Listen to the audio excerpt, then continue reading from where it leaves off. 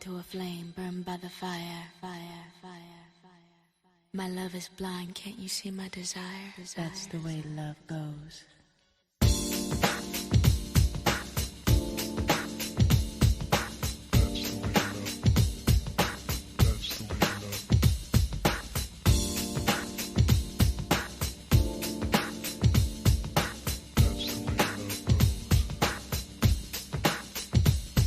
Like a moth to a flame burned by the fire. That's the way. My love is blind, can't you see my desire? That's the way. Like a moth to a flame burned by the fire. That's the way. My love is blind, can't you see my desire? That's the way love goes. Like a moth to a flame burned by the fire. That's the way. That's the way. That's the way love goes. My love is blind, can't you see my desire? That's the way love goes. Come with me, don't you worry.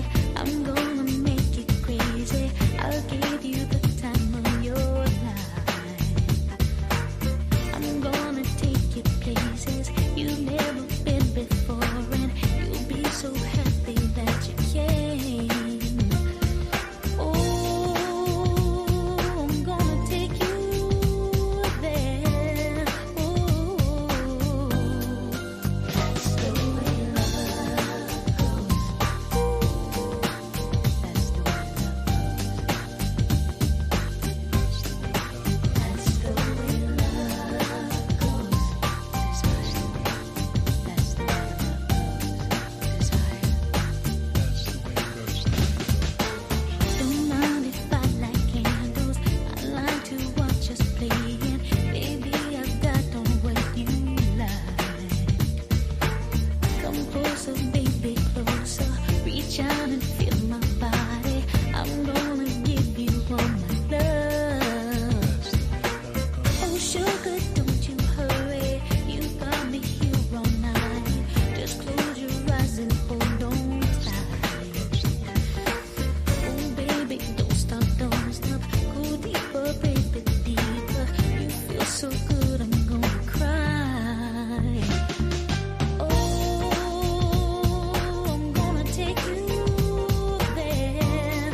Oh, that's the way love goes. That's the way love goes. That's the way love goes. It goes, it goes. Ooh, that's the way love goes. That's the way love goes. Don't feel worried. Oh, that's the way love goes. Don't you know? Oh, that's the way. Like a moth by the fire. That's the way. My love is blind, can't you see my desire? That's the way. Like a moth by the fire. That's the way. My love is blind, can't you see my desire? That's the way. Like a moth by the fire. My love is blind, can't you see my desire? That's the way love goes. Like a moth by the fire. That's the way love goes. My love is blind, can't you see my desire? That's the way love goes. Like a moth by the fire. That's the way my love is blind, can't you see my desire?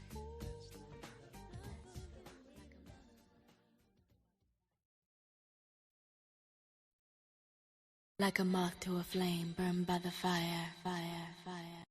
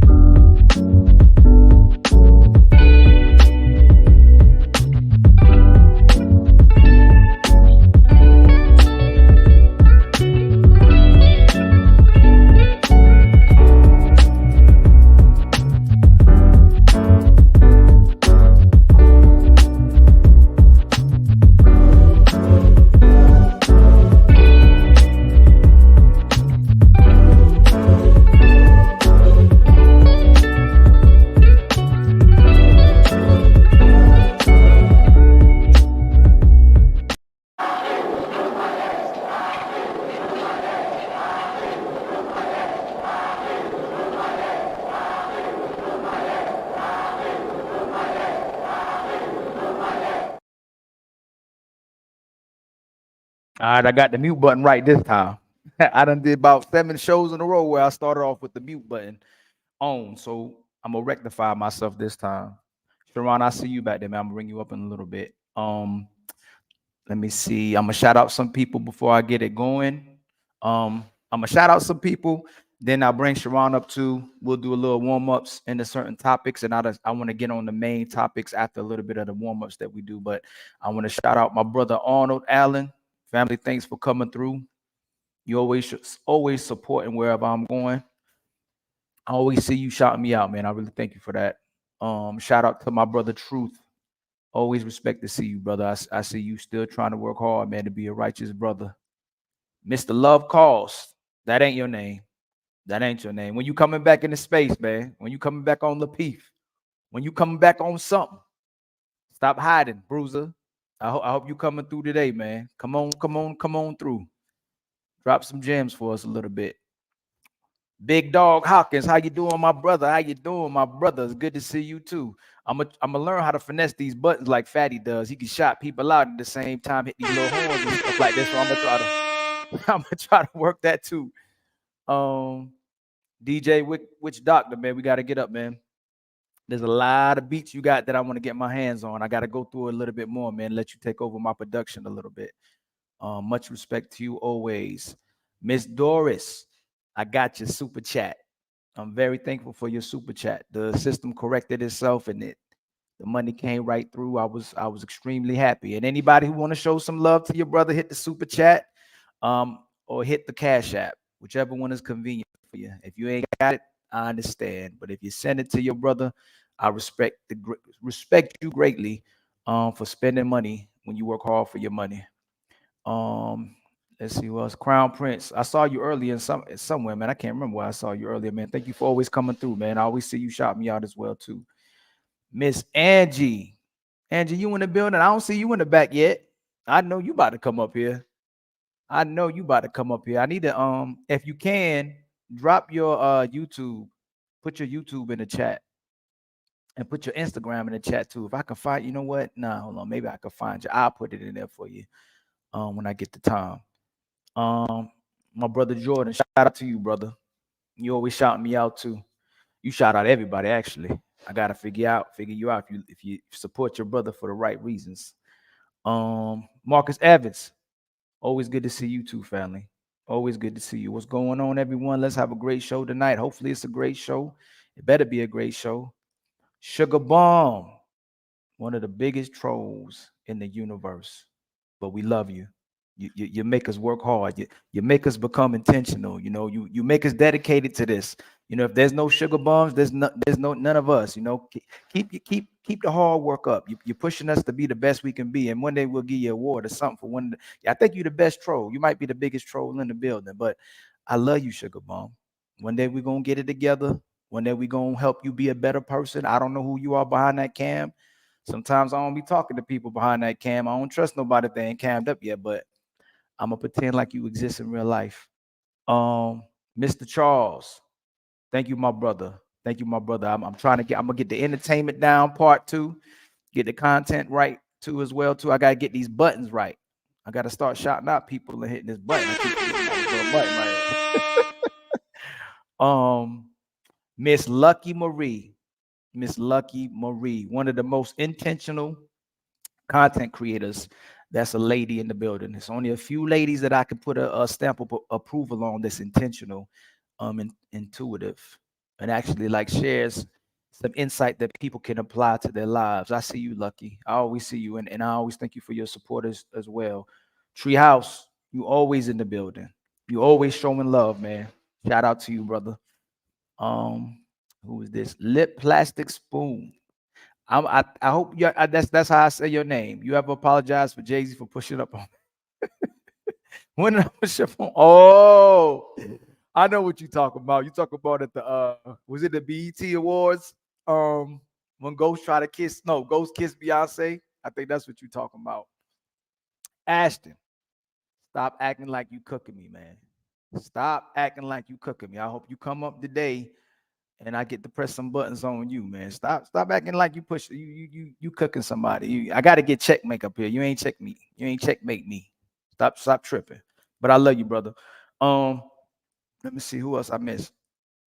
OMA, much respect to you, brother. Much respect to you. Sharon, I'm gonna bring you up. Um, so I'm gonna do some warm ups. Sharon, how you doing, my brother? You doing all right? Can you talk? You sure? Yeah, I was typing. Sorry. You sure, man? Ain't no party back there tonight. Nah, I know. Yeah, I everybody's sleep. It's I, time to go to I know school. I know you had your hands full the other day. Daddy Yeah, daycare over there. yeah, always. My house is the party house for all the children. So And with daddy I, daycare. I give the other parents some time to be adults Well, because thank you. that's the needed thing. Oh, you said what? Say that I again. give the other parents time to be adults. Oh, okay, okay.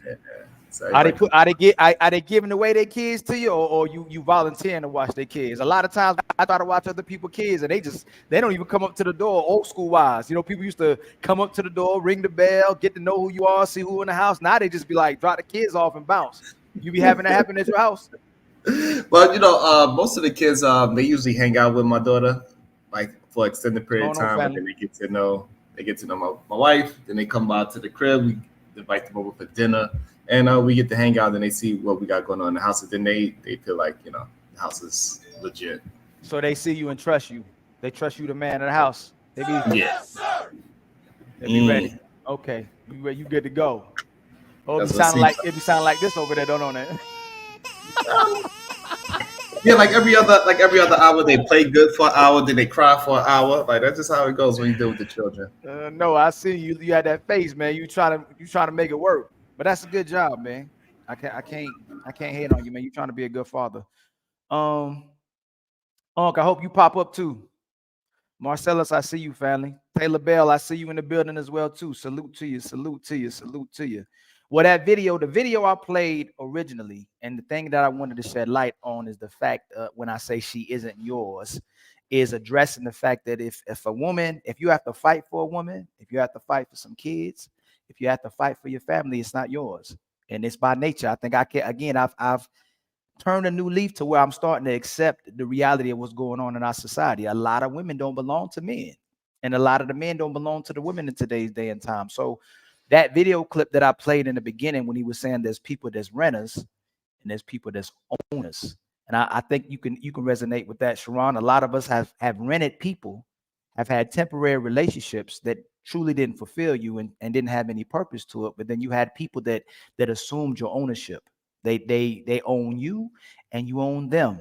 And you look for a permanent established relationship versus a temporary relationship. So there's people walking around here who are renters and there's people who walking around here as owners. And a lot of us are renters because of our experiences in our initial beginnings in life, where we saw adults not conduct themselves in a certain way, and they ain't always they probably didn't know the best thing to do as well too. A lot of adults, I think we forget the history um of not only our people, but a lot of people worldwide, and all the dysfunction that's been occurring to adults that may cause them to cause dysfunction to their children. If there's dysfunction from the adults to the kids, then we know a lot of us are going to have identity issues. And a lot of us may, instead of looking for the relationships we seek in people or the love we seek in people, we still looking for our mamas and our daddies. And I think you can understand that part, right? And until we find our mothers and our fathers, and possibly in other people, I think we're supposed to transition. I think you're supposed to go from your father to a man that's like your father. I think you're supposed to go from your mama to a woman like your mama. But until we do that transition, a lot of us are going to have temporary relationships because we're going to keep feeding just in ourselves, and we have um those toxic relationships where people supposedly trauma bond. I don't like putting labels on a lot of things. I like speaking more so on um I guess surface level terminology, so that when we start going left on, when people start talking about having PTSD or having trauma, or somebody gaslighting somebody or somebody triggering somebody, I think we get lost in context instead of focusing on the fact that a lot of us are just essentially not growing up. And by the way, I, Shawana, you mhm. get what I'm saying? Let me. I owe you something, bro. I owe you something. I owe you something. I just want you to say. What's going on, brother? Truth. I owe you one too. Let me hold on. Don't start yet. I owe you one too. Fatty was hating on me. I want to do this. This is what I want to do for y'all. When y'all come up, I want to be like this.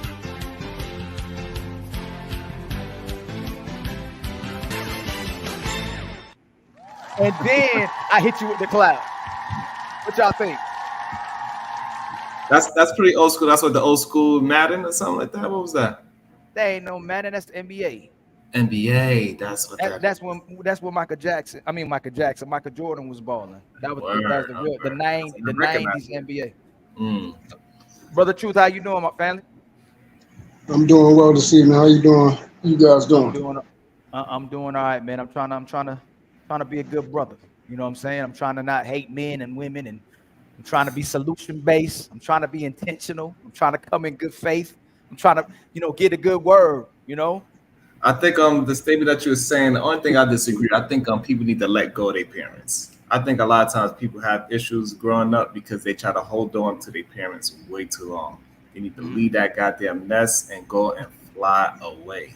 They keep coming back and they want to have all this goddamn relationship with their parents. Leave those old people alone. Let them come to you, damn it. I agree. I can agree with you. Go ahead, Truth. I'll come back to you on that, Sharon. There's a lot of ways to look at that. Yeah, I agree with Sharon. My father's word said, a man shall leave his mother and father and cleave to his wife, and the two shall become one flesh. So you should have to be intentional and also really, really devoted in that aspect to leave that old life behind. You're supposed to be coming into adulthood, maturation, marriage, covenant. That's supposed to be a whole new life. Now you're essentially building your family. That was the people that, helped you get to where you need to become an adult. But now you're about to go into, experiencing your whole new world, a whole new life. Everything, your own experiences, your own children, your own grandchildren, your own love, your own marriage. They got their household. You're coming into the individual that you are. And as far as where we mess up as far as relationships, is because we do have trauma, and the problem is we're not dealing with it before we get into relationships. We are bringing our brokenness to people that are healthy, and we're damaging them. Right. And that's causing a bigger problem, because now that person becomes messed up, and then it continues a pattern. Hurt people. So people, what they need to do, they need to isolate themselves, get themselves together, get yourself whole, get to know who you are, become the individual, become purposeful, become the man or woman that you're supposed to be. And then you will know your worth. And then now certain things you will not accept because you know what you are. And essentially you're going to look for your other half. So if I'm a decent person, I'm going to look for a decent person. If I'm a wild person, I'm going to probably look for a wild person. But a lot of people, what they're doing is they are wild, but they want a decent person. They don't want what they are. If they screwed up, they want somebody else. They want someone good, but they want to remain the same. We got to make sure that we improve and grow, do introspection, do identification, and consistently, progress. Stop bringing your problems into relationships. Deal with yourself, and then come into a relationship, and then things will be better. This trauma bond, you spoke about it earlier, trauma bonding. That's one thing. People bringing their own problems. PTSD is a real thing, and a lot of people think it just comes from war. No, a lot of people that are that when they was growing up as a child, you went through PTSD. You had PTSD from a lot of things. I had it from what when I grew up and everything like that, and I had to deal with it. I also had abandonment issues from my mother that I had to deal with. All those things caused me to essentially be a person that objectified and used women and numerous women, because I was searching for something that I was supposed to get from my mother. And now I was essentially taking and using it, getting it from women. And I couldn't just get it for one because I needed that fix. So I had to get it from a different woman. Once I got rid of those issues, then I was able to become whole. Now I was able to become disciplined. Now my perversion and sexual nature, that dissipated. And now I'm able to be with just one woman and also wait for that one woman. Well, since we talking about old people, um, I appreciate all your support, all the young, the old people. But hit your brother's Cash App, hit your brother's Super Chat, and show some donation. Donation. Donation. I thought it was a trash. Don't be hitting on some money in that. I whoop your ass, class. Don't come over here. You tall black motherfucker. There's women up inside. I don't give a fuck about that. Ain't nobody give me nothing. Make sure we respect the Classic. ladies. You know what I'm saying? It's a classic. And support your brothers, support the black man. We gotta support each other, but most importantly, if we gonna thrive in this country, Hey, we Ali, gotta that was support the funny black as man. crap, bro. Yeah, That was funny. we gotta support the black man. So we can support the black woman that'll support the black family. So support the black man.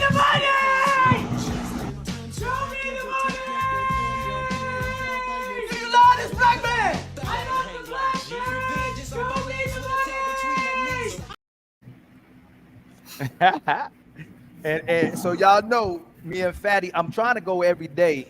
Fatty getting wore out, so somebody got to replace when he's being tired, coming to when he's tired. But we trying to keep the untouchables going hard, man. Hopefully I think Illa has a show either going this week or next week. But just know, no matter what, when we coming through the building, just know that right there. I want to push back. I want to push back a little bit. I think y'all are. Hey, Sharon, could you put your email? Oh, my fault. Could you put your email in back chat? My fault, Lee. Yeah, you, Sharon. Yeah. I think y'all 100% fact. Y'all spitting 100% facts about growing up, right? I think a lot of people essentially aren't growing up, but we're not seeing that amongst other people we encounter. We're not seeing that on the radio. We're not seeing that on TV. There's nothing in society where if we do have come from a broken establishment or a broken family, we don't see a lot of people coming in contact with actual adults. So when we say that people need to grow up and you need to leave the nest, the thing about the nest, Sharon, truth, when we raising kids, we have to raise kids into adults before they leave our house. And I'm not saying adults who are completely established. I'm talking about adults who are ready for the world, adults who at least know they have to encounter a certain degree of difficulty to be a man and woman. If those children don't see how you go through adversity, if those kids don't see how you handle tough times, if those kids don't see how you handle struggle, if those kids don't see how their mother and father handles adversity and being able to be resilient, it's going to be hard for them to grow up. So I think a lot of what's going on in our society is that we may meet people who didn't grow up, and we grow up. We came from a household that taught us how to grow up, or we both came from broken households and we chose to make decisions that ultimately helped us to grow up versus people who still remain kids. And music and entertainment and even the school system and even the things we're seeing that we keep encountering are keeping people that are at a youthful mind state. I think a lot of us aren't growing up, whether we are so-called adults in today's lifetime. In our lifetime right now. I don't know how y'all feel about it, but I feel like the way society's going, we're being conditioned not to grow up and become adults that are responsible of each other. We're growing up to be people who are addicted to instant gratification, just care about ourselves. We don't care about a lot of people. And I don't mean you brothers in general. I mean like the majority of society, that where they're being conditioned based on, some of the cultures we may have came from and some of the adults we might have saw in our previous life when we came from our mothers and fathers or the families we came from. What you think about it, Sharon? So I don't think the kid growing up and leaving the nest has anything to actually really do with the parent, to be honest with you. I think what happens is that children and parents, they want to bond with each other, and then they don't want to leave each other. They don't want to separate each other. The parent don't want to essentially kick the baby bird out the nest to see if it's going to spread those wings. And the baby bird, when it's able to spread the wings, it's scared to actually fly too far away from the nest and go find its own worm because it's so used to mama's cooking. So it's like, I'm coming home at 8 o'clock every day to get mama's cooking instead of going out there and get your own food and go handle your own diversity and come back to mama or father for some guidance. Like, hey, man, I'm going through this real tough time. I need, that's what I have to do. And go ahead and figure it out on their own, get the lessons, and place it and implement it in your own life and see how you could translate it into the real world, they want to just keep running back home, and the parents' door is always open, as the parents' door should be. However, it should be open with some kind of pushback. Like the kid could come back home, but it needs to be some kind of conversation that, hey, you need to get up out here. You need to get up and move on. You can't be my baby forever. But what if you don't have that? Is what I'm like. Think about this. I know a lot of times when life got a little difficult for me, I had a door I could come back to. Whether I ain't essentially to come back in the house, but I got parents that I could come back to and speak on about the things I'm going through. What's Right. happening to people if they don't have, and especially different cultural people? What happens when you going through tough times and you don't have adults in your life that you can come back to get advice, to possibly get some resources, or learn how to handle some adversity that you've never seen in your life, versus experienced adults who can give you a lot of insight on those encounters that you're having? What happens if you don't have that kind of support in your life? Like, and I want to ask you to think about that a lot. And you and Truth both too. Think about, we weren't perfect. We made a lot of mistakes. I'm sure Truth made mistakes. I make mistakes, and we still probably make some mistakes. What do you do if you've never seen how to handle that mistake, and you didn't come, and especially people who didn't have that in their life? So that's the I was just talking to Nightish about this. Is funny. Just talking to Nightish the other day, Lee, about this, and I was saying the reason why we have such a huge problem, and it don't seem like we're progressing in a good way. We're actually digressing and actually getting worse. We're not progressing in a good way. We're progressing into becoming more hateful, more selfish, more entitled, more rebellious, more unruly, more detrimental, producing perilous times. And that's because the guidance is supposed to come from the elders and the grand. The reason why that is, we do not have them no more. The elders and the grands, either they worried about themselves or they're either dying early. Because those individuals, like I was stating to him, I'm about to be 40. So in the next 10 to 15 years, I will be stepping into, Lord willing, if I'm blessed with my children, stepping into that elder and grand role. And if I'm still alive. But the problem is we do not have majority of those elders to teach us what not to do. Right. And what to do into the next stage. There's an old African proverb that says, smart people learn from their mistakes, but wise people learn from the mistakes of others. We're supposed to be gaining wisdom. We're supposed to become wise. But what's happening is we are having to learn from our own mistakes. I had to learn from my own mistakes. I've been working ever since I was 12 years old. I've been paying bills ever since I was 14. I'm going to take care of myself ever since I was about 14 or 15 years old. So I had to grow up early. You know, my childhood ended early. And I had to move into essentially what adults do. And that was the problem. I was playing adult, moving in adult ways and being a child. And my mindset wasn't ready for those adult ways, but I had no choice. I had to learn quickly and how to deal with what was out here in this world. My children will not have to go through that. They already know. I already told them. Unless they're going to college, they're not leaving home until they are essentially, I want them don't leave home until they are married. But they're not leaving home until they're essentially ready. And so I think they're ready for what's out here. Because I told them they have no clue. They have always had, and they had me to protect them from a lot of things. I showed them a lot of things, but also sheltered a lot of things because their mind wasn't ready for a lot of things. It's a lot of things I heard from them about my past. It's a lot of things that I've shared with them. But I have to regulate it because I need to know when their maturation is on a certain level where I can provide them with that. To where they know that that was my story, that's not their story. And it's not for them to repeat what I have done. They are so far at the age of 18, they have far exceeded where I was at 18. Their level of intelligence, their creativity, their morals and values they hold still to, and their selflessness. They really are decent people. grades Right. immaculate, and as far as achieving, as far as sports, working, things like that, they got it. Those things right there, I give all credit to God for that because they have been a blessing for me and helped me mature as as a man, a father, and a husbandman and a friend. Right. And I've learned so much about myself from my kids. I had my kids at the age of 20. So basically I was still a child.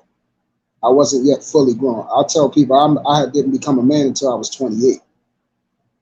And a lot of people don't understand that because we think being a man is paying bills, have a car, going to work, having clothes, having money. And that's not a man. I told Right. people I became a man at 28 because I was able to make sound decisions now. I Right. was able to be accountable for myself. I understood what responsibility and the title of a man is. And I understood who I am, what I'm supposed to do, and my purpose and why I'm here. And I know who I'm serving. Once I Right. understood that, I was able to come into my own. But That's what I'm trying to teach my children how to do now.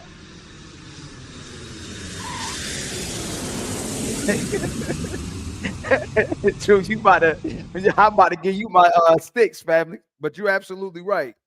Um, I think this I want to watch this video. This is like a warm up to it, and this is what I mean. I think it's very critical.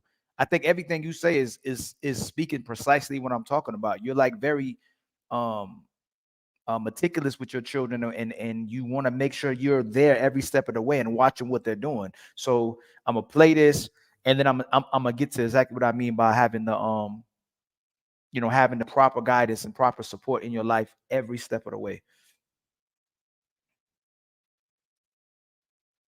This quote hit me in my chest.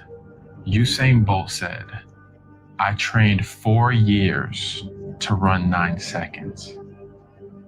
The world record's gone! And people give up when they don't see results in 2 months.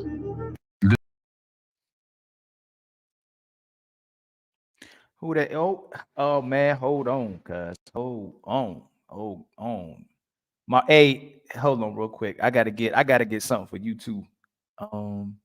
My brother here, one of my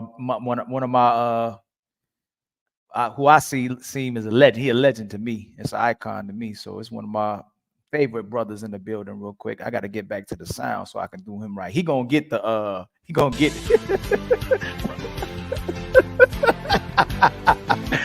Ah! Yeah. What's up, Bruiser? Bruiser, the man, the myth, and the legend. Fam, you got to come back into the space, man. You got to come. I don't know what we got to do. You got to get you back into space. I don't know what happened. I don't know who did it. I don't know who set it up. But we gotta get you back into space, man. Man, I was just grinding for some money, man. That's what happened. Money happened, so I had to change some things, man. Because everywhere I go into space, where's Bruiser? Where's Bruiser? Everywhere, where's Bruiser? I like we gonna get him to come back. We gonna figure something out, man. How you been doing, my brother? I've been good, man. I just had to rebrand, man, and just get my mind wrapped around how to, make better content. And I had to step away from what I was, originally doing to be able to understand how to do that. So, and I touch bases with the people that, I was affiliated with, like, JR and everybody. And I let them know, before I made that decision so they wouldn't feel like I just vacated the scene without, I did it in a respectful way. I think you should have came talk to your brother Ali. I think what you there was a lane you was getting in with the videos you were doing, like comedy serious, and you going playing back and forth in that. And the way you edited your videos, I think it's phenomenal. I think that lane is super. You know what I'm saying? You do the comedy edge and then you'll flip back into serious mode, or you'll go vice versa. Or some videos you'll make serious, and then some videos you'll make comical. And I think you have another gift to where I think you can get with people and do film and stuff too, man. I think you can do, there's things you can do. I think you at the tip of the iceberg, man. I think you ain't even close to your potential yet. I think you got to surround, this is where it comes to the conversation we having. I think we got to surround ourselves with our tribe and people that will elevate us. You know what I'm saying? When I have conversations with you, I even ask Sharon to it. There's people I can have conversations with, and the conversation will get elevated, and everybody's teaching. Even when you think you teaching, everybody's teaching. You know what I'm saying? And there's sometimes where you can have conversations with people, and nothing's happening from that conversation. It becomes chaotic, and you can see what the intent is from why people started having that conversation, and no one's learning anything. It just becomes, it's like people throwing food at each other. You know what I'm saying? Right.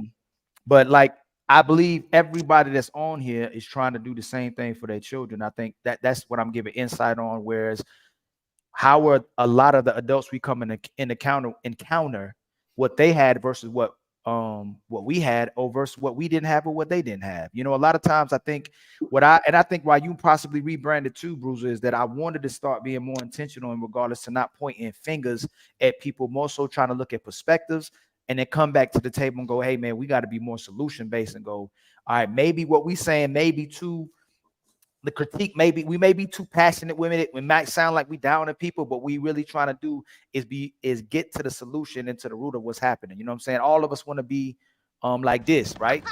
I'm going pro. Oh. Right. You know, everybody wants to be that guy, and everybody wanted that guy, you know, or woman. You know, we need that. It ain't like Hey, you want it. By the way, at that point, he was homeless. By the way, Yeah, was- but his son wasn't. You know what I'm saying?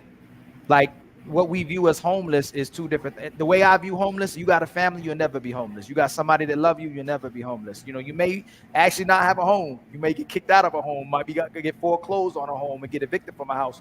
But if you got people that love you, man, and you love back and it's reciprocated, I don't think you can ever be homeless in this lifetime. And there's nothing greater than that, Sharon. And as you get older, and as Bruiser gets older, and as we get older, and we channeling in all these things we encounter in life, that money don't mean nothing. That house don't mean nothing. That clothes don't mean nothing. It's the people you have in your corner that love you.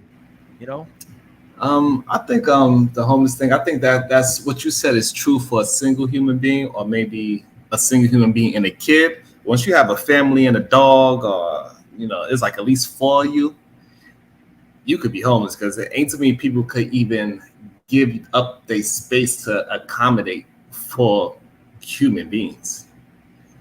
Yeah, but I think So, he was saying, like, if you look at a kid, his maturity level, his understanding of the environment hasn't peaked yet to a point to where he can understand the circumstances. So the only circumstances that as a kid he can understand is his home resides in love of his father, the ambition of his father. His father's still trying to grind, doing that, whatever he can to make ends meet, whatever he can. I think in that case, in that movie, was to get a job in sales or in stocks as a stockbroker or whatever. Because he was ambitious and he was resilient. He wouldn't stop at nothing. His son could rest assured that once they get to the end of the tunnel, they was gonna see the light. So that I would look at that as a subliminal message. That's a home for the child, and a lot of kids don't have that in the father. That's 100% right, Sharon. Yeah, but at the same time, all of us here, if we knew that man in real life and he was sleeping in subway bathrooms, we were like, nah, bro, that little boy is not going to sleep in no subway bathroom. Get that kid. That's true. Bring that kid over to my house or to auntie house or something. But you should not have that kid at this moment in your life. That's what most of us would advise that man to do. Yeah. Now, when you talk about from the advisory angle, yeah, if anybody in their right mind see a kid and father sleeping in the bathroom, that's weird anyway, seeing a man and a young boy in the bathroom sleeping on the floor anyway. So but I mean, still though, like if you look at it from the lens of watching a movie, you can have a deeper understanding on how, it kind of touched me emotionally. I gotta admit, man, I actually cried whenever I don't know what part of the movie it was, but I think you can hear the subways outside, and I think he would say that it was something else, just to keep his kid from being scared or something. Like that part right there. Yeah, he was acting like he was playing like Superman or Spider-Man or something like that. He was playing, and the kid didn't realize the environment, like how you said. So he was playing some kind of game with him and said, "Oh, let's go and hide in here." And right, but always remember, Sharon, a chair is still a chair, even when there's no one sitting there. But a chair is not a house, and a house is not a home when there's no one there to hold you tight. I don't know if you know who that is, but that's Luther, man. You don't know that song, man? Come on, man. A house isn't a home, man, without no love, man. But I also want to shed light to the last show. Angry Man was the sponsor of the last show. with a $10 super chat, and I want to read 2 of my super chats. And coincidentally, my brother, hey, my brother, hold on, where'd he go? Forgive me, man. I'm trying to get that. I swear I'm trying to get That's that. Dane. That's Dane. Huh? That is. Let me read the super chats real fast, man.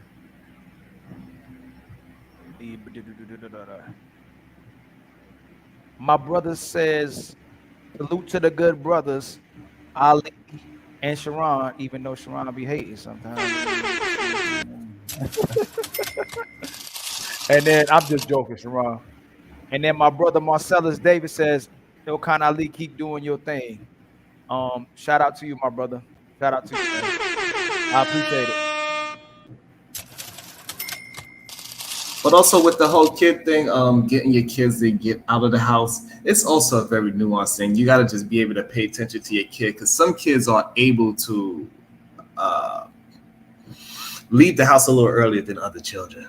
Some kids are more mature enough to be on their own, and some kids is not going to be ready to leave the house until they're much older. And that's just what it is. It's a very nuanced conversation, because I would love to say that you could get all the kids out at 18, you give them all the valuable lessons, and they're going to be great, but that ain't the case. Some of them, they're going to have to leave at 30. They ain't going to really get the lessons until they're 30.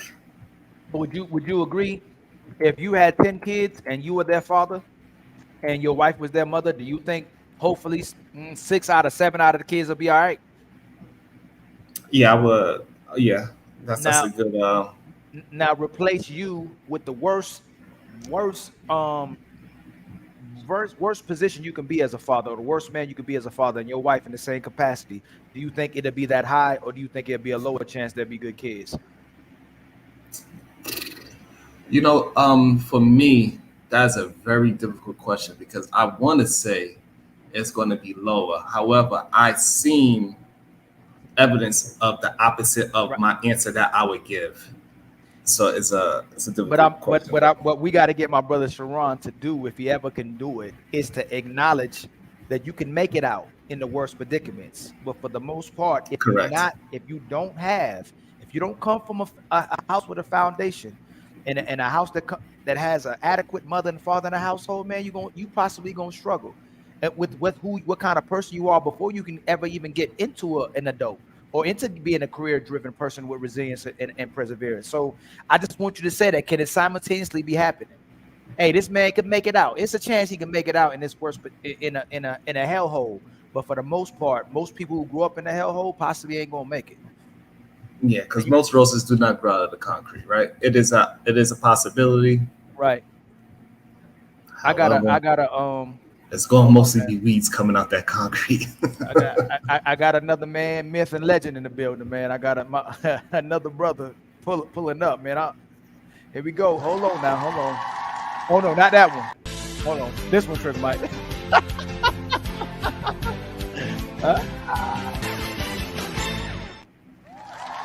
What's going on, my brother?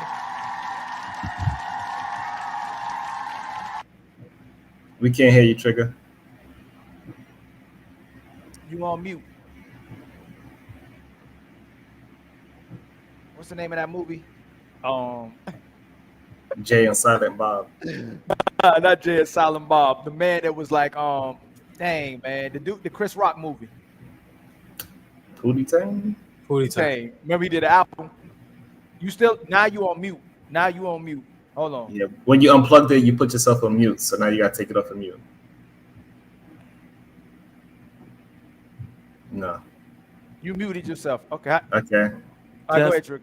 Yeah, you good now. Yeah, it was. He must have been drinking some box wine with nitrous. Nah. It's not a bad idea, though. Hey, man, look, I got the ghost to come through, man. Look at the ghost, man. You see a ghost in here? Literally the reason I jumped on this panel, like, hey, your ass, man. You're a special brother, man. He acting up in these streets. Somebody put something in his ear. Somebody put something in his ear. We got to get him to get consistent, man, because they need him, man. These streets wild. YouTube streets wild and bruising. We need you back, family. I'm back, man. I'm back. It's official. Yeah, the threat of terrorism is very high these days, considering. And you got to turn up the air conditioner in your house too. By the way. Because you look cold, goddammit. Shit. Like it's winter time. It's nice and cool in here, man. That's cool. What you think, my how much you been listening, my brother Trigger Mike? Yeah, I just sat down on the computer. I just tuned into YouTube rather. I've been doing work, so just the last few minutes. We went from talking about renters and owners. I don't know. You ever seen the movie Love? It's just Love. It's called Love. You got to see it, man. No, I haven't seen it. Me neither. Hold on, we got another beautiful lady in the building. Hold on. Where's the first one? I know, Sharon. Can you let me listen, man? Well, I was talking about the beautiful women that's in the chat. Oh, Well, I gotta get some for the. I thought maybe you had a mirror. I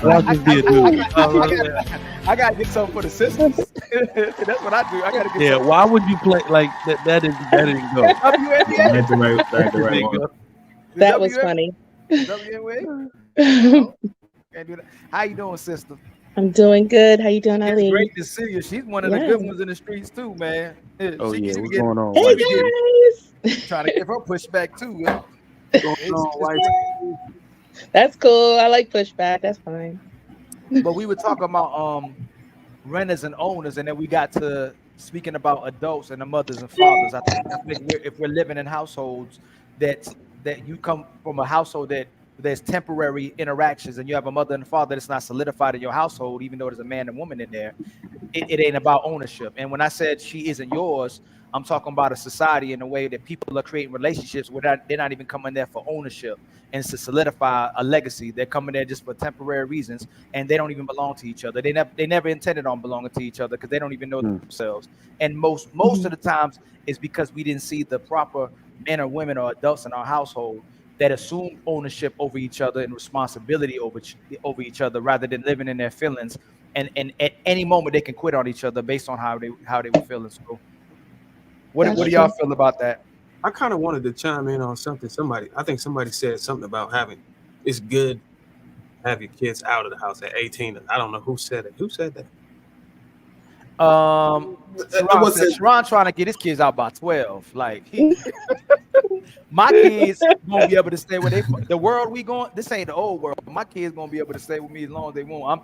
As long as they working at a certain age, they can stay with me as long as they want. I'm gonna get a huge house so they can stay with me. So what I said, Bruce, was that I think kids out of 18 is dead in my house. We don't do that. What I was saying, Bruce, is that like I think a lot of times people try to coddle and helicopter their children way too long, and they need to start giving their kids and giving them a push them out the nest so they can start opening their wings and fly away, so they can actually set them up to be independent. A lot of times, too many parents they coddle their kids for way too long, and then they're not out the house until 30, 35, where they can be sufficient. Well, Sharon, Yeah, so we've used that style of thinking, and it's counterproductive. You don't put them out there to fly. We're actually putting them out there to get their wings clipped. We're putting them out there to get taken advantage of. We're putting them out there to get sexualized. It's supposed to happen that way, but that's more of a warrior stance to it. We got to keep our hand on them longer. We got to literally 18 does not mean you're an adult. And we need to understand that right away. It's definitely supposed to happen for both our children, but for daughters especially, keep that girl in your house till she's married, period. right. Also, 35 doesn't mean you're adult. I think that we should keep our children a little bit longer. But I mean, if you can let them go out into the world, the parents have to have something for the kids to go out with, because often the parents have nothing laid up. They don't have no resources. They have no savings. They don't have any place where they're leveraging possibly credit to get, like you're supposed to have your child on your credit since they were little. So by the time they get out, they can have established credit and good credit, and not establishing their own and damaging it, teaching them how to actually move about. Black people, unfortunately, don't have a well sense of financial literacy. So we are behind in so many things.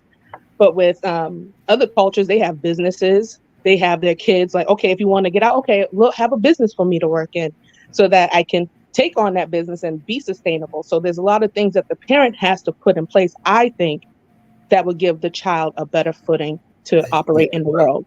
So the only problem with that, I think that talk is awesome, but when we look into reality, it's not a lot of successful businesses out there for that kids are just taking over their family business. That's not happening in a majority of America type of thing.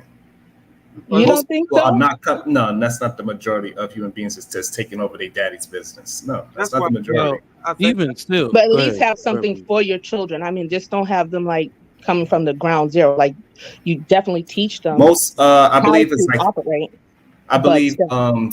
like 64% of millionaires are ground up millionaires. I'm not asking for a millionaire. I'm not talking No, about I'm just millionaire. saying I'm that talking what about I'm a trying to. family like you and your children. Hold on real quick, y'all, because I want the Wife School podcast to elaborate a little bit more because I think Sherrod probably didn't get what you were saying. But let me speak on these super chats real quick. The Manic Genius, I hope you pop up, my brother. The Manic Genius says, if y'all are still on after 11:30, I'll try to hop on. Salute to you, my brother. I haven't seen you in a minute. Salute to you. My brother Marcus Evans says with the $5 super chat, yo, what up, everyone? We got the GOAT Bruiser back in the building permanently, forever, back in the space, about to cut some heads off. The man, the myth, and the legend. Let's have a great show tonight. Salute to you, my brother. That new baby must be sleeping through the night. That's all that is. Exactly. Hey, that baby about to pop up in about 2 hours. He about to mess the whole game up. No, man, hey, ain't no joke. But I Hey, love look, every minute of it, look. boy. Here's the slick part. He gonna sit still like she got it. He gonna get that buzz text. Where you at? It's your turn. Oh God. You said it's only gonna be 10 minutes. No, let me live, woman. no, but for we got a good system going, man, and she doing the best she can with what she got. But second one's easier, isn't it? Oh, shit. But yeah, I think like to get back to what we said again. Do your thing. She was gonna elaborate, Sharon, so then we can understand Okay, exactly what she was maybe. saying. Because you know, you No, it's what I'm saying is like, we want to put our children out. That's fine.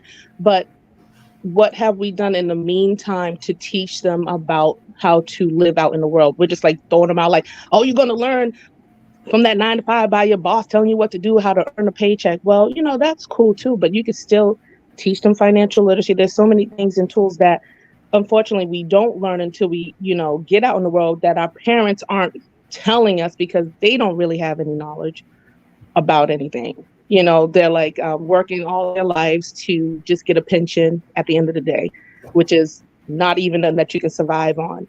They're not telling us about that you can get business funding, business credit. I mean, it doesn't even have to be a big business. They're not telling us about government contract. There's just so many things that I think parents should do and be proactive on as they're putting their child out to get them prepared so that they can be self-sustaining, not necessarily relying on somebody to give them something, So I think that's what we have in our Black community, that maybe somebody will give you something instead of us giving that and gifting our children. That's all. I see white people, they work and pay their kids student tuition. They work and they don't send their kids with like, say it again, love? No, I was going to see what was Sharon's response if you got more of what she was saying. Yeah, no, I understand. I believe what she's saying is true. More people need to be educated, period.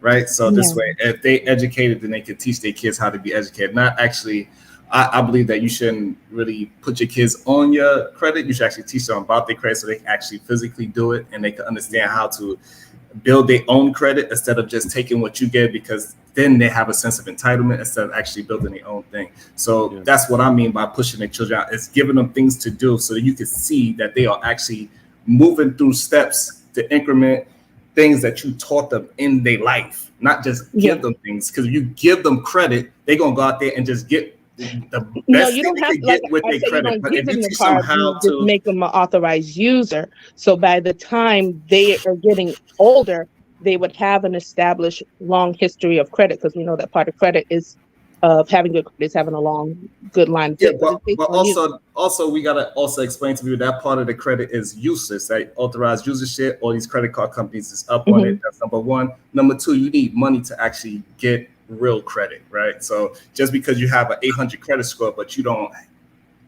the credit cards understand that that was all built off your parents, and you don't actually have any money to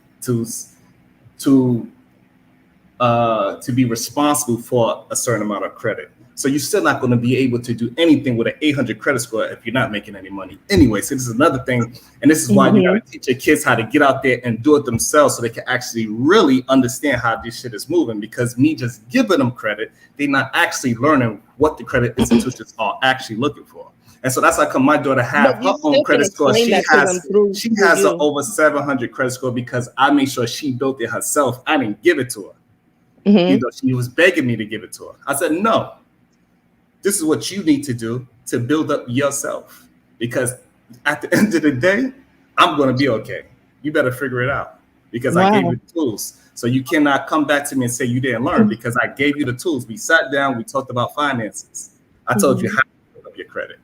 I told you what a Roth IRA was. You knew that at Hmm. the age of 12. So you don't have no Okay. excuse to say what you're saying that you didn't have the tools, because money and wealth, all these things as tools, and you need to learn how to use a hammer, Okay. So you did everything I drill. just said that a parent should do. So you're doing it. So that's good.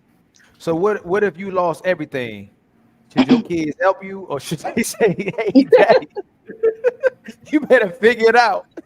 Yeah. That basically Like, they let's should. say as a father, That's you what like they can lost say. everything. You was like, dang, I'm about to lose my house, since you can't.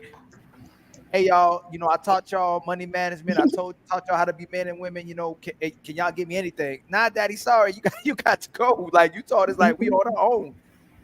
So I think that's very rare that somebody that actually teaches other people how to build financial skills, they'll lose everything and not have something to fall back on, because you're built, because you built, if you're teaching them how to build something, I'm pretty sure you built up something yourself. So it's kind of hard for me to wrap my head around that hypothetical. But if that hypothetical was to happen, something crazy where every last one of your assets was just depleted Thank you for asking the question. one time.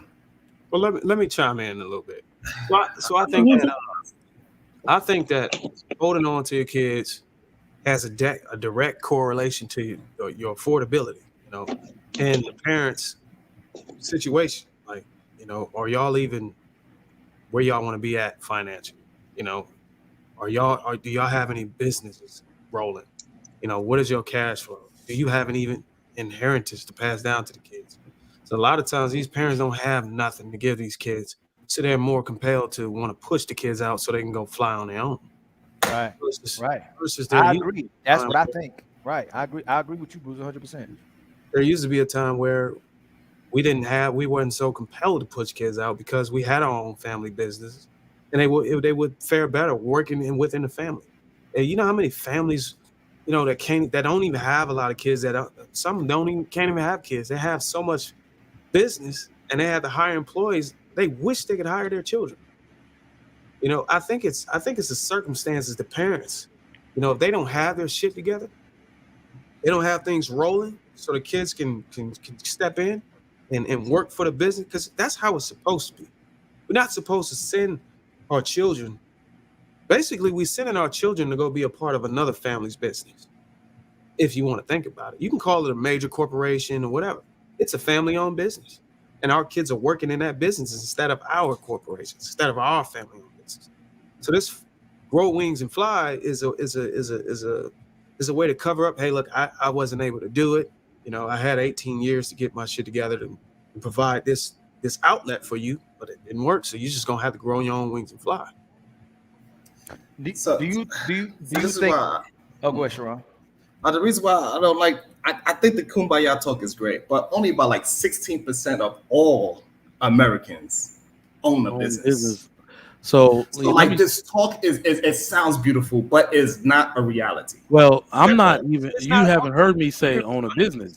It's not a reality because you're trying to couple everything into a statistic on what goes around in the world, instead of just bringing it down to a floor where we can have a conversation with each individual that's here right now. You can go and say, well, statistically everybody don't have it. but do you have it? You get what I'm saying? I have it. My kids are way has been paid a couple years ago. Look, thank God, I was able to, build a plan and put some money up, college fund, and all this other stuff for my kids. They're good to go.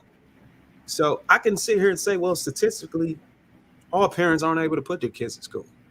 I don't give a shit. I can put mine in school.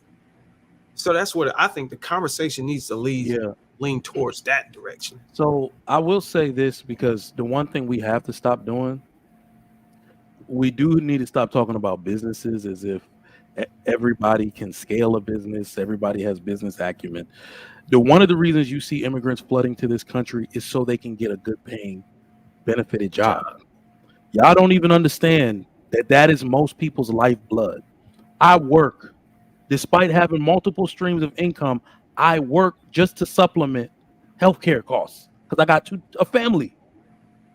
You see what I'm saying? I work for that one reason, because if I take to my own business, if I incur unsubsidized healthcare costs out of pocket, do you know what that shit looks like with 4 and a 6-year-old and a wife, and me, well, I get, free VA healthcare. But anyway, that shit it amounts to a lot. And what people can understand, and one of the reasons I say keep the kids in your house, is because we have a consumer-driven society that you're pushing them out to. You're supposed to help them offset the cost. It doesn't even, money is its own business in America. We have stock market.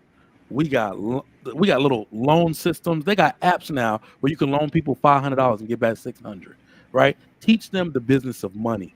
Teach them how to keep their assets. The one thing everybody, no matter your education level, can get into is real estate. Son, this is what you're going to do. In 2 years, you're going to get a job at McDonald's. You're going to save $20,000. We're going to get you your first property. That's the simplest thing you can do. Everybody can do that, no matter your education level. We don't need to talk like everybody can scale a business or create a business. Most people will waste their money because you can't compete in this big market. Most people can't, right? But that's why I'm actually pro-job. Most Americans need to work jobs. It's the best way for you to garner a decent income, especially if it's subsidized by you living with multiple people. I even got a new saying, because we need to start breaking this down Barney style. If you make less than 60 grand, you better not be living alone. You better live with a relative or a few relatives. You see what I'm saying? A few relatives to subsidize your costs. And that's the best way, because as Black people, we got it backwards. It's not about how much money you make. It's about how much money you keep. My cousin came here in 2010 from Africa, not a dime to his name. He took my old bedroom in my parents' house. He is an engineer working for Northrop Grumman in Newport News, Virginia, and he owns a McDonald's. It's 2023. You see what I'm saying? Yeah, you can do a lot. We don't have to. We don't, and I understand the thing about businesses. And not a lot of people own it. But when you talk about kids and inheritance, it doesn't necessarily got to be business. I mean, I fundamentally believe that however long you can hold on to your kids after they graduate until they get the skills is considered an inheritance. I mean, imagine graduating high school and being able to stay at home and go to college and not have to pay any bills. Yep. And to stack your money, even go and get a credit card just to start building the credit score up to 800. That's an inheritance. It doesn't got to be, oh, look, I'm going to pass you down the keys to the restaurant. That right there within it itself is an inheritance. Being able to have that time to develop a skill so you can go do for yourself is an inheritance. So push these kids out to force them to go. I mean, look at the society, man. It's moving so fast. I think the reason why we're pushing these kids, I don't think the parents even know how to help these kids to get skills. So they just gambling like, hey, look, just go ahead and do what a couple of houses down neighbors doing with their kids. Do that. That might work for you. But they're really not really looking deep into it and just tearing back the layers to figure out what is their kid good at? How can their kid flourish? Like picking their kid's brain, like understanding their child's mindset and tendencies to figure out how he's going to fare in society. I think that's important. Do y'all think And all of us old enough to, I'm not sure if any of you came from the same kind of backgrounds that I have, but I saw my grandparents and looking at their background, my uncles, my aunts, the people we consider cousins, being our aunts and uncles. They had so much of a great connection with each other and a great family. And they did, some of my family members had land. You know, my grandma passed down some land, but they didn't really have generational wealth, but they had generational family. Do y'all think like we're overworked, we're overstimulated, we're underdeveloped as in relationships, we're under the influence, like, and we're pushed too much to excel at so many different things, and which is nothing wrong with that, but this is what I'm asking. As we get older, there's a huge deprivation to me in regards to the relationships between man and woman, and in between our relationships with the kids and the parents, and the relationships, and I'm talking about our kids and the parents versus our parents and us as well too. The family dynamics is deteriorating while we're making more money and while we're excelling at business and careers. And kind of everything y'all saying kind of like makes sense to me in one way, but in another way, is it okay for two people just to come together, love each other, and raise a family, and not really have to worry about being a millionaire? Are we putting too much on people versus investing in us having a core family? Do y'all get what I'm saying? So I do get what you're saying, and I got a bit of an analogy for it. America or the U.S. has paraded around like it's the richest country on earth, but it is only backed by debt. We are not backed by any foundation or resource, right? But then you go to Africa, and they can actually back their money with resource, gold, iron ore, and that's what makes us poor as individuals. Now, we think careers and jobs and the fact that you get in the bag right now means that you're doing something, but you're spiritually poor, you're morally poor. Right. You ruin every relationship in your life that you will need as a foundation in your life to further your wealth. That's what I'm right? asking. So it's backed by nothing. Family has always been the foundation, and marriage, the greatest creator of wealth for any individual person in the world. Okay, because remember, it wasn't just two people joining, it was families joining, right? I want people to just understand what I'm saying really quickly.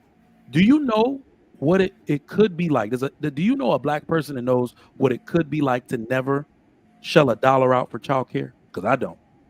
I've shelled tens of thousands of dollars out by now. But an Indian person don't know what it's like to pay for childcare.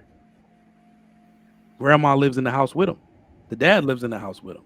Somebody's driving them to school so they both can go to work. Somebody's picking them up. Somebody's taking them to Kumon Math. Somebody's doing all of that. They are rich in family. They don't, that remember I said, now how much money you make, how much money you keep.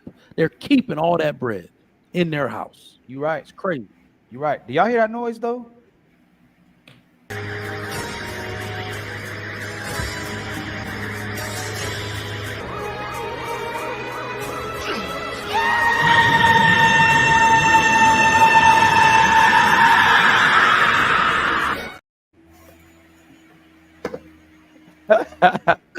What's up, That man? was so funny. At least go wash your face. This dude just rolled out the bed. Look at his face. Oh, Ali is on. Hold on. You know what that is? You know what that really is? Fatty gets so many bodies, dog, that like he wakes up like he's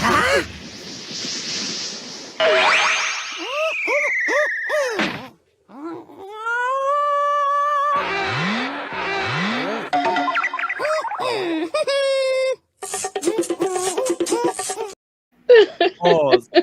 That was extremely inappropriate. And It was. it's like there's all the people either like destroyed in the debates. I just like, you know, I thought you liked that, man. I thought you liked it. Can you say pause again, please? Because I'm too sleepy. I just woke up. Thank you very much. How you guys doing? I hope you guys are doing well. How you doing, man? What's going on, Hey. brother? How are you doing, the wife's school? Hey, Ali, you got Bruiser to come out of his cave? Hey, Jesus I got Christ, hey, man. You have superpowers, bro. hey, I got to go. Hey, like, he got to come back. I told him, man, we need him, man. It's getting real out here. It's getting dark. I watched a couple of episodes. Y'all seem like y'all holding it Oh, down. Come It's back. dark and hell is hot. Nah, man, we need you, man. What's up next? How you doing, bro? Sparkers. Woo, come on. Oh Jesus. Fatty, have you been watching a little bit, or you literally just woke up? I just watched the last part that you guys talking about. I found it strange Sharon talk like that because I know he's a very hard worker, probably going to leave hundreds of thousands of dollars to his kids, and now he's saying you have to earn it. Yeah. It's like he's doing a Bill Gates. I'll leave you 1% and I'll give everything away. Right? You're probably going to give him a lot of money. You're going to give them assets, and like especially inherit a house or something like that is half of the way for you to be extremely successful. If you don't have to pay a rent as a kid, yeah. you are halfway into actually whatever you want to do. So, like, I get it. Your kids shouldn't be entitled. They should learn how to do some shit. But by the end of the day, like everybody else, we want to give or we want to leave as much money as possible, as much tools as possible. And I think you guys actually did pretty well into actually summing up what you give to your kids, because if I had to learn something on my 20s, it like the actually would be financial literacy, like a compound interest and actually how to manage credit. I think Right. those are two things that probably every single one of us would wish that Mhm. we would learn that shit like 10 years before. We'll be on a way better state than we are now, even if we are excelling. So I think you guys did a great job. Right. But while you're talking about financial literacy, I'd like to thank the 50 people that's rocking with us. Please like and subscribe.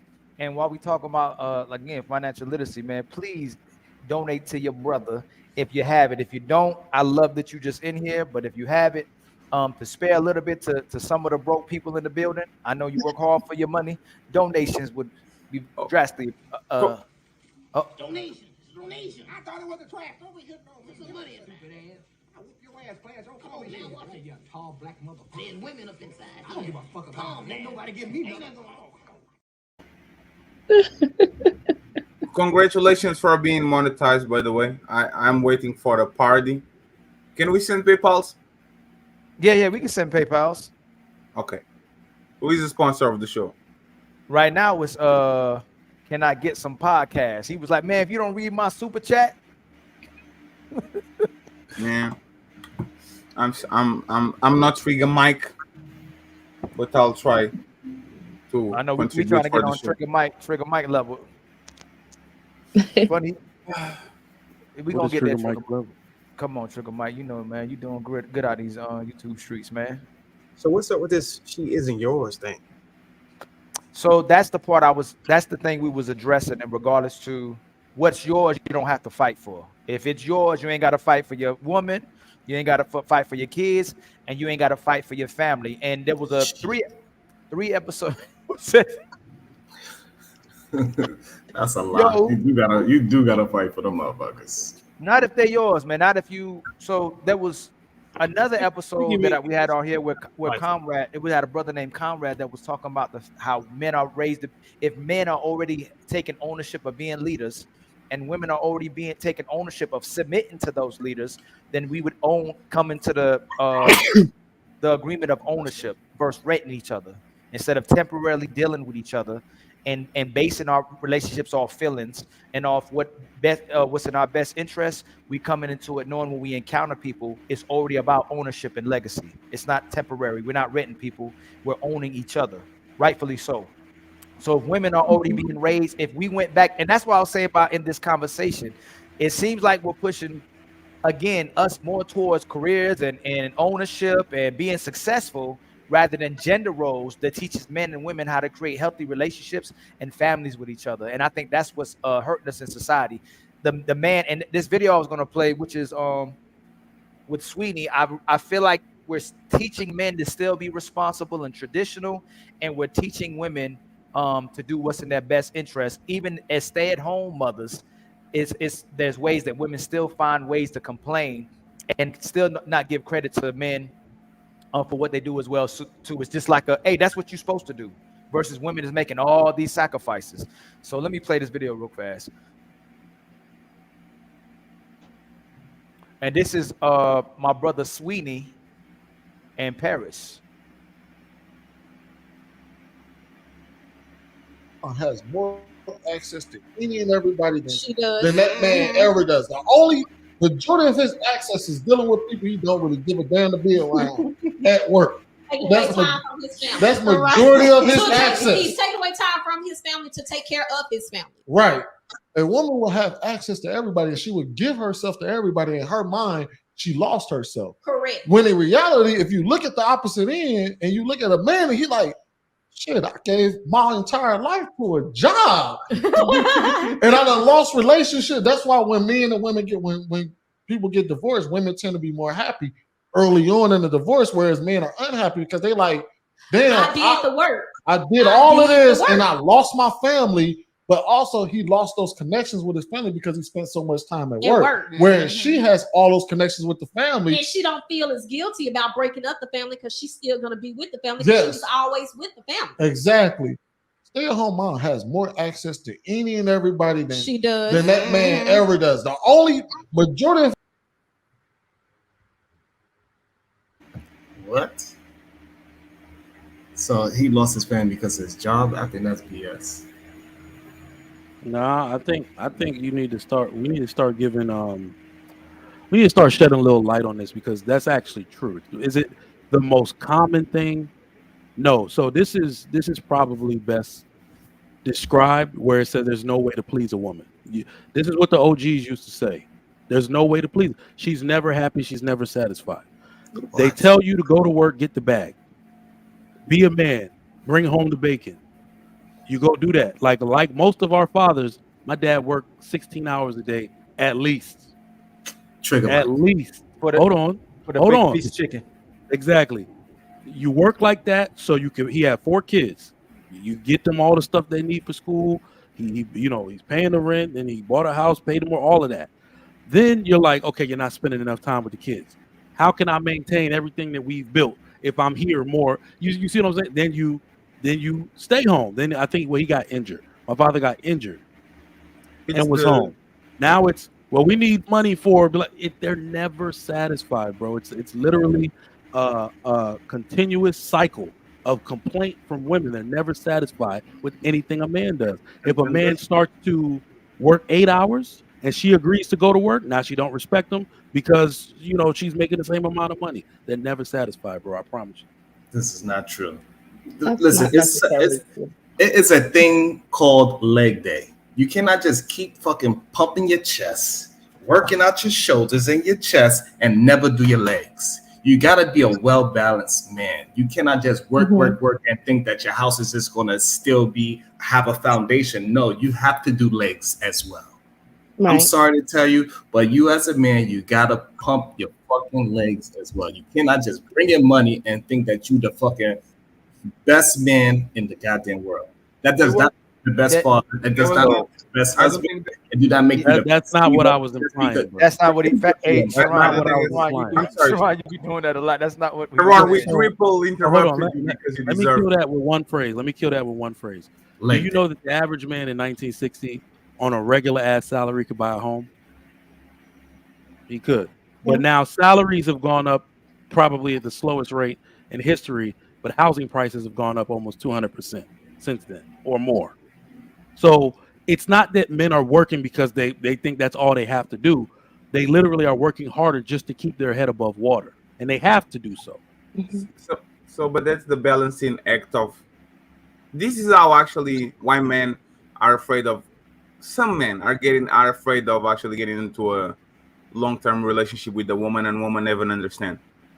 You'll never catch a woman saying, "Oh, my husband does everything I want," and no, I'm sorry. You'll never catch a man saying, "My wife does everything I want, and I don't get it why I'm not happy." Right? If she's a good cook, if she's a good clean, if she does what you want at bed, if you put a list on the fridge and you come back home and everything is done, there's like a man will not say you are not doing a good job. I don't understand what's going on. That's very rare for a man actually come up with that when a woman actually is fulfilling verbalized things that actually men say. With Let her woman, not give her. Let her not give him and some head, and she no, will no, say, no, no, no. I get it. I get it. But with Right. with woman is actually that's what is complicated. Is not the fact that your woman can put a list of what she wants, and then you do what she wants. Oh, you're working too much. You need to see more of the kids. And then you go to the opposite route, and she says you need to see more of the kids. But now instead of you working 14 hours, now you're working 8. We need more money. You need to be more ambitious, right? So, unfortunately, on the relationship, this is too with our predisposition when it comes to woman. You can be too nice because you're going to be a pushover, and she's going to resent you because you have no spine. But you can be too bad to the point that you are abusing her. So she wants a man that actually tells her what to do, but it's like a balancing act every single day since the first day of the relationship until the last day of the relationship. Because again, we are trying to balance actually what it works when it comes to women to actually what makes them happy, and that's very complicated because how many men lost their wives because they were working too much and they never had time for her, and how many men lost their wives because they weren't working enough and she needed a little bit more money and she wanted more money, and now he's doing less than actually the normal guy does. So it's always a balancing act because I don't think most women can verbalize what actually makes them happy. I don't think they actually can. I think they will always miss what they are not having on the relationship, and that's why men are a little bit afraid of actually engaging in relationship because they never know, should I be mean today? Should I work 16 hours today or take a day off and take care of my kid? I It's guess I have always a problem with this conversation. But I mean, because the woman, the she should majority- be able Hold to on. Ron, you adapt go after. to the needs of the household as well. It's not only on the man to adapt to the needs of the household of making more money, it's up to the wife as well, because you guys are in this together to create a sustainable household. Now, if I've seen it with my Vietnamese friend, so at one point the focus is on the formative years for their children. So from infancy to 5 years old, they were at home with their children, focusing on them and developing all that stuff. So when that time had passed, the wife, she got out of the house and started working, because we know that in America, like you said, the prices are going up and inflation's going up. It makes sense to have an extra income in the house. Now, I can't force any more 24, 16 hours out of a day for a man that he just can't produce. It makes sense for Sally to get up off her butt and get a little part-time job. Not saying get a full-time job where you're chasing a bag or whatever. Supplement that need for the house so that everything could remain as harmonious as possible. You know what I'm saying? But I know a lot of women don't want to invest in time. Will that make her miserable on the process?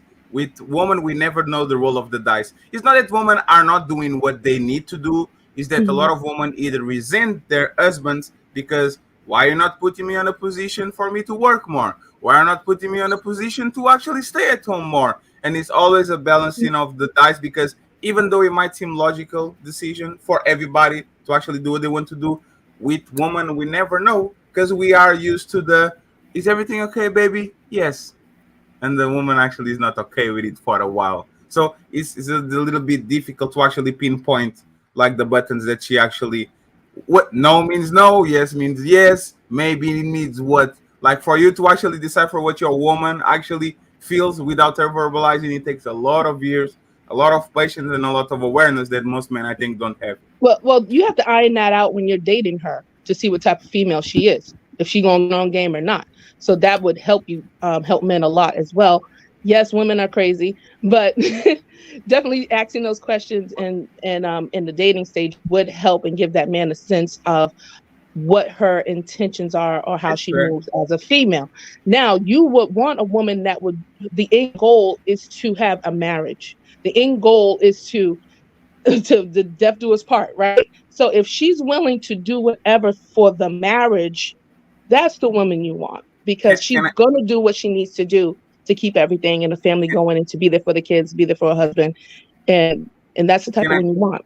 Not the baddie with the BBL that don't want to do anything. So that's your fault because you fell prey to those titties and butt. You know what I'm saying? Now she don't want to do anything and look at you crazy because you can't make her put her on and stuff. But like, it's not the woman that you want that can be there for you and scratch your back or wipe your head when you're sweating and work 16 hours a day. Like you come home to a peanut butter and jelly sandwich. You know what I'm saying? We have to be realistic about certain So, things, you so know. wife's cool. And let me ask a question to the panel. This is the thing. My parents are going to be married next week for 40 something years. My Mhm. mom to till day still does that shit. To this day, she's 60 something. She's not a good communicator. She's going to say it's okay when it's not okay. She's going to say I have a problem when she actually doesn't have a problem. She just feels that she has a problem, and it's still on her. I think she's a good wife. She sacrificed a lot for us to be in a position that we are. But it's just about communication. So I want to ask Ali, Mike, Bruiser, and Sharon. Is there any point of time where your wives or your companions say no, but no kind of mean yes, but they say I don't have a problem, but they kind of have a problem? Is there any time on the relationship where your wife So, truly can communicate what's going on so because she Yep. feels some type of way instead of just actually in saying what case, you want? just in case you didn't know, all of us are married to women. So Yes. yes, Not It's me. the So, yeah. but it's there was the point. I don't have Let, this let, problem. let me just hear Bruce and Sharon, and I want to like you guys go throughout the same things that everybody goes through. Yeah, I mean, it's whoever says that doesn't happen is Mhm. probably not it's married, probably never it's been married. So that happens all the time. Mhm. it's the most irritating thing in the That doesn't whole happen world. to me. I I, don't I know. know Oh, it don't. here you I go, know, I Sharon. know it don't happen to you, but it's the worst. It could be like you walked in the house and go, can you do this? No, don't worry about it. I'll do it myself. You don't have to do it. Like why automatically make it a pessimistic experience as if I already didn't want to do it when I wanted to do it? Like I can't even get the answer out. Can you not? I'll just do it myself. But you're gonna be mad at me because I didn't do it, but you didn't even let me answer the question. It's all the time, Fatty. And almost every single person I have experienced in my life, it's the worst thing in the world. And it's like they're communicating for you and you ain't even communicating. So it's but you're saying you're there. And what's crazy is I can look at Bruiser's mannerisms, I can look at Trigger Mike mannerisms, I can look at Sharon mannerisms. I know you, Fatty, as a person mannerisms. Most men are very supportive, will say yes to almost Mhm. every single thing.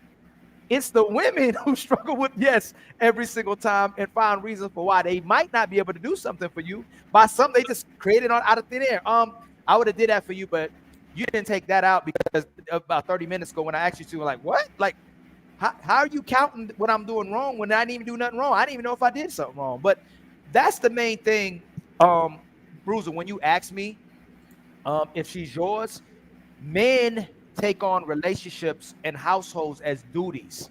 It's not about our feelings. It's not about our thoughts. It's about doing what we're supposed to do, what we committed to. So when it comes to women, um, to me, if she's ours, isn't she supposed to be selfless and give her all to a man and her family?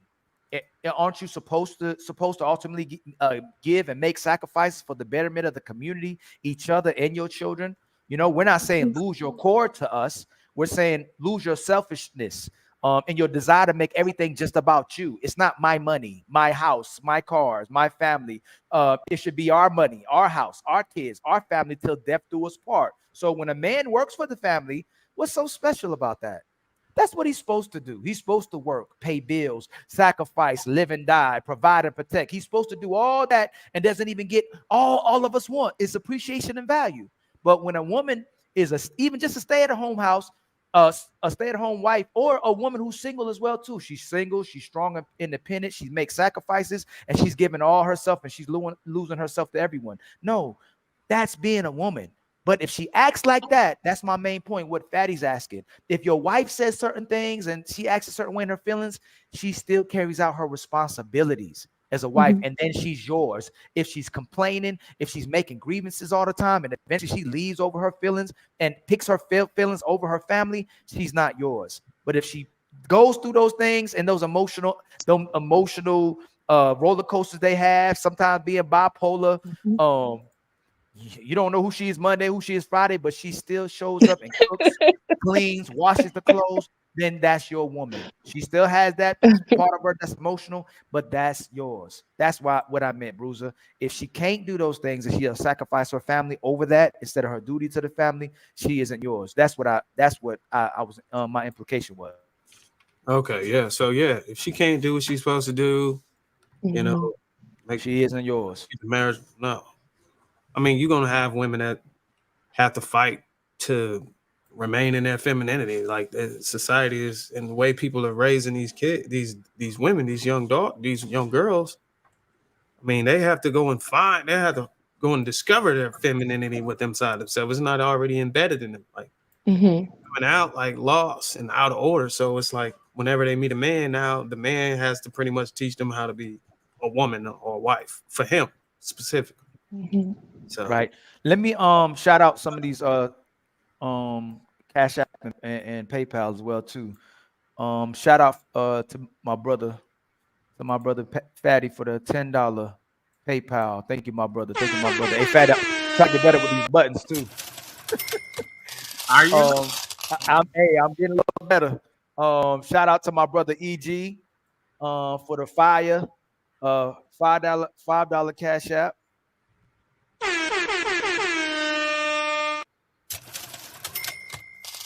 And then shout out to my brother Rush Enterprise Starks, $5 for Keep Shining King. Hey, shout out to you, my brother. Go ahead, Sharon. I seen your fingers up, Sharon. What you want to go in? I saw the finger up. It seemed like you was trying to. He said, I don't have a problem. You sure you ain't got a problem with what we said? Do you agree with that, verse. Sharon? Do you agree with, regardless of her emotional, her emotion when she's becoming emotional and her emotional roller coasters, as long as she shows up for the family and fulfills her duty, that's your wife. But if she takes that and chooses to use it against you and weaponizes it against you, and to the point that she ultimately creates a reason for her to leave, that's not your wife. I guess so. I guess so. Yeah, I guess so. I guess I could agree with that. I don't think it's worth the argument to disagree with that statement. It's not worth the argument. What would you argue, Sharon? What could you argue about that? Because a lot of women are just is because it's a very nuanced argument, right? Because not everybody's going to be the type of submissive that people say on this internet. Everybody's submissive is going to be different because some women's submissiveness is aggressive. They're going to still do everything, but they're going to do it with an attitude. Me personally, I don't care if you do it with attitude. You doing it with an attitude, screech up your face, making noises and all that. It doesn't affect. Sharon, ain't nobody saying that.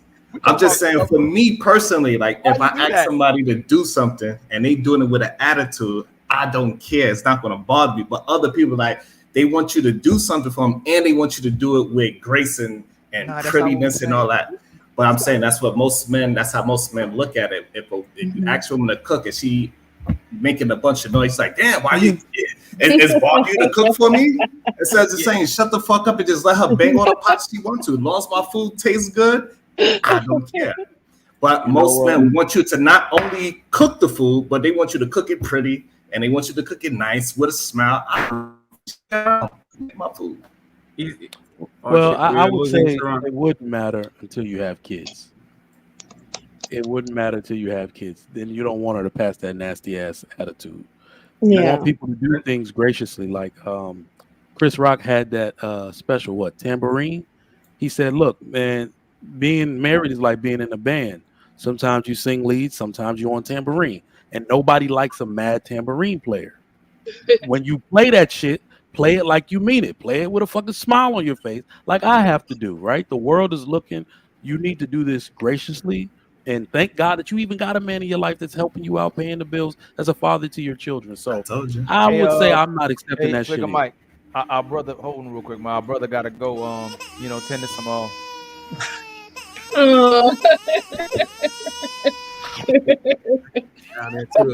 He got to tend some to the babies, man. I understand, my brother. Was that really the baby? Oh man.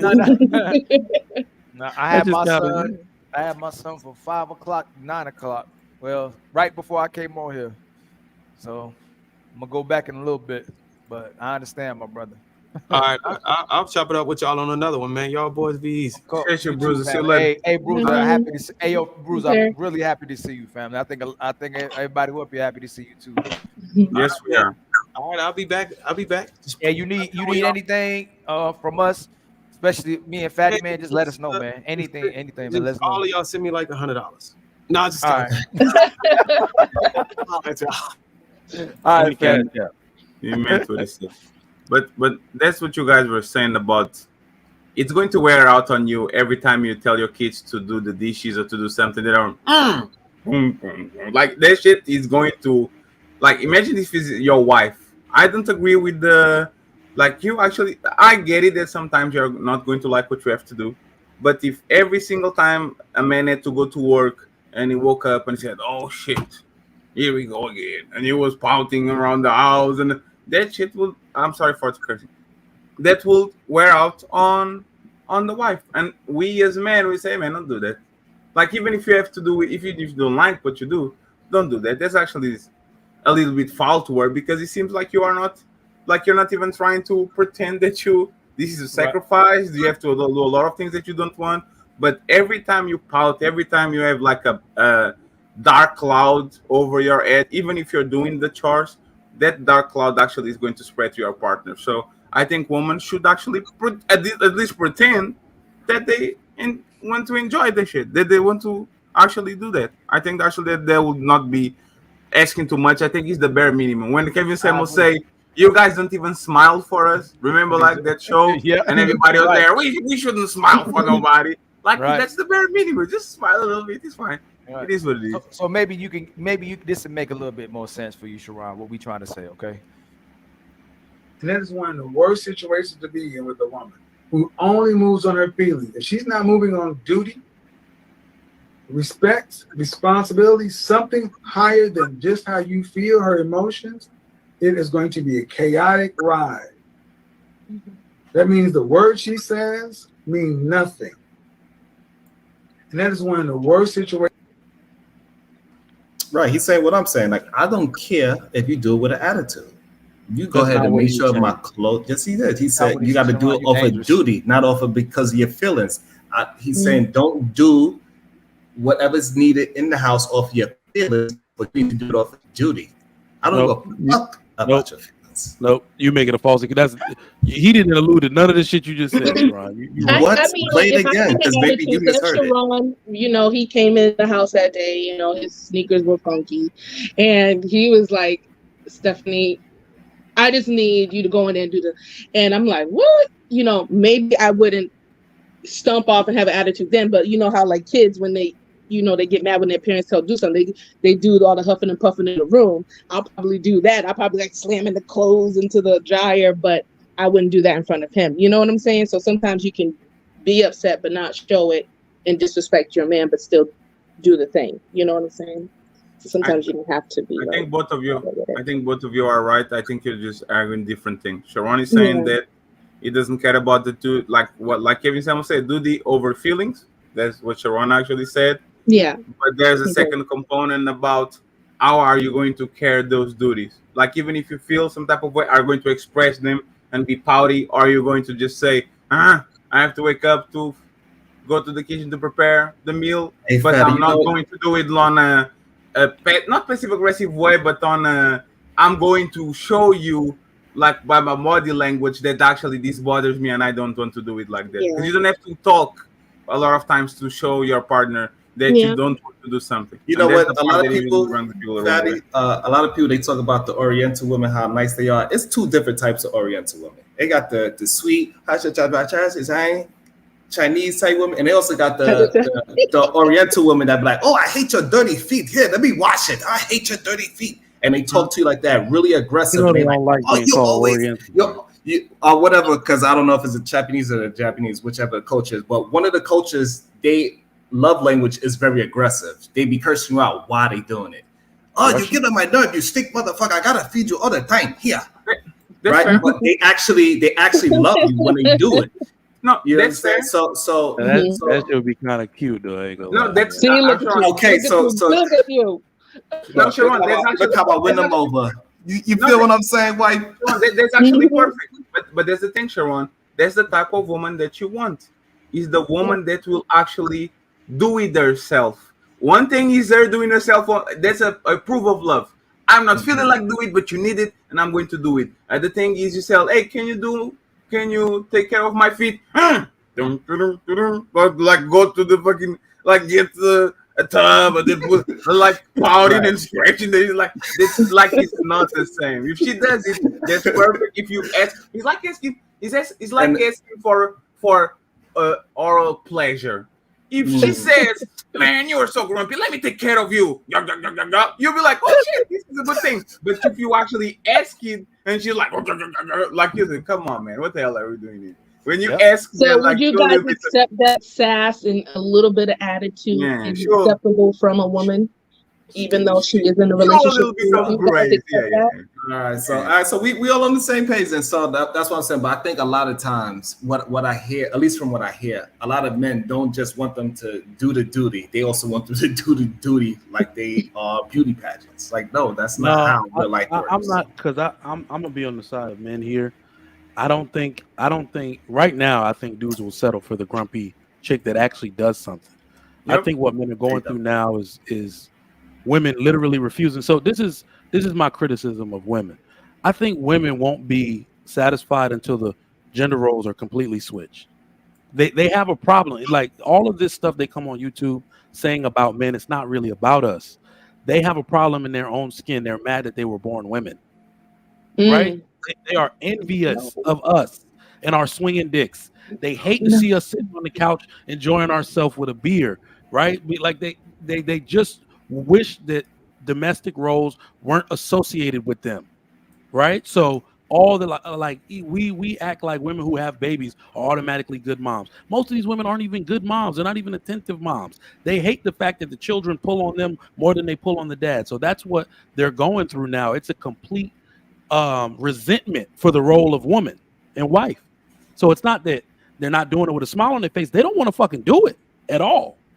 No, the problem is that y'all want them to do it with a smile on the face. That's the problem. Y'all not allowing the women to have their grumpiness and be unhappy that they have to do the duties that they gotta do. They also gotta do the duty and they gotta be happy about it. So like when we get up and go to work, we don't say, man, nobody cares about that. If you have a grumpy old, most grandfathers, it's okay for them to be the grumpy old man.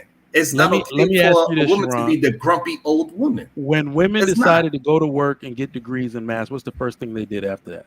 Listen, women always worked and women always went to school. No, what I mean, work in the professional. Hold on.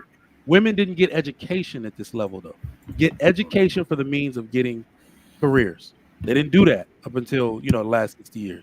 So, what is the first thing they try to renegotiate when they got it? Their gender role, bro. That's the first thing they try to renegotiate. They don't want to be women. They want to be half dad, half mom, not all mom that happens to work and be a career woman. And most men are just sitting here like, yo, you kind of like, this is what I say, like women don't say you need to help more. Just like Fatty said, most women can't communicate how they like what they want. I guarantee you there's no amount of help a man can give them that'll satisfy them. That's how much they hate being alone. Let me get this straight. So I got daughters, right? So I'm supposed to raise my daughter to not only cook, clean, and be domesticated, right? But also, since most men cannot make over 43,000, that means that, like you said, that means they need 2 incomes. So not only that, I gotta tell her to do all that, and she gotta come home and cook and clean and do all that. And what are you doing to teach your son? That he got to be just prepared to protect and serve the house just in case something happens once out of 30 years? It's not that most men are not going to make over 43,000. Like, we got to learn how to read stats. The average is 43,000. Black men in particular have the most amount of people in ages 18 to 35. Nobody makes money for real. At least most people don't make no money between the ages of 18 and 35. So it's weighing the average down on one side. But then go to 40 to 65. You still go to 40 to 65, and a bunch of people got more bread. So it's not like we do not need to bring money into it. We're the only people that do that. I don't know why we do it. The reason why we got to bring money into it. The only people that do that. The reason why we got to bring money into it, because we are saying that women are going to have to work with their men financially. But also women will have to cook and clean and do their gender role in the house. Right? So men at the same time, hold on. Why you stopping me? Okay. Go ahead. No, I'm gonna hold on. This is what I'm saying. I just said, so think about it this way, because women are actually, Most women are actually lying when they say they don't get any help. We need to stop just calling fathers fathers and start calling them secondary caregivers. Because women work and most people do not live with an in-law in the house. When mom is at work, who's watching the kids? And if mom doesn't have them, who has them? The dad does. So mom gets all kind of help. Dad got the kid. I could have my kids cleaning up their room and the game room before they even got to look at the tablet today, right? Mom gets all kind of help around the crib. So her saying that she does nothing, or I'm sorry, he does nothing, it's actually not true. More men have helped now in more than ever in history. Men didn't even used to pick up a goddamn a soap dispenser, much less clean the dishes, right? So we do more than any man has ever done, and guess what? They're still unhappy. So the other day I was watching a podcast. Wow. What? I'm sorry. Go ahead, guys. No, I'm just saying wow to Trigger Mike. The other day I was watching like one of these podcasts that usually like is a bunch of men that kind of create a message for a woman, and they were literally saying, "Isn't fair that woman wifely duties is cooking and cleaning." And like there was 1,000,000 comments of women say, "Yeah," and like the man on the stage was like, "Yeah," and I was like, "This is unfortunately is what we're doing with women right now. The tangibles that they bring to the marriage are completely gone. As soon as you remove, I know that some relationships, and if you work 12 hours and I work 12 hours, I think we should help each other on the wifely duties and all that, and I should help clean sometimes, send Uber Eats so I can lessen your load, start to help here and there. I get it, but the thing about it is that the gender roles of men will never be removed ever. A woman will literally resent you from the get-go if you actually promise her to do some type of role on the relationship and then you retract from that thing. But we on the last few decades and now on the last few years massively through social media, we are asking for nothing tangible when it comes to women. Like you can even say cooking and cleaning without a significant amount of the population saying, "Hey man, but that's not the duties, because the duties should be interchangeable and da da da da da." So what are you trying to actually do with us? Because it's unfortunate. Because if we have to protect and provide, and that's not negotiable, I can lose my job for 2 years, and you keep carrying things. I cannot run away if somebody actually comes through the door. I can actually say, I don't feel like problem solving today. Can you decide that yourself? We can actually run away from our duties. But it's kind of funny that even men now are trying to push the fact that women should have no role. They should have nothing that actually bonds them to the relationship other than don't cheat.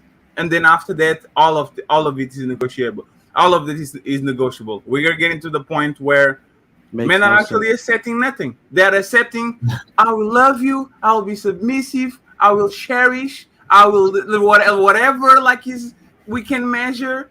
And then you get in a relationship, and while Sharon is getting his veggies, putting on his mouth, and the woman is saying, "Oh, it's the airplane, Sharon." You are literally having to fight your woman to do you a salad. I don't think that's actually Second, Mike, way do to you do think most men know how to shoot a gun? One more time. Do most men know how to shoot a gun? No. Okay. Do most men know how to fight? No. So this whole provide and protect shit, while I'm raising my daughters, get the fuck out of here. We talk about no. Hold on. That's not what. All right, y'all. That is a part of protection. That is a part of stop giving the Negroidian. Stop acting like because he's a man, he just want to be wrestling with some dude. I was talking. You jumped in front of my conversation. Hold on. I was talking. Okay, I hold on again. I hold on again. No, my bad. It's the second time you told me to hold on. Good. No, that's my fault. You go ahead. My fault. Yeah, finish. We got it. My daughter's already. Do you think? So that's not what protect means. Most people will never get into a physical altercation. So basically, look at it just like this with the lady. Well, I'm not even going to use the brick because that shit was fake. Our presence is protection. It's a deterrent. Our presence is protection. The ladies who have men and use them correctly are laughing at the women that go around acting like they can protect themselves. A woman does not know what did not even happen to her, who did not look her way, who did not approach her simply because her man was there. That is what happens. So I want you to think about it this way. When kids usually get kidnapped when unsupervised, when nobody's watching them, the second largest group of people that get kidnapped get snatched from their mom. When the last time you heard a kid getting snatched from their father? It don't happen. I can't find it either. It doesn't happen. Your presence, the fact that you are there is a deterrent. And look, and people act like it's about fighting. No, men leave women and children alone when they're with a man that looks like he's their protector, simply out of respect. I could literally be walking through the mall, walking through HEB. I get a bunch of head nods like, "Hey, I see you, black man. Do your thing, black man." They do that purely out of respect. Let me go fuck with somebody else because this nigga clearly got his shit together. You know that shit is true. Hey, Sharon, can I ask you a question? No. Because I think you being my favorite word a little bit. I think you being a little disingenuous. Disingenuous. Get him, Ali. You are comparing your daughter to the general population of what's happening when people are meeting and how old they get into adulthood before they even get into a committed relationship or marriage. So we're talking about 30-year-olds, right? So this is what I'm gonna ask you, and correct me if I'm wrong. What is our sons getting if we're living in a modern day saturation of today's women? No offense to wife school either. I'm just being honest, right? You're not getting a virgin. You're getting a woman with 10 or more bodies, multiple baby daddies, if or one, can't cook or won't cook, can't clean or won't clean, won't have sex or can't have sex, always want breaks, always in her feelings versus in her responsibility. Or let's even say she does all of that without complaint, but we know she's been around the block, right? So let's have a realistic conversation. If she's been around the block and with all those things I just stated, can make decisions and take breaks based on her feelings, what does a man get for committing to a woman if he can clean, like Trigger Mike and all of us talking about, if he can cook, if he can take care of himself, if he worked his whole entire life to take care of a virtuous woman, like I believe you trying to be with your daughter, and a good woman, the same way women demand to get a providing or so-called high-value man. So what do we get? What are you saying we're supposed to get from a woman if a man does all these things, all these provisions, never takes breaks, never can go, I'm not paying the bills tonight, never say I'm not opening the door, I'm not going to keep living and dying for you, can't, and she'll put him in a doghouse if she has a problem. And we're picking a woman who could take a break on cooking, cleaning, and she got an air fryer, she got a washing machine, she got a dishwasher machine, she got a electric stove, she got Uber Eats. What is it that you're saying, Sharon? Make it clear to me that when I see all these men that don't take breaks and women are taking breaks, who's actually the prize? And you said, I'm gonna teach my daughter this, teach your daughter what? If he gets a virgin, I can go, you know what, Sharon, I'll give you a little bit on that. But if he's getting a modern woman, who's the prize? So here's the thing with Please that. answer that part. Please answer that before you go on. You said it within your question. Men are choosing these horrible women. They do not want the woman that is quiet. They do not want the librarian chick that's quiet and wearing dresses. They want the woman that is hot to death. That's what they want. They do not want the quiet in the house girl, because guess what? That quiet girl, she's gonna do that quiet girl that hold on. That quiet girl that you're talking about that would do the whole list on your refrigerator. That same man be like, yo, she do everything. She's a sweet girl, but you know, she just ain't nasty enough for me. Sharon, she don't got enough sass enough for me. We hear it all the time on these panels. Go ahead, Sharon. Please get him after he's done. We hear it more than one time on these panels. We hear it. We see the women that's over here that men blow up. All they gotta do is show a little ass, and all of a sudden they got 1 million followers. Why? Because they want the fucking thought. They do not want the girl that's just come on now, dog. Come on, man. If they really wanted wives, the women that look like in dresses and look like nice human beings, they would be the ones with 1 million followers, but they have not. They get 2 likes. That's it. Y'all want hoes. That's the problem. I think it's just easier for men to be visually stimulated by a woman that's half naked. So it's just easier, you know what I'm saying? So it's just That's a I lot. can understand that if they, you know, give them more of the likes and the views more than the woman that's reserved because they can't necessarily see anything. But I mean, like, who cares about online? Like, get out into the real world. That's where the real people are. That's where the real Oh women shit, there's your own are. Gracie You know, motto. but Get outside. I don't know. That's right. Mr. Outside. You need to get You know, outside. you know what's funny, Sharon? Don't go to Mocha Fest, but I'm saying get outside to a lot.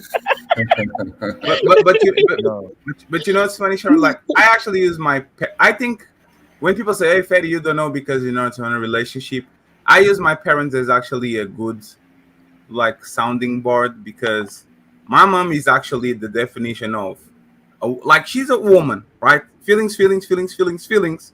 But then she puts duties in front of feelings for most of her life, right? Oh shit! Give me a second, guys. I apologize.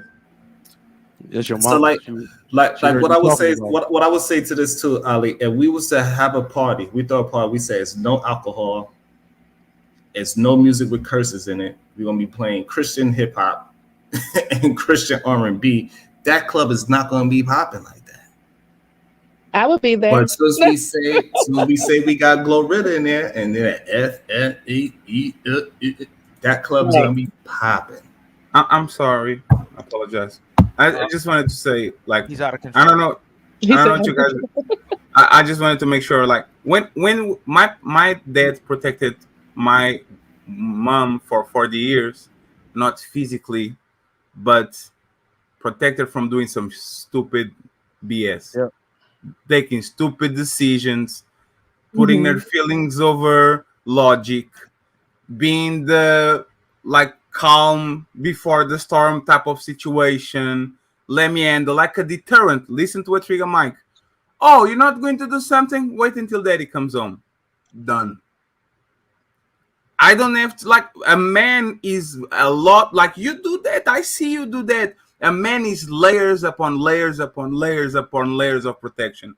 This is the problem with, actually, I was talking about this on Fight Club the other day, is about these kind of antiquated manosphere red pill talking points, and nobody goes kind of in depth into this. Like, we're not here actually to make sure that our wife is not fighting with the clerk when she wants something and now she didn't. Like, we are here to make sure that your wife, for some reason, when she has those lapses of judgment, because those are going to happen, you are there to cover and to say, no, don't worry, I got this. No, don't do that. Go through that. No, don't wear that. Do that. I think that's actually correction. Like a father to his sons.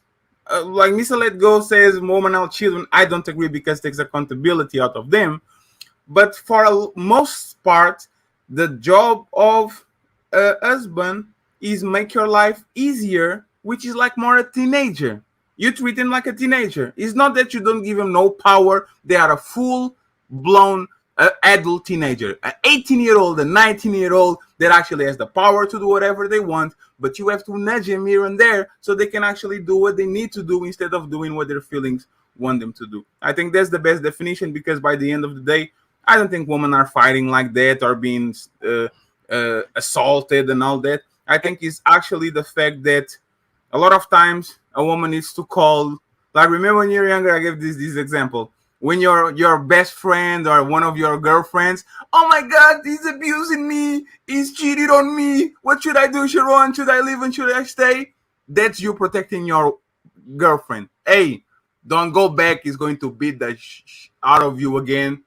Make sure you leave him. We're going to find a way for you to actually be like, that's actually what's protecting women for most of the time in 2023, is you making sure that she doesn't go back to the guy that is beating her for some reason. And now you actually take care of the situation, not because you went there and fight him, but because you gave her clear, sound advice, and she looks, admires you, and respects you, and she says, I'm going to do what this man wants me to do because I don't want to disappoint him, and he will be a giant. I would be extremely embarrassed if I said, yes, you are right, and then went back to the same guy that actually is trying to do me harm. Do you see what I'm saying? Like, protection right now is multiple layers that we don't even talk on these places like that, because we always think she should be with the man before she got the brick to the face. That's not that's But we, another that's Well, not what we Fatty, oh, like go ahead. Ali was saying before, what are men getting? Right? We are getting masculine women. The best protection that a woman can have for herself is to be a feminine woman. And they don't think that.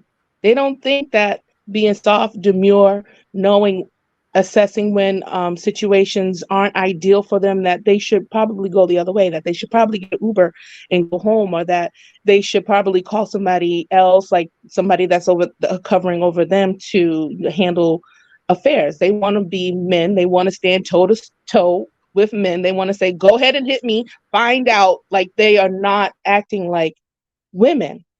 You know, it's easier, I believe, for a man to You operate with a woman that is in a feminine mode, that's agreeable, than somebody that's combative, that you have to like kind of pull teeth to get them to even fold a napkin. You know what I'm saying? So I agree these 100. women don't have the the feminine skill set, the soft skills to really interact with men, and that's where the disconnect is. And the fact that sometimes when a man tries to be a man, it it's hard for them to receive that, because they don't want to relinquish that control, because maybe they don't have trust, or they have issues in the past, you know, with other men.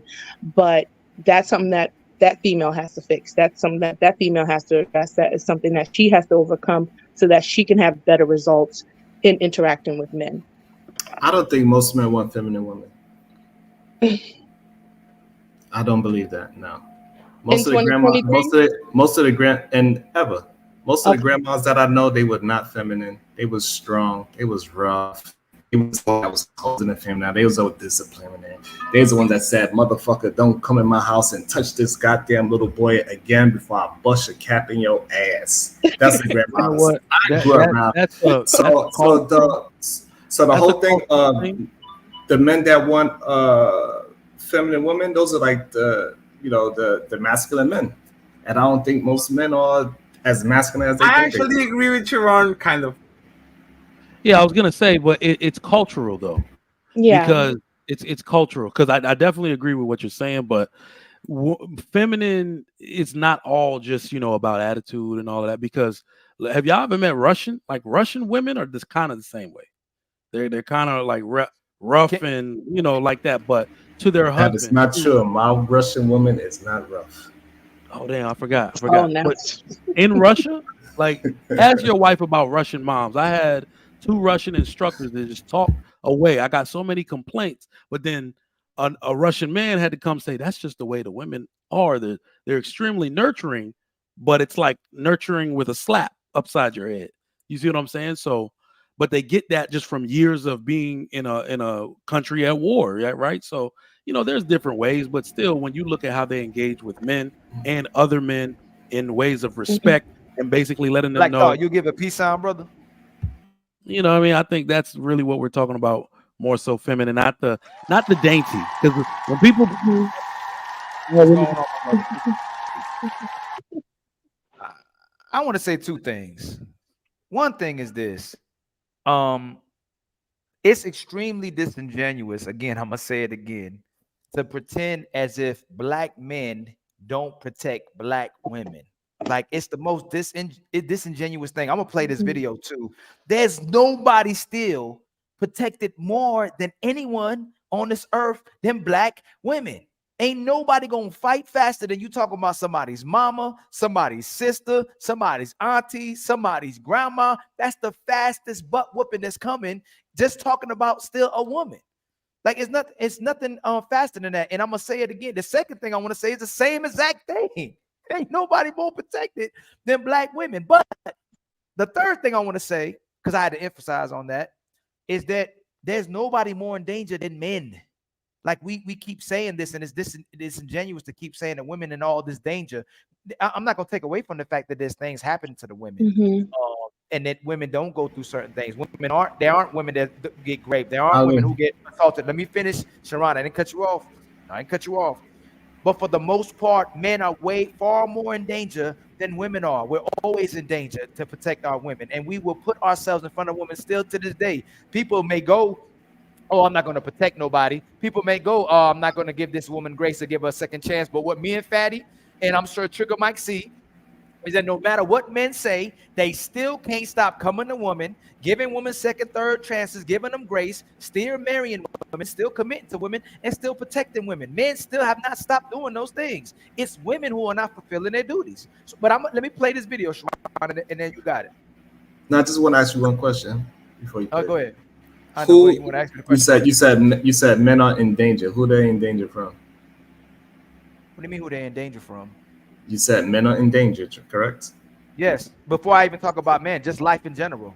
Just But going out life. who are they endangered from? The wear and tear. I'm not doing the cliche woman thing, Sharon. It's the wear and tear of life, man. I just want to. Oh, the wear and tear. The wear and tear in life. But if you're saying there's other men that's dangerous. Yes, a man is created to be violent towards other men who are dangerous. That's how we're made. Everything in life is that, though, Sharon. Insects, animals. Why is it that we go to the cliche thing a lot of women will say to make men look dangerous when we know women will call on men because they're dangerous? You can't say men. You know how many women have sat in these last panels for the last month going, men don't protect us. And then when we go to telling them, hey, ain't no man going to protect you. Excuse me. When men go, you know what? We're going to stop protecting women because women are behaving this way. Women they get mad. I don't know what kind of men y'all around. There ain't those kind of men around me. They conveniently would say men do protect them. So they got to make up their minds if men are this dangerous. And if men are this dangerous, why they don't need a man? Why they go poking men? Why they still so disrespectful? Why are they so masculine? Why is it they can talk to you any kind of way, do anything to you, and don't care about the ramifications? They don't care if they know you're not going to be violent most of the times. They know most of the time you're not going to put your hands on them. They know most of the times you're not going to assault them or engage in any type of domestic violence. It's disingenuous and it's dangerous as a society to create a narrative as if men are dangerous in a negative manner. Men will still fight for their kids. Men will still fight for their women. Men will still fight for their families, and men will still fight for a community. Most men are not doing anything harmful to anybody. That's data-wise. It's less than it's a certain population that demographics that may doing some violent or dangerous things. That's it. Majority of Americans are not doing nothing wrong to people. Most of the global people are not doing nothing wrong to people. You have to make people afraid of each other to divide and control people. Yeah, but also a heavy percentage of the violence is done by men. How? See, okay, so if there's 10 men that were violent and 9 of them were 10 men are violent, right? And 100% of those men were violent. Does that mean most men are violent? I don't know the correlation you're saying, but what I'm trying to explain to you is that, like, I'll tell you if this. we going about violence, hold on. most of the time there's 17 million black men. Less than 1% of those black men murder or doing anything violent to anybody. You can go look at that data. Are most black men killers and violent? No. That's it. Okay, let me play this video real quick.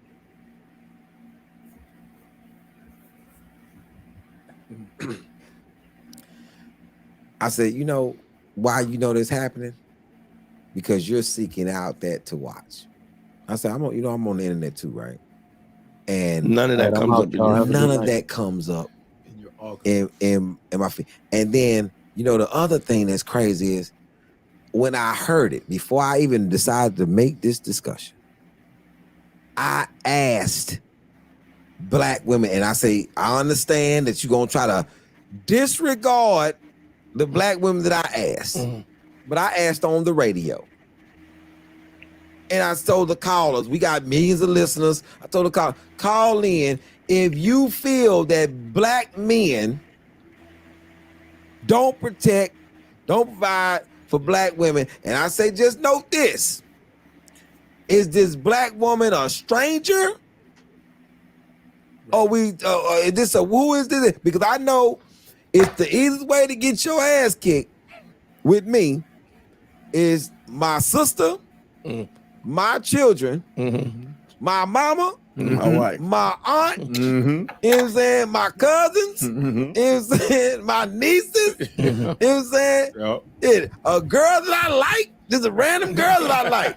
You know what I'm saying? An old teacher, a little fine ass brother that I'm thinking about fucking with. You know what I'm saying? My play girl cousin. Big You know what I'm titties. saying? Somebody with You know some what I'm saying? big A girl I've been knowing a long time since high school that I thought want to give me some man. It's all type of black women to get your ass fucking with me.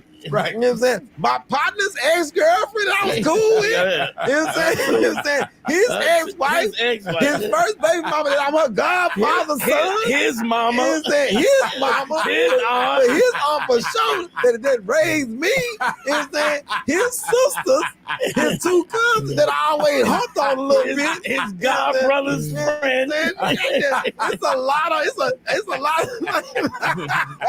Do you see how many people get real? You protect. What the fuck are they talking about? Godfrey's sister. You know what I'm saying? It's like all these goddamn people that you know you can catch these hands. You can catch these goddamn hands behind. Yeah. What the fuck are they talking about? The old cafeteria lady that used to look out for me and shit. Give me big piece of chicken. Hell yeah. Goddamn woman's basketball coach that was fine and motherfucker. Like, god damn. Somebody I seen on the internet that I like. I'm thinking, goddamn, think Malaya Michelle get your ass whooped. What you think about that, Sharon? I think it's funny.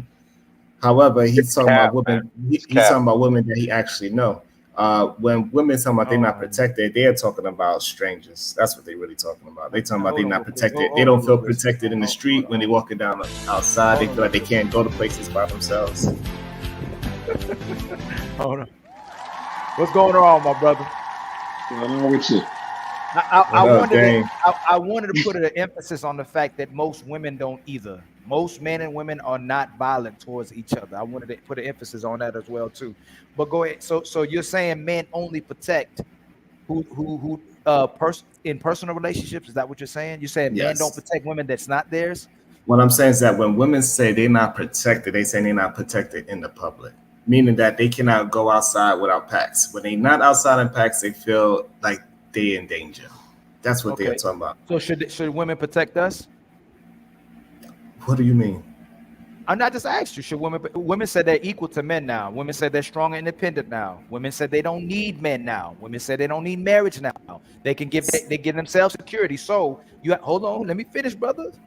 Since they choosing to opt out in relationships and want to be single, whether they're single and childless or whether they're a single mother, they've opted to not have any coverage. So if they're saying they're equal to men, should they protect us as well too? And if they're in danger, should they take care of themselves? So women never protected men. The only way women protect men is by women listening to the men that's giving them instructions. That's the only way a woman can protect a man. If I tell my daughter don't go to certain places, she need not to go there, because if she go there and something happens, then I gotta go protect her, and that's putting my life in danger. So the only way a woman can actually protect a man is by listening. That is it. Otherwise, that woman can't protect. What? Hold on real quick, my brother. I know Sharon out of control. Hold on real quick, my brother. Hold on. We got another brother in the building. Podcast. What's going on, my brother? Is that you for real? Yeah, I had told you in the back to give me a chance. I'm about to cam up. Okay. You brought me up. It's okay. Okay, my bad. Yeah. Ali, can I go off when you ready? Podcast. Can I go off and ask Sharon a question? Man, of course you can. Sharon be talking crazy. All right. So Sharon, you went up and stated that women don't protect men unless it's in a listening capacity. Is that correct? Unless they listen to okay. So what about over the thousands of years and how women would protect men, which would mean their reputations? Women would protect the image of men. Like biblically. I got to do it listening to their man. But so you're saying like just what about folks that's not like your lady? Mm-hmm. My daughter, my little cousins, my little nieces. No. We're not talking about family. We're just talking about in general.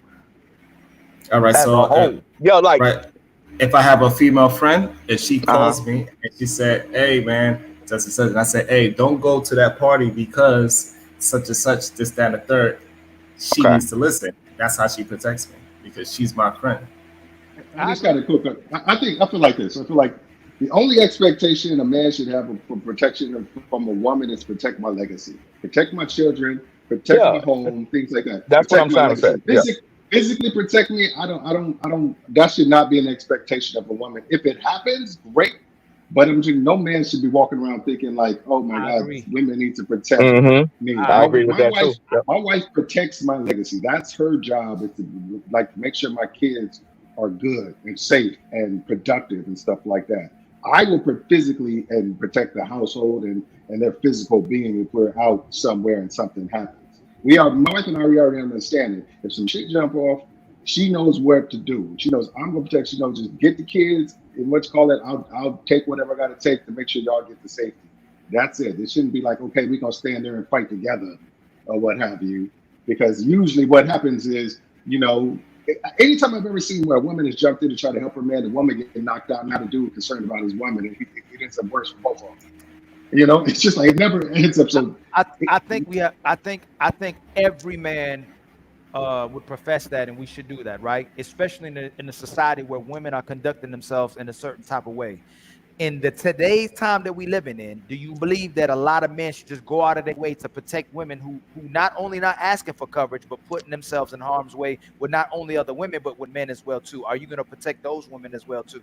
I will not protect a woman. I'm not going to be more of an advocate for a woman's safety than she is for herself. If she's putting herself in harm's way, then she's established that I'm ready to deal with whatever happens because I've engaged in whatever about to happen. Don't get me wrong. If a woman's just walking to her car and she gets accosted, that's not engaging. But if you're like, you ain't shit, you ain't gonna do nothing, blah blah blah, then you said, okay, you're with the shits. You are with the get down. So you have established, you've expressed to me and every man around here that you feel you have a degree of you got it. You can protect yourself. So you got it. Shoot. Hey, one of my other brothers just came through, man. A great brother, man. Hold on, let me get my sound systems right, man. Hold on real quick. Manic genius, the manic genius. Hey, I appreciate that. How you doing, family? I'm doing good, man. Hey, let me read a super chat with one of my favorite people, man. The beautiful B Love. I don't know why you not cammed up. The beautiful B Love, $9.99, showing love to the channel. Thank you so much, my beautiful sister. Thank you so much. Thank you so much. I ain't gonna lie. Everybody that had pushback on my talking points, I cooked them. That's all I got to say. Who? Sharon, you been getting cooked all night. You been getting cooked all night, man. You crazy? I meant to have a meme, another meme for you today, but I forgot to put it up. That's all I got to say. I said what I said. So you don't agree with what we just said? Does every woman deserve protection? I said that from the beginning. You said what? I said men only protect women that they know. They are not out here protecting strange women. Oh, you're saying that it didn't come off that way when you first said it, brother. It didn't come off that way. Question is, I'm actually. Can I put a scenario out for Sharon? You in CBS, you hear a dude, you hear the word black bitch come out of a white dude's mouth. You not running over there? No, absolutely not. Hey, I'm with Sharon on this one. Who asked that question? Dang good. I'm just asking. Man, that's funny you asked that because I wasn't running over there. But if I heard that, I might run over there because my ears would definitely perk up. I would have to assess the situation. It would have to be a lot of things. If he called her a bitch, that's one thing. But he called her a black bitch, so he's talking about all of us. But it's the fact. No, he's not. He's just giving a description of what kind of bitch he's talking to. That's all. It's just a description. If I call being bald-headed black ass, that's not no disrespect to all bald.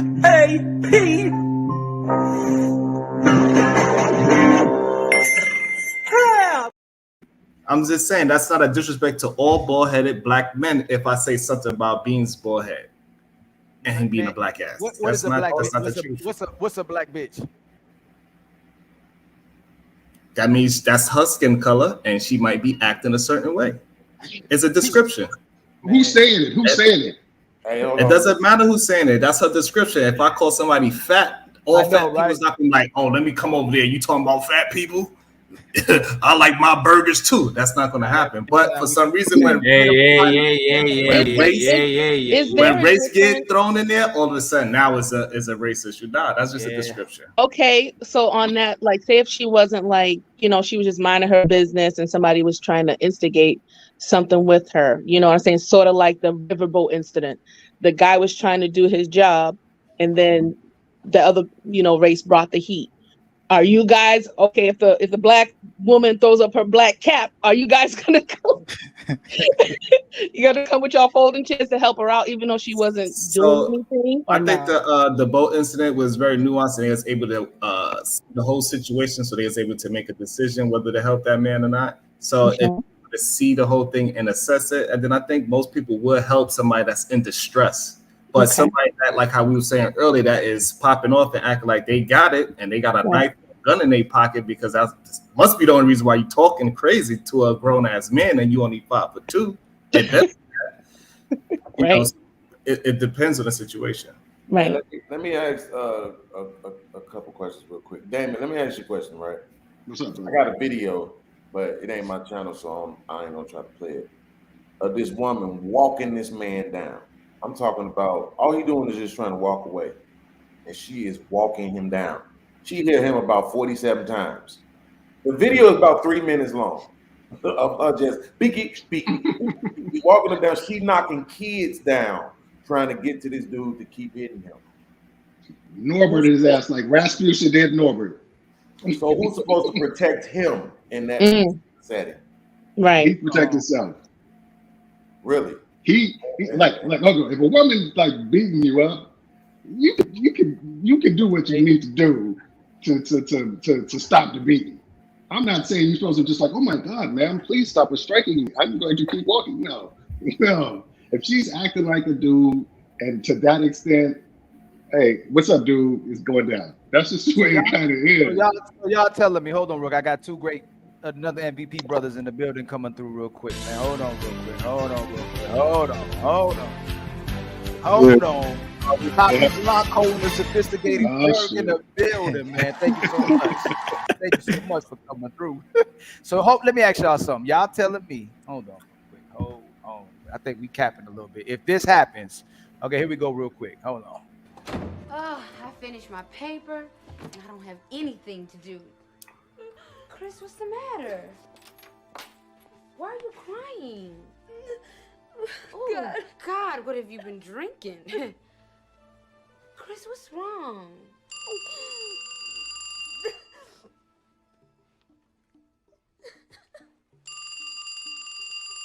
Hello? Can I speak to Kristen, please? Who's this? Billy? Billy who? I don't know no Billies. Yeah, I just need to talk to Kristen. I don't... You want to speak to Kristen? No. She's not here. And even if she was here, I don't think she'd want to talk to you. I know she's there. I can hear her. Can you put her on the phone? Look, didn't I just tell you she's not here? Put her on the phone, you black bitch! What did you say? You heard me? Phone, you black bitch! So me, Teron, oh my God, wife podcast. You get a bad Damien, Matic, wing podcast, fatty. Everybody, we ain't going through it now. You crazy? You crazy, dog? We rolling up, cuz. Y'all rolling up. Damien, you in with me, man? No, See, there's a difference. She ain't in danger. I'm not an attack dog now. You ain't gonna just sick me on people because somebody says something to you over the phone. She ain't do nothing. That dude looked like he won disappointment from being an active shooter. I'm good, bro. Yeah, I mean, I'm sorry. It's nuance, man. Like somebody say something on your phone, you ain't in danger, but you ain't gonna She go was a get good. me out If my we knew, if house we to knew go her, to a if we dude's knew, house to do something. It's too many brothers in the penitentiary and in the grave on some shit like that. Right. so we ain't rolling podcast. You ain't rolling with me. Who, me? Oh, okay. Not That's a anymore. nuance. There's too much going on today, huh? The younger me would have, you know, been like, let's go do it. But the new me, some stuff you gotta learn how to just get over. You get to a certain age where you realize like everything ain't worth, you know, marching about. It's like I think about a lot of the stuff that we marched about when I was young. I was like, Nick, what was you thinking? You was gonna lose your life because somebody Everything. stepped on the back of your man's shoe. That is like it's just crazy, bro. It's It is crazy. crazy when you think about it. Ali, can I ask you a question? Of course you can. Okay, so I was watching like Instagram the other day, and a mother, like how we were discussing how women are raising men these days. So she said she knows that if a woman gets into an altercation with her son, like you guys were talking about, the woman was just beating on the guy, and he didn't do anything. He's just walking away. She informed her son just to walk away, not to even touch or hold or restrain that female in that situation. Do you think that that's necessarily good advice coming from a woman or a mother? Or is there other ways that you would advise your son to navigate those situations? Because I have two sons, and my son's 10 years old, so I could see that he already innately wants to help. Some kids on his bus, I guess, were getting, bullied or whatever. And he was like, yo, come sit next to me. Like, like trying to diffuse the situation and get the kid out of the situation. So I'm thinking about like, okay, I can see this aspect of him, even at 10 years old, being a good young guy, wanting to help out, but I'm trying to fast forward years in advance to maybe it's something that's more dangerous. So how would you advise a young man or a man to handle a situation like that? I mean, like without getting himself in trouble. Wow. Back the black hand side. One time. I'm a man, woman. Wow, you hit me 5 times. That's it. I'm trying to get the understanding what you're saying. Is a woman putting her hands on a man? Yeah. Oh, the son, if he's capable and she's not putting him in any harm, just walk away from the grab her arms, move out the situation, get away from the situation. I wouldn't advise him to hit her at all. I still never hit a woman in my life. If I can help it, if I had some women do some crazy stuff. You ain't never hit a woman in your life? Oh my God. No, I thought that must be the light skinness in you. I ain't gonna lie to that. Wait, I was about to say I ain't never done this. I shook her up before.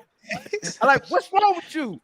But I ain't never because I didn't feel no threat. Now, if there's a threat, I'm gonna tell you this: if she got a gun and went to stabbing at me and stuff, I'm gonna knock her out. Like I'm done. I'll say it on here. Like if she tries to hurt my son, tries to stab my son, take his life, that's a whole different ball game. But as long as she's just acting woman and she's acting wild and screaming or whatever, trying to put his hands on him, she's no threat to him. He should just move himself out the situation. And honestly, if it's gotten to that point, even though I had some relationships like that with a woman before, like, and still kept dealing with her, he should get out of that situation. I should have got out of that situation, but yeah, I don't know if you watch. And by the way, shout out to Manic Genius, Sophisticated Jerk, Papi Blanco, Damien, and that asshole podcast for being here. I truly appreciate it. Thank you for coming. Like, did you saw like Will Nakuzi? Like, he posted the video where the brother is slapping the ish out of the sister, right? Mm-hmm. And basically, he's the older brother. The sister is a teenager, and the discussion is should he do it or not. And what was happening was when the brother left home, the sister actually was the most physically powerful people on the space. So she was bringing guys along when the mother said not to do it. She was chasing the mother around with whatever she had on her hand, trying to eat her and all that. Do you guys think that's justified, or do you guys still think men shouldn't actually put their hands into a woman? And please be measured so this doesn't go to whatever he has to go. You Just be trying to measured. hurt my mama? Our mama? Oh, she getting it. Trying to hurt our mama? Come on now. Yeah, my mama. If you try to put your hands on my mama, So there's gonna be mud. Some other place other than the ground. My other caveat to this, I wouldn't hit a woman the same strength I would hit a man, though, neither. But I would hit her to let her know, like, you ain't gonna just keep putting your hands on me. Oh yeah, but I would have the strength. Sharon, he didn't punch her, he didn't suplex her, he could do way what he slapped her. Like he's the hey, don't you ever do that thing again type of slap. It was a couple of them, but it wasn't a punch, it wasn't something that actually can literally put her like, yeah, bro, going to be bruised and swollen a little bit. But it was like some hard slaps, I'm not going to lie. It was not like some love shit, but it was not a punching thing. It was not nothing that was actually put her in danger to go to the hospital or to actually take her life. So, Ali, I got this video. If you want to blow my screen up real quick, I'll show you. I want to see what because this is basically what we were just asking, right? If the woman is just walking you down, what are you supposed to do? Are you supposed to run? Right? I got an answer for that. I got a real easy answer for that. I'll know what to do right now too. I already know what to do. I'll tell you what I'll do. I'll let you get your answer first, so I don't take your answer if you got the answer. Okay. So, ladies and gentlemen in the audience, ladies and gentlemen on the panel, if you have an aggressive woman at your heel, this is very simple. This is what I've been taught from my own mother. If you're fleeing, you give them a fair warning. Please, I'm trying to walk away from you. Please leave me be. She's still aggressive. I warn you again. Please don't put your hands on me. I'm trying to walk away. She put your hands on you. You defend yourself. You go off and hold her down and try to walk away. If it's any situation where she has a weapon, you defend yourself, period. One of the issues I have, because I have two kids, I have a son and a daughter, is that we don't raise our children to understand that hitting and fighting is a self-defense situation. You don't hit people just because you can. You hit people, you fight in defense. That's women and men. And also, too, I teach my son and my daughter the levels of combat. Meaning, if you have somebody that's bigger than you, and most men in the panel know this too, if there's a dude bigger than you, you're gonna bow down. You're gonna bow down respectfully. It ain't gonna be in a punk situation, but you're gonna know when to shut the hell up and try to avoid the situation. Why is it we not teaching our daughters the same situation? I don't know about that. If it's one dude, we fighting. I don't care how big you are. Come on, brother. I'm telling you. Look, I'm 42 years old. I'm 48. No, hold on. Now I've seen folks literally go off and say, still talking smack on a verbal level. Well, when you get to that point, you don't want to be like Martin, the episode of Martin, to get knocked the hell out. That's your ego. Nah, man. Most men have egos. So you thinking it back in your mind of getting knocked out. I'm not bound down to a single man life and letting dudes turn around. Hey, Black Thoughts, I don't know where you grew up at, but at my house, Queens, New York, show yourself around the town. You make it Queens, New You York. get some lad. You fight You could back. not show yourself. You'd have to move to like Stockton or something like that. You get that rap. So let me say this real quick. The reason why I even wanted to play that video, right, was because Damien said earlier that there should be no expectation of women to protect men, and I 100% disagree with that. And that's the same way that we're supposed to protect women. Nobody is thinking that we're supposed to protect women from women. That's not the thought. Even if in conversation we would get to it, that's not the thought. The thought is that we're protecting them from men. They also have that same responsibility to protect us from women. We shouldn't have to fight back with women. If there's a woman, assuming there's other women in the vicinity, but if there's a woman behaving that way, there's supposed to be some other women standing around not laughing, I see what you're saying. and videoing it. As soon as they see that, girl, you out of your mind. Don't disrespect that man like that. Don't talk to that black man like that. Don't treat that brother like that. Oh, you want to fight? Beep bop, bip bop, bip. Now go sit your goofy ass down. It's funny. It's funny. You know why it's funny that you saying that? Hold on, podcast. I got to give you a super chat first because it's for you. It ain't for me. Shout out to again, Be Love. I don't know why she ain't never tell me this before, but 199. I have a bite size crush on beans. I like them teddy bears. I think that's what it is. Shout out to Be Love. Hey man, take that to his page, man. I'm just messing. That nigga ugly as fuck, You know bro. what's funny about podcasts saying that? He is not ugly. Women will fight for other That women. nigga extremely ugly.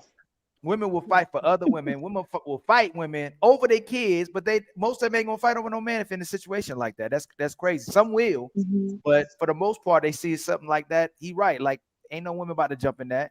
But that man, most men ain't gonna punch back either. But in that situation right there, if I ain't got no bike, if I ain't got no nothing, I might run.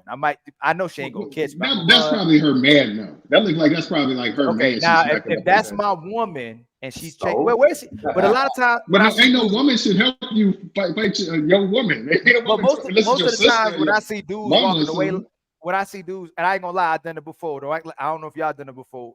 Man, I gotta admit this.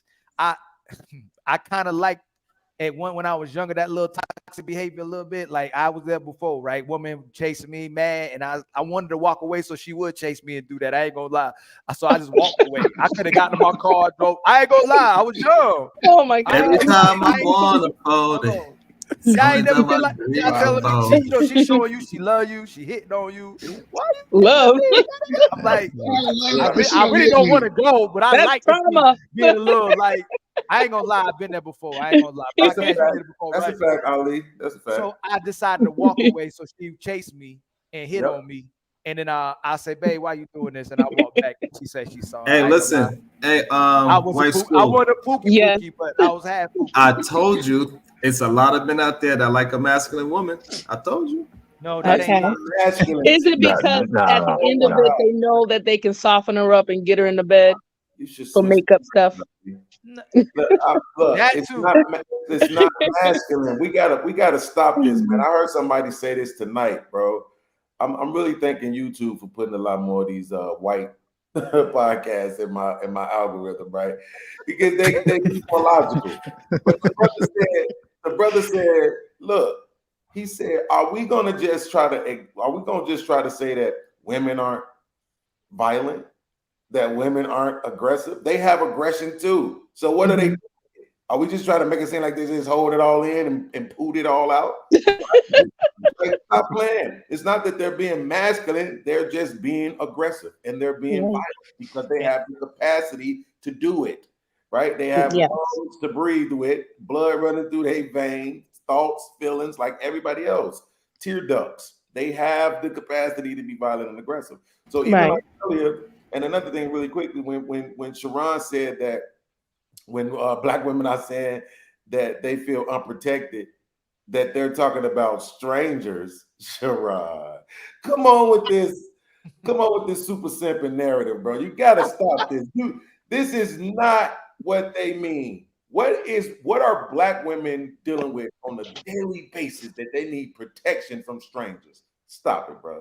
Like that's not what they're talking about. So you're saying black women are saying they need protection from the men that they know? That's a fact.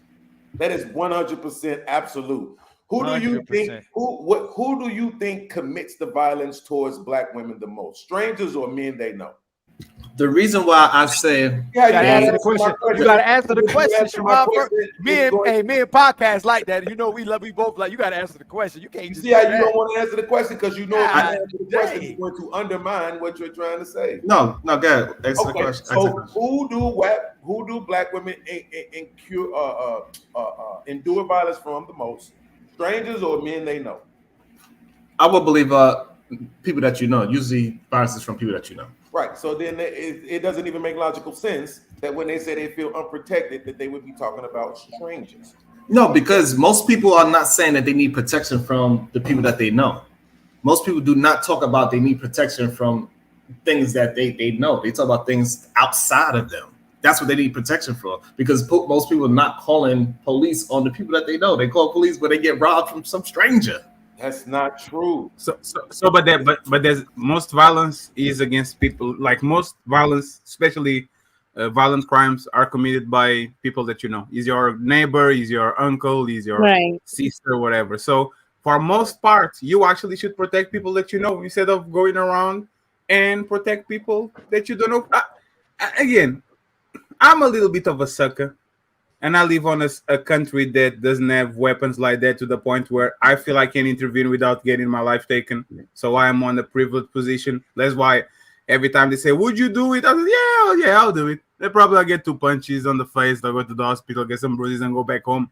On the United States, I think if I would understand the level of violence that could occur, I would not engage in most of the things that I would say I would engage. Like the thing is, we can't unfortunately remain the man that we were before.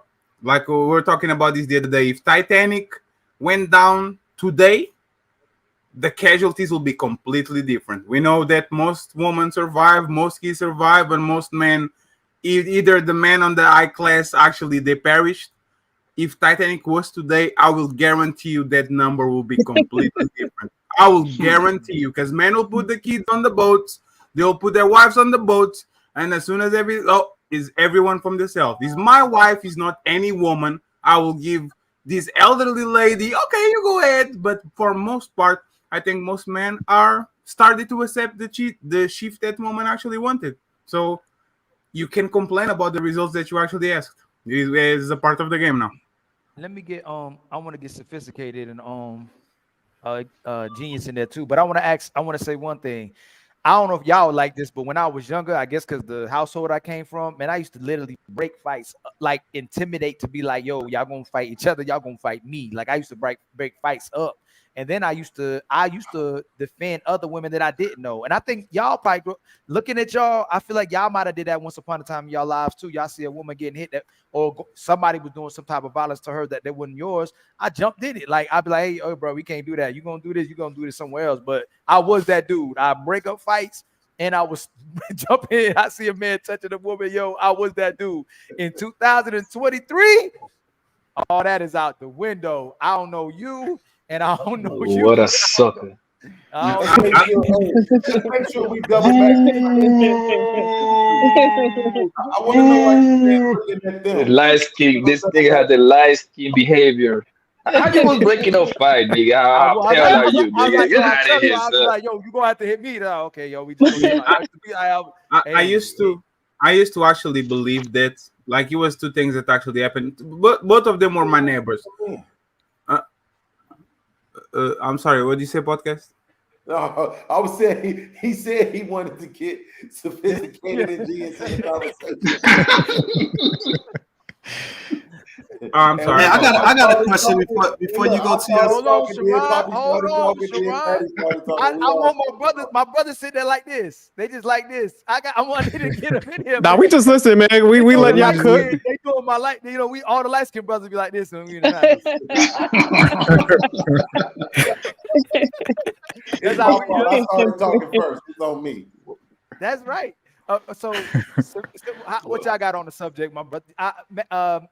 Jeans, I'll go to you first, man. I don't even think we even let you talk. I let you talk. I'm so sorry, brother. You can talk as long as you want. Nah, you did the introduction, man. I appreciate that. It was about good. 10 minutes, man. Go ahead and got about 10 minutes. It's light skin time. Yeah. All right, let me dim the lights. No, the fuck it ain't. No, when I'm here, nigga, get out of here. No, You that's know how fuck it ain't, nigga. Y'all niggas, you know how we be. y'all You know niggas how we lose your be. What turn, I'm nigga. saying is that there are known knowns and that there are known unknowns, but there's also unknown unknowns. Things we don't know that we don't know.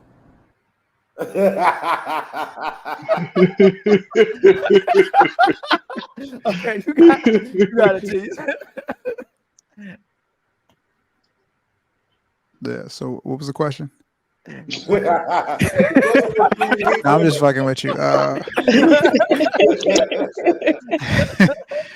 Nah, Ali, what you were saying about stepping in and breaking up fights. I mean, definitely there was a lot of different things. You know, when you're younger, you're not risking your life when you jump in front of some shit like that. So with me, I moved around a lot. So whenever I went to like a new school, it was always something. So I mean, you know, you go into a new school, you kind of getting the feel for everything. Like I took martial arts when I was younger, so it was never a thing. And the quickest way to like, you know, establish, you know, who you are is to get into a fight. So some places it just happened naturally. And then other times it was just a matter of like, you know, you see somebody else getting picked on and you just like, if I insert myself in here, maybe I can, you know, get into this fight and, you know, get back to the top of, you know, where I, you know, establish your place. And, you know, when you're younger, you know, win or lose, there's like a level of respect that you get from, you know, going through the battle and stepping into the ring. So that was one of the things that I kind of like, I did it for like two purposes, you know, one to like, you know, I was never a fan of people being bullied. And then two was to kind of like establish where I belong in like the whole like totem pole and type stuff. And a lot of times it would turn to a fight, and other times, a few times, it wouldn't be. It would just be like the bully and just like, nah, man, you don't really want it, or you know, they make up some little excuse of why not to actually go down with it. But you know, they'd always contact me or you know, and like on some one-on-one shit and be like, hey man, I hope we cool. Like I wasn't even trying to do that, and like all this nonsense. And I would just be like, yeah, just don't let it happen again. And that would be it. It would just be like a level of respect that I would just have, and I could just move like I want to move.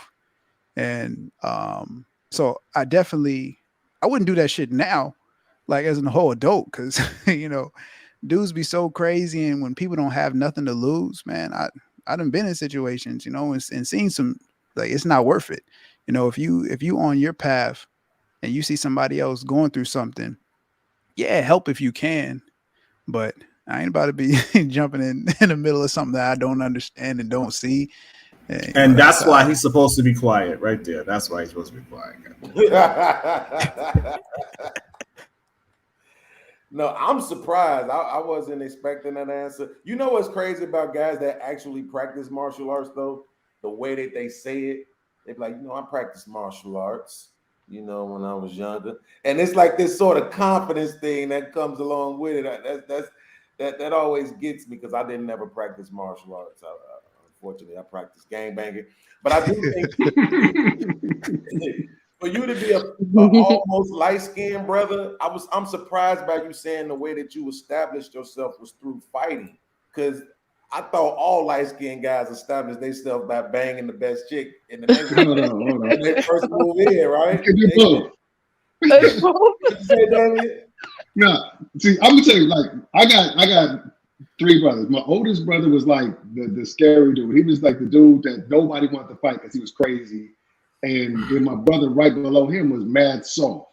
So they couldn't figure out what I was. So I got tested a lot in my hood because it was like, they was like, okay, are you like crazy like Derek, or are you soft like Desmond?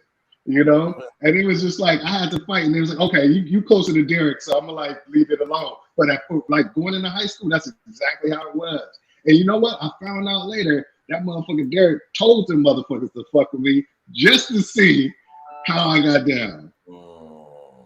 That sounds like some shit an older brother would do. It kind of does. It does, yeah. But I got some pushback on fighting is the best way to get involved in the neighborhood. That is not the best way to get involved in your neighborhood. If you want to tell a young man, you should tell him to get really good at a sport. Go to the local basketball court and hold your own. Don't call foul. or play football really good and tackle the hell out of somebody, or catch a really good catch. Do something like that. Play handball. Do some pull-ups. But yeah. But just going into saying, I'm going to go fight so I can make a name for myself might not be a good idea if you come from where podcasts come from, where they gangbanging. Because you beat up podcasts, he's going to bring up his boys and he's going to stomp your ears in. That's a terrible advice, bro. Like, How about you, Jerk? How about you, man? What's your I'm like, if you, I say going back to high school, man, I think you got to jump out there. What's that? I thought that was Shamar Moore. My bad. I'm sorry. This guy. Going back to high school, man, you got to go out there and fight. If somebody steps to you or they test you, man, you got to fight. I don't care what it is. I don't care if it's the worst situation. You just got to go out there and face them. And nowadays, I'm kind of ignorant, man. So I will try to stop some stuff. I would get in a fight. So I just want to, can I make it be known too? We ain't never talk about this. We actually got footage of what happened when Manic went out to meet Logic. I just didn't know if anybody ever got to see it, but I just wanted to show y'all what happened. Oh, shit.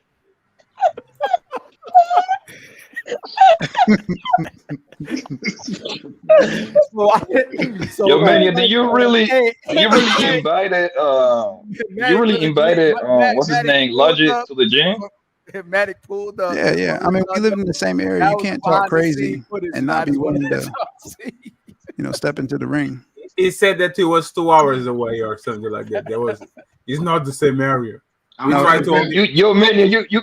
It's 45, you actually went to the ring? I'm going to bet Manic showed up. We tried to hold him. Manic was there. We tried to hold him accountable. He said, hold on, yo. He said, he's too small. That's what he said.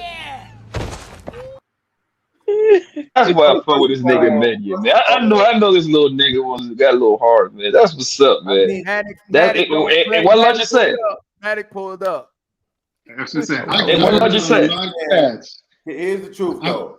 You don't get this is just me being honest because I like to be transparent, dog.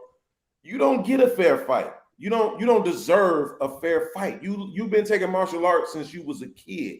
You deserve to get jumped. Like that's there's nothing for the street podcast.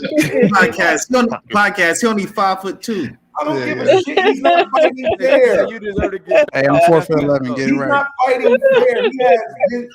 Look, people who study martial arts have visual advantages. They can see your body moving to throw the punch before you actually throw the punch. But that's not their fault that they came prepared. Podcast, you giving that nigga too much credit, my nigga. You giving Mania too much credit, bro. That nigga practiced karate at the YMCA, my nigga. Ain't no karate kid. You practiced karate at the YMCA. God dang. She said you can't be mad at him because he came prepared. No, that is to me, man. Like, just imagine you walk up on the nigga like, what you want to do? And he go, yeah. You like, come on, bro. You got it, man. Go ahead, man. He got to get his chi up. He got to get that chi. Oh my God, look like he about to do a Hadouken at you. You've been around the fights. You can tell. You run up on Manic if you want. You gonna get your motherfucking ass whipped. I'm Don't be cool, man. Don't be cool. I'm not talking about anybody. So Logic made the correct assessment and by not going. He made a good decision. Now he got to listen to y'all talk about it all the time. I don't know if that's a good decision. I got it in the clip. I got it. Damn, that nigga be talking that shit too. Hey, Ali, imagine this. In my hood, bro, we had a couple of guys, more than a few, at least a dozen, gang banging, killers, chief of the gang, drug dealing, drug lords, and new karate. Do you understand how unfair? That's just unfair, bro. You just got a monopoly on thugging at that point. You know what I'm saying? This is absolutely unfair. So we gotta admit men are valuable then, right? Men are valuable, right? Women ain't about to be doing that. And that brings me to my new topic. Should men continue to need women if women keep professing not to need? And it's not all of them, Ron. I know you about to go in real fast. But for the most part, if we're in this society where feminism has got us to a point where women said they don't need men, but men are still needing women and still pushing for it, to where look, Fatty will correct me in the background, like, hey man, you gotta be realistic from now on. I'm still doing some things that I shouldn't be doing in the background, but I can't help it. But at some point, do we have to let women take ownership of what they're deciding to do? So let me play a clip real quick, and we'll break that down real fast.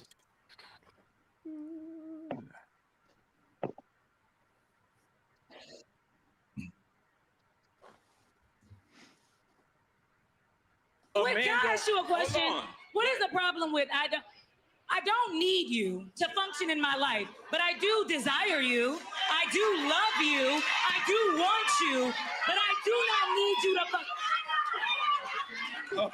SD, what's up, SD? So you talking that up on the humble, because that's and a lot of times I don't even fall in line with the traditional conversation, but like, that's not how that badge gets worn. Okay, how does that badge doesn't get worn as I don't need you, but I love you. It's I don't need you because you triggered something in me that validated what I thought about y'all all along.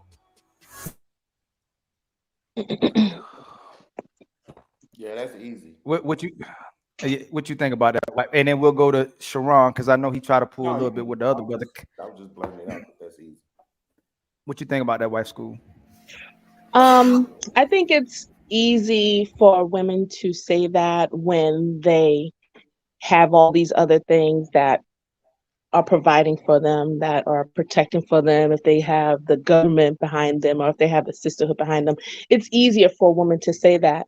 But they say these things, but then we see videos of them sitting in their cars crying, breaking down, saying, we need you. Like, okay, what is it?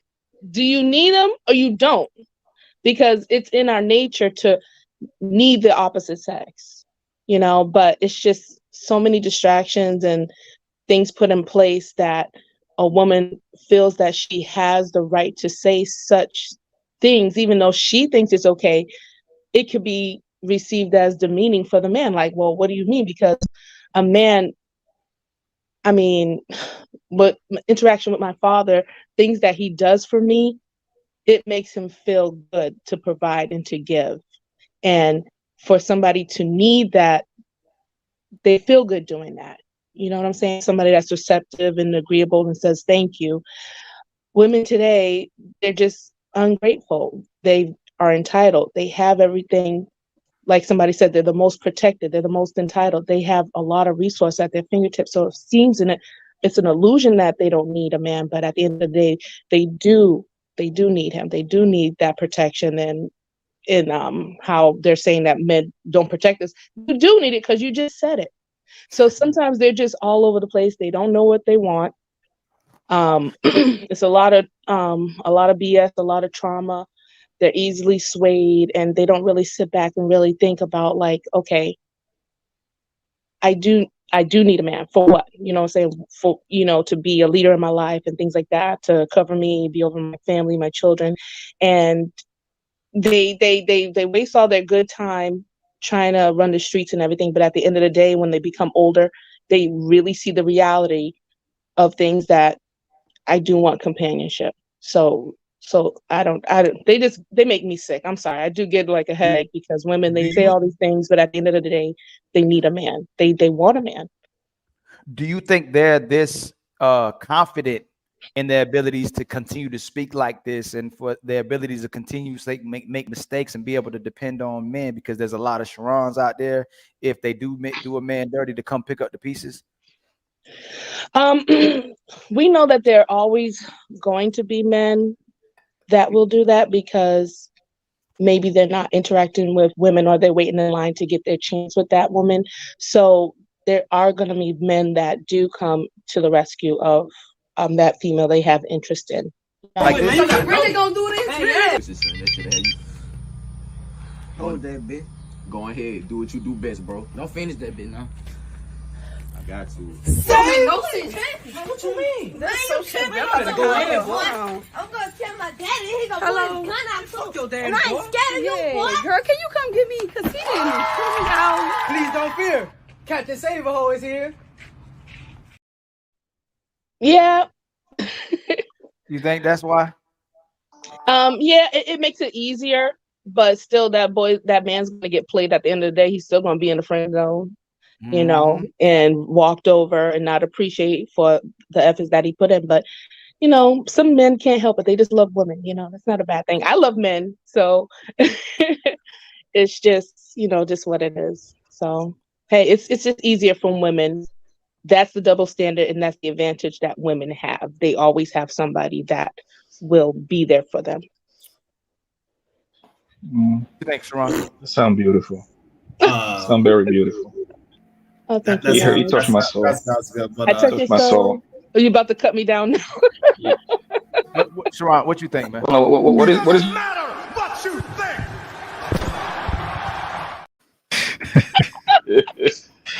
what is the lady name?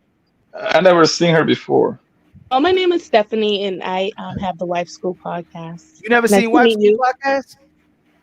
This is my No, first time. I'm The one wife of the school? humble Hold on. people. You teaching bros how to be white now? You got a school for that? Inspire them in their femininity and be better, to be good wives for men. Yeah, learning from my Listen. mistakes and what I've done How's in that? my previous marriage. Yeah. Hey, How's that Stephanie, going? If you How's that want, going? Oh, He said, I Sharon, have some people that agree. And I got a lot of pushback from women. They call me a mammy, a pick me, Pick because me, yep. I advocate for men. You know what I'm saying? So I actually care about men. I actually respect men, and I get a lot of pushback for that. So it's going all right, but I mean that comes with the territory when you're trying to actually spread truth and accountability. So that's what it does. So I have You're a doing the question. right thing. I have a question for you, right? Even though you are aware of woman behavior or the way that usual women like interact on relationships, do you really can control your emotions to the point that you don't behave like most women? Because when like I learned this by like even women that have good game about how you should behave, how you compose yourself. As soon as it's their time to get on their feelings, they behave like all the other. Like they literally go from "Oh my God, I wish she was my wife" to "Oh shit." She's literally the same. Like, do you like when you look at the mirror? Like, do you believe that you are one step ahead and you actually can control yourself? Or do you think as soon as those emotions flare, you actually unfortunately fall into the same trap that most women actually fall? I find myself falling into that trap when I'm driving, like, because I know I have a little road rage, but I'm not actively, you know, attacking people out in public. I don't move like that. But like when I'm in my car, that's when I'm like, oh, you better get out of here, Negro. You know, like, oh, that's why your cars are bumped up. You know, like I do get in that little mode sometimes. So I ain't gonna say that I'm a princess on a pedestal. No, that's not the truth. I accept that I can take a couple of breaths before that side comes up because I'm more aware of the situation and I'm more aware of myself. I can see that this man or this sister is triggering me. Yeah, I want to act like a Negro. I want to act like a, you know, ghetto sister. I don't, you know, but I have to, you know, worry about my reputation. Like my name is everything. You know, I worked hard to become a better person. And how can I be better helping other women to see their faults if I'm acting all crazy too? You can't even tell the difference. So in that sense, I do have to roll out discipline in my life. Always check myself. Always be around people that are holding me accountable. Always holding myself accountable. I have like we was talking about, we have children. I have children that are seeing me operate. I don't want my daughter acting like that. You know what I'm saying? I want her to be a good, agreeable, feminine girl. And yeah, we have our sass here and there, but I don't want that to be the main character, main thing that she's judged and based on. You know what I'm saying? So you do have to, when you know better, you do better. That's me, right? That's okay, Patty. No, I got it, but there's because I don't know if you know. I don't know if you noticed, but you went through everything that is actually not you dealing with your man, because we know that our woman gets us on our feelings, like as it's like. Let me put it this way: when you have expectations about people, you're bound to actually get in your feelings, get hurt, be emotional, be reactive, right? Yeah. I'm not talking about like you're a human being. You have road rage. You do. I'm talking about you being triggered by things that your special person does, right? And there's like actually, for example, I'll give you. This example actually is pretty good. Okay. I am very aware of myself. The thing that actually triggers me the most is me like a feeling that I can control is frustration. I can't. I can control anger. I can control happiness. Frustration is something that is going to be very apparent to me. I love my younger brother. I will die for that kid. I will do whatever I would kill for. I will do whatever. If I go on a trip with him for 1 week, I can't stand him. If he breathes the wrong way, I'm looking at him funny. If he's walking around the streets when we're out of town and he's not looking and he's looking on your phone, I get mad.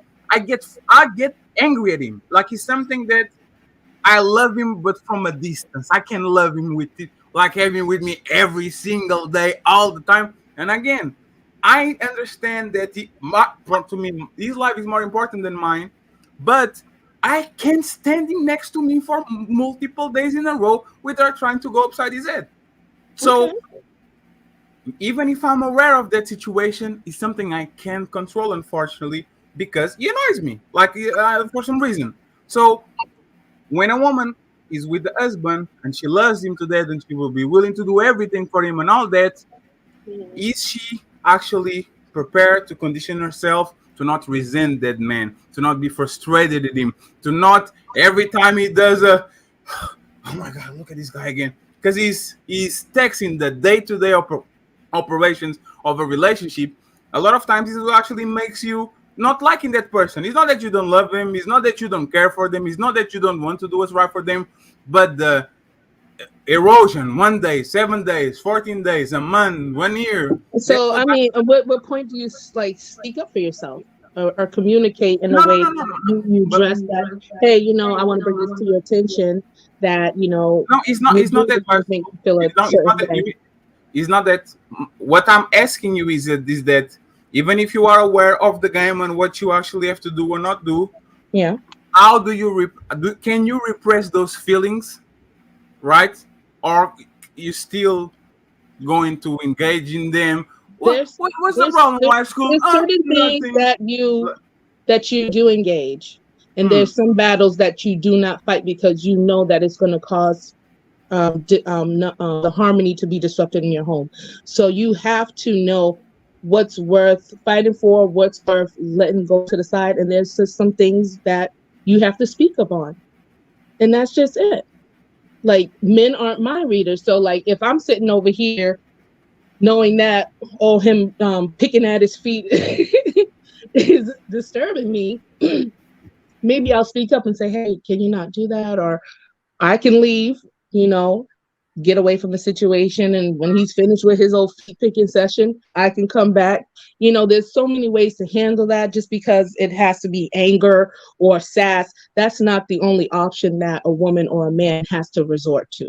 And actually, we need to work on our communication skills a little bit more. And then I think we could be more on the same page, just like we're on these panels, just like we disagree to agree. The fact that we're just coming here and communicating those thoughts and ideas makes us have more of an understanding between one another, even though like what the hell y'all be arguing with your girlfriends? What do y'all be arguing? Sharon, don't do that. I think that most men understood what I'm saying. I think you like this from a man point. Like my point was, I can talk with you guys whatever I want about team. I can say, oh, my brother does this and does that. Be hyper aware of that shit. I can control the way my feelings come across. I can't. There's a subconscious part of your brain that works when you're sleeping. It controls your pulse. It controls your blood pressure. It controls, like, you can't suppress that. You can train yourself like a monk to try to actually regulate them, but most people can't, right? So is the unconscious, like the resentment building, for whatever reason, everything that the person does is never enough. Is the like, you see, like, do you guys see what I'm saying? Like the part, No, because you're on that's a person's issue. If you know that person, if you couldn't stand him, why would you even choose that person to be with? No, because because it's a slow buildup. Everybody feels that sooner or later. It's a slow, like he's a death by 1,000 cuts. You come on a relationship happy-go-lucky, and it starts to become more realistic and more cool. And now you like it's a mature feeling. And now that's a mature feeling. I love you not because you do something for me. It's like I choose to love you. Now it becomes like a 1 cut, 2 cuts, 7 cuts, 100 cuts, 150 cuts. Like you got Sharon, you are shaking your. You are in a relationship for 10 years, and you don't understand it. So I'm kind of confused. The only reason why we can be Ali, confused. can you give me just a second? I'm going to say just one thing. Of course. So you never got to a point where you get on the rage just because the person that you love didn't put the seat up, or because they left one sock on the floor, and that shit is nothing. But because he's like 1,000 little things before, now you look at it. If you left your sock on there for the 1,000th time, and I'm just like, oh my God, I just let you. Okay, say I said, oh, I just let you have my mind for that 2.2 seconds. Like, you can always apologize for that. It's not something that is just going to be long standing, whatever. You have to decide in that moment in your relationship. Okay, this girl, she went a little bit crazy. Okay, maybe I won't leave my socks there next time. Or maybe I was just being off the chain that day and I probably emasculated him a little bit. Let me go back and apologize. And I need to calm myself down. So if you guys are in a mature relationship, that's when the communication has to come back. I think you are missing the point. It's not the same. You are actually entitled to anger if somebody corrects you 3 times and you don't correct it. Like, you don't correct yourself. Yes, you at me. If every time you say don't leave your socks there, you get like, I'll leave the socks again, you are actually entitled to say, hey man, stop doing that. I already told you. That's fine. I'm talking about things like little things that are uncommunicated. Every relationship, it gets a buildup. It's going to start annoying you. It's going to bore you. You're going to say, don't do this. And then the next time, hey, put your seatbelt. And by the end of the week, you just get mad just because she literally did your food prep and she forgot to put the utensils on your bag. Right? It's this little thing. It's not the same thing, but it's going to build up to the point where now this is a big fight because you won 7 cuts. Like, I don't think that most women, I think most women feel that. I think most men feel that. I just don't think that we talk like that and communicate like that. And even people that say, I never argue with my wife. I think erosion, especially on a long relationship, is bound to happen. You are bound to actually have very big fights because of very small things that accumulated time and time again. So Sharon says he's in control. Like, Sharon is a masterpiece. Like, for some reason, he just functions on a superhero level where he never felt these things. I, for example, know myself to the point I'm not going to engage in a relationship because I feel these things constantly. It bothers me. Like, it actually bothers me that I can't control who I am at certain point of times because I have a pre-existing idea of you, and it's going to pile and pile and pile and pile to the point where I actually can't function with you anymore to the way that I actually wanted to actually function. So I'm just asking you guys, most of you guys are married, their families, relationships, all that, if you actually feel the same, because I never saw nobody talk about that. Ever. Like, I never saw somebody actually talk about that on this page. The question was,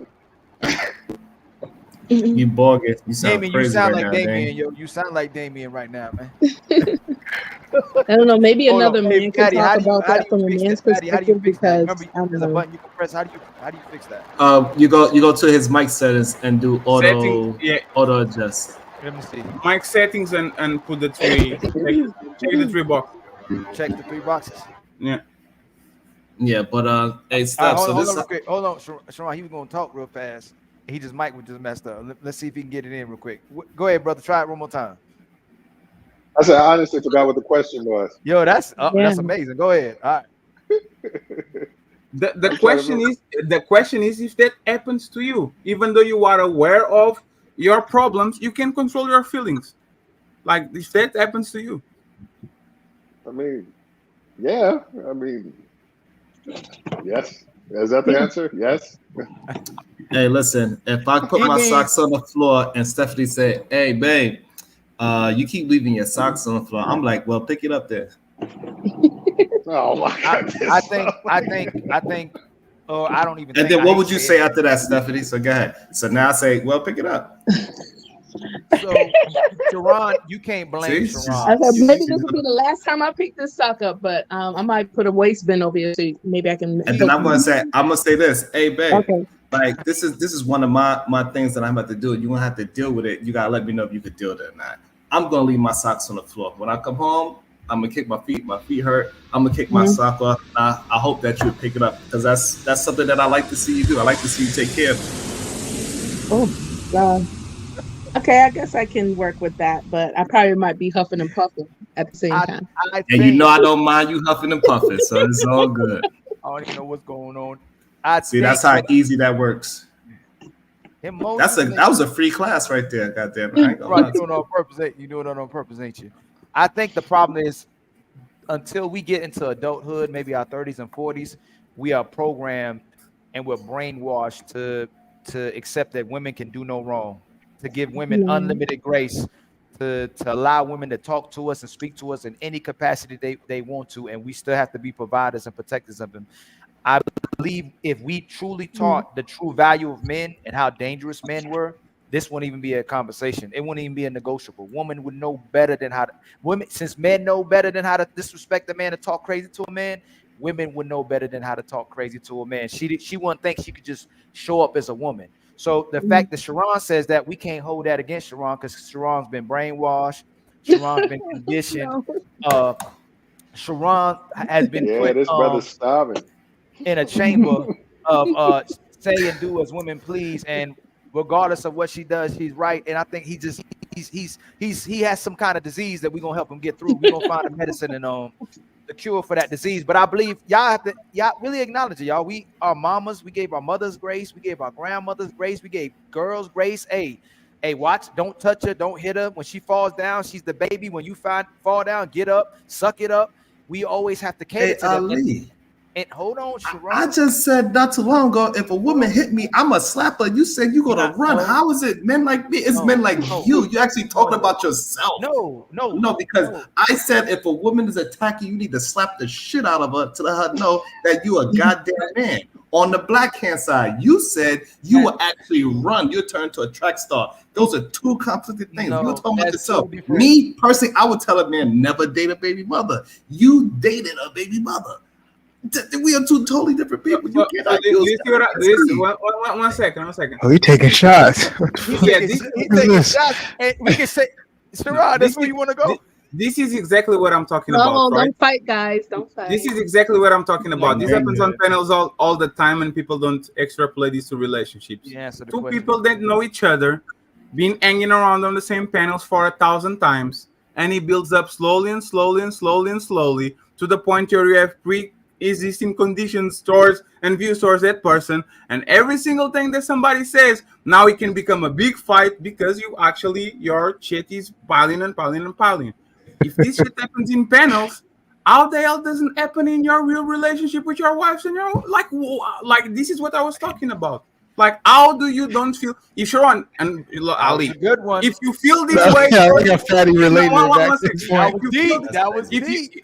you feel this way towards each other on people on panels, how the hell can you not build sad sentiment with people that literally sleep on your bed? Shit on the same toilet as you, they shower on the same place as you. There's a different level of consideration.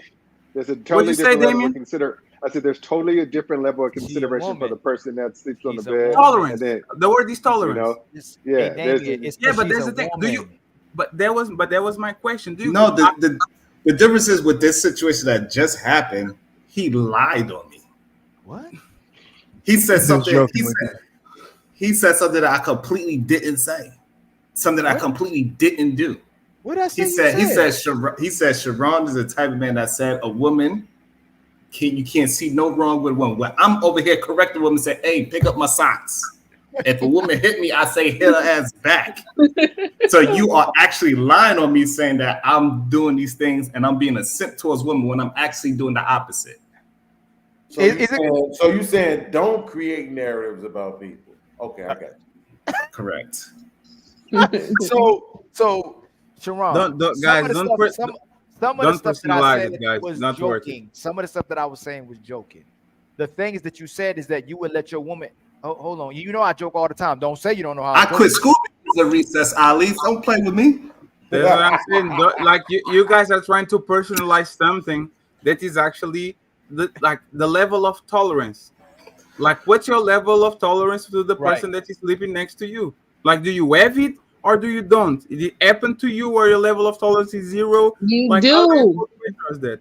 Hey, so my next thing is this. Like, so Ali was playing with me. Hey, Beans, did it seem like I was angry when I was shooting back at Ali just now? Did I seem angry? I don't think that you were actually trying to use that in that particular scenario to attack him. I think you was trying to use it to make the point that I can say something about you that's absolutely true, that is relevant to what you're trying to say about me. So I don't think that was anger. But you derailed based on what we trying to have the actual conversation on, like you do to almost every single person each time. We'll tell you one thing and you'll respond to what you want to respond to that you could have responded to probably 2 years ago that we were talking about versus what we're talking about right now. But you gotta have proof when you say that.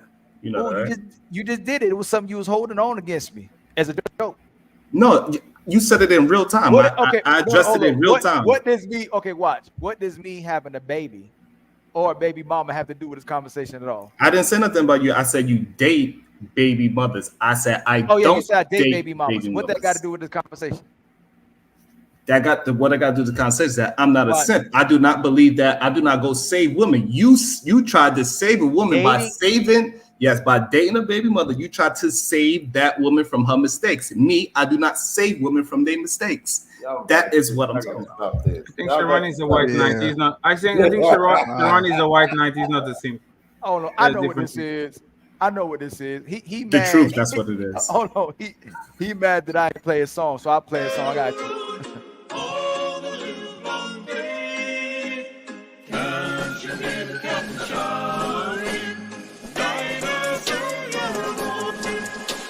It's Captain Save a Ho, hey, it's Captain Save a Ho. It ain't a bird, it ain't a plane, no, it's Captain Save a Ho, hey, it's Captain Save a Ho. Y'all, it's Captain Save a Ho, and he came to save the day, no, it's Captain Save a Ho, hey.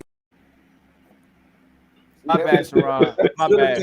I forgot I didn't play your song before you came through, so I thought I'm sorry. I apologize. I should have played that when you first came. Ali, let me say something real quick, right? Because I just want to get this out because I've been wanting to for a minute.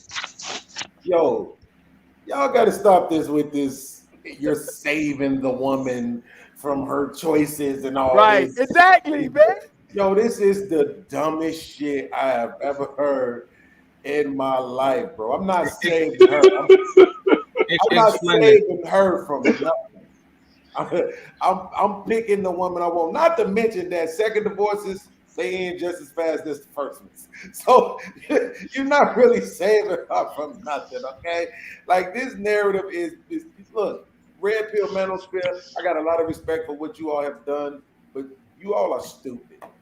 And y'all got to draw back a lot of for real, bro. Y'all got to draw talking points that y'all use, bro. It just be sounding so dumb, bro.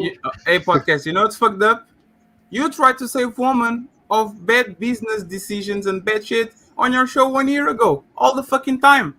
All the fucking time. Hey, this is for your best interest. Hey, Jelly, I'm telling you, don't do. You literally did that shit and she wasn't even your bitch. So how is that a fucking talking point? We men, just by existing around women, we try to deter him from doing some dumb shit. We do that shit all the time, even to our friends. Our podcast is beating me. Should I leave the relationship? Yes, leave. That's you protecting the woman from herself and her bad decisions. How is that a bad talking point? No, it's not. No, it's So not. what the hell are you talking Listen, about? Is that explain to me? Elaborate Okay, so yourself. First of all, Elaborate. see, first of all, I have to thank you because you just made my point. Because you No, I just didn't. brought up Jay Ali as if No, it's an example. Drop the name. Of what? Wait. So you never tried to. You thought that he was on the best interest of said woman to actually go to a different route, and you tried to correct them and guide them to the other way because you thought they were doing some dumb shit. That's protecting the woman from herself. So a man can never give a woman advice in life. Right. No. Who said that? That's what you said? No. Stop. Again, you guys are not listening. You protecting a woman is a lot of times giving her advice or guide her into a place that she's not going to hurt herself from doing some dumb shit. You guys do that I agree all the with time that. to your girlfriends, to your sisters, to your mothers. How the hell you're not going to do that on a relationship? You do that all the time. Even if it's not on purpose, you do it. So let me ask you a question. Does intention ever matter? Absolutely. Okay, so if intention matters, then that means you're wrong. Because this, even if I use the Jay Ali situation, I'm not trying to protect her. Honestly, I was trying to protect my own brand. I was trying to build my brand while assisting her in building her. So you were lying. I wasn't trying to. You were lying about two different situations. I don't know, but there was nothing to protect. I say that intentions matter, but just because intentions matter doesn't mean that subconsciously you a lot of times don't do the same. A lot of times subconsciously you just pull a woman to the side and says, "Hey man, don't go that street. I know you're going to have some problems down there." Either if he's not actually you actually, even if you don't care about the woman, you actually sometimes help people do some right decisions. We talk about the youth. I'm not denying the actions, but that's why I actually do intentions matter, right? Because I might by default be protecting somebody by what I'm choosing to do, but I'm not doing it as a form of protection. Yeah, no, but podcast. Wait. Just let me make sure, because the reason why I'm saying that is when Ali chooses to date a woman and she might have a baby, he ain't doing it to protect her. He's not saying let me help you get over. You're doing that for the pussy. That's fine, podcast. Choosing a woman the same way every other man chooses their woman, with their eyes. That's fine, but you know what's funny? You know what's funny? If I replace woman with young kids on the hood, you would understand completely. You can put $1 in their pocket. You just go ahead and give a head of advice. Hey kid, don't do that. Don't sell that.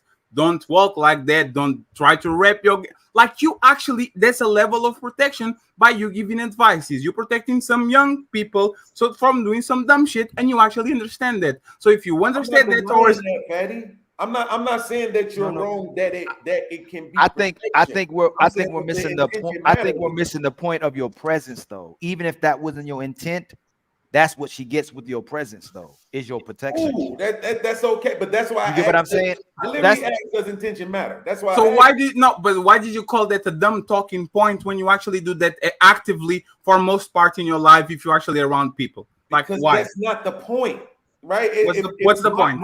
Because my intentions matter to me. Why I ain't doing the way the world sees what I'm doing, the world can go fuck itself. Right? Yes. I'm doing something because I want to do it. I'm doing it because it's the best thing for me to do. For you, that matter. If you think that it's doing something else, it may be. You know what I'm saying? You never did something for your lady that actually will jeopardize you, put you on a kind of precarious position, but it's good for her and for her well-being and for her psyche. You never did that. You literally moved from Chicago to whatever you did. You actually sacrificed multiple times your well-being to put that woman on a position where she feels protected and actually safe. You did it multiple times. I was there. So the fact that you turn around and you do that,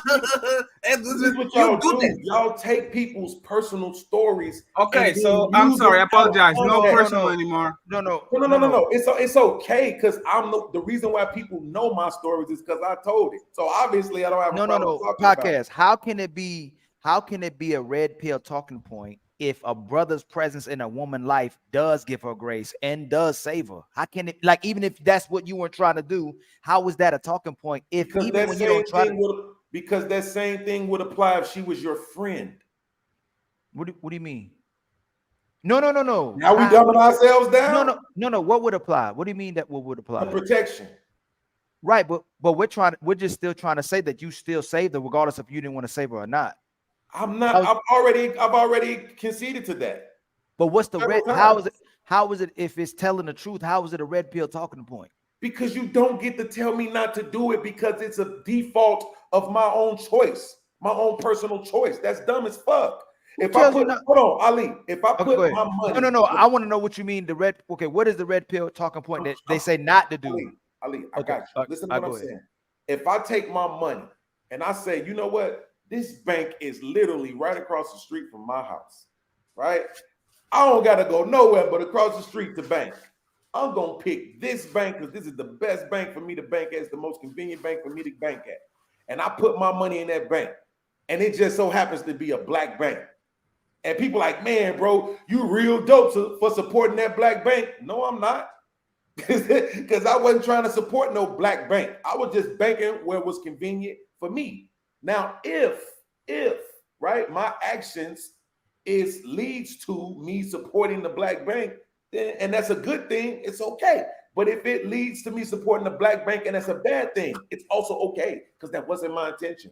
I don't care how everybody else views it. That's why I asked, do intentions matter? If they do matter, then me choosing this woman, I met this woman and I met her about everything else besides her choices in life.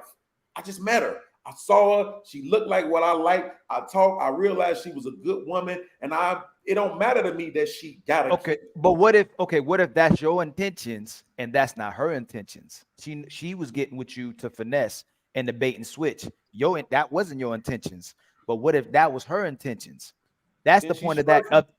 But that's the point of that of us calling it a talking point. No matter, regardless of what's happening, whether she comes there with good intent or in bad faith, you're still providing value to her. You're giving her grace. You're giving her a second chance. And the talking point about that is that the majority of time when you're giving this woman grace, if she's reciprocating what you're giving her, that's why I say that. Can you do me a favor? Of course. Can you answer the question that I'm about to ask directly? Okay, directly. I know we like direct. Okay, here we go. If us men keep fucking these girls soon as they turn 16, 17 years old, and we keep putting babies in them, how are we ever going to be able to not extend grace to baby mothers? I say the same thing. Then what the fuck are we arguing about right now? That's the reason why the talking point is stupid. No, you can't tell black men that they're rescuing black women from a situation that we put them in. Yes, No. Hold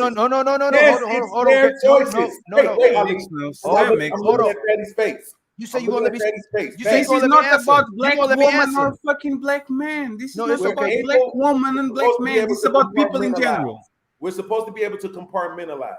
Okay. Right now, I'm speaking from the man's point of view. Okay. From the woman's point of view, we understand that it was her choices that put her in that situation. Right, but that you're not adding the caveat. You're not adding the caveat. If I have a kid with her, then she has to cooperate with me. And she has to listen to my instructions. And if she doesn't listen to my instructions and she doesn't cooperate with me, she doesn't get my protection or my coverage. It's simple as that.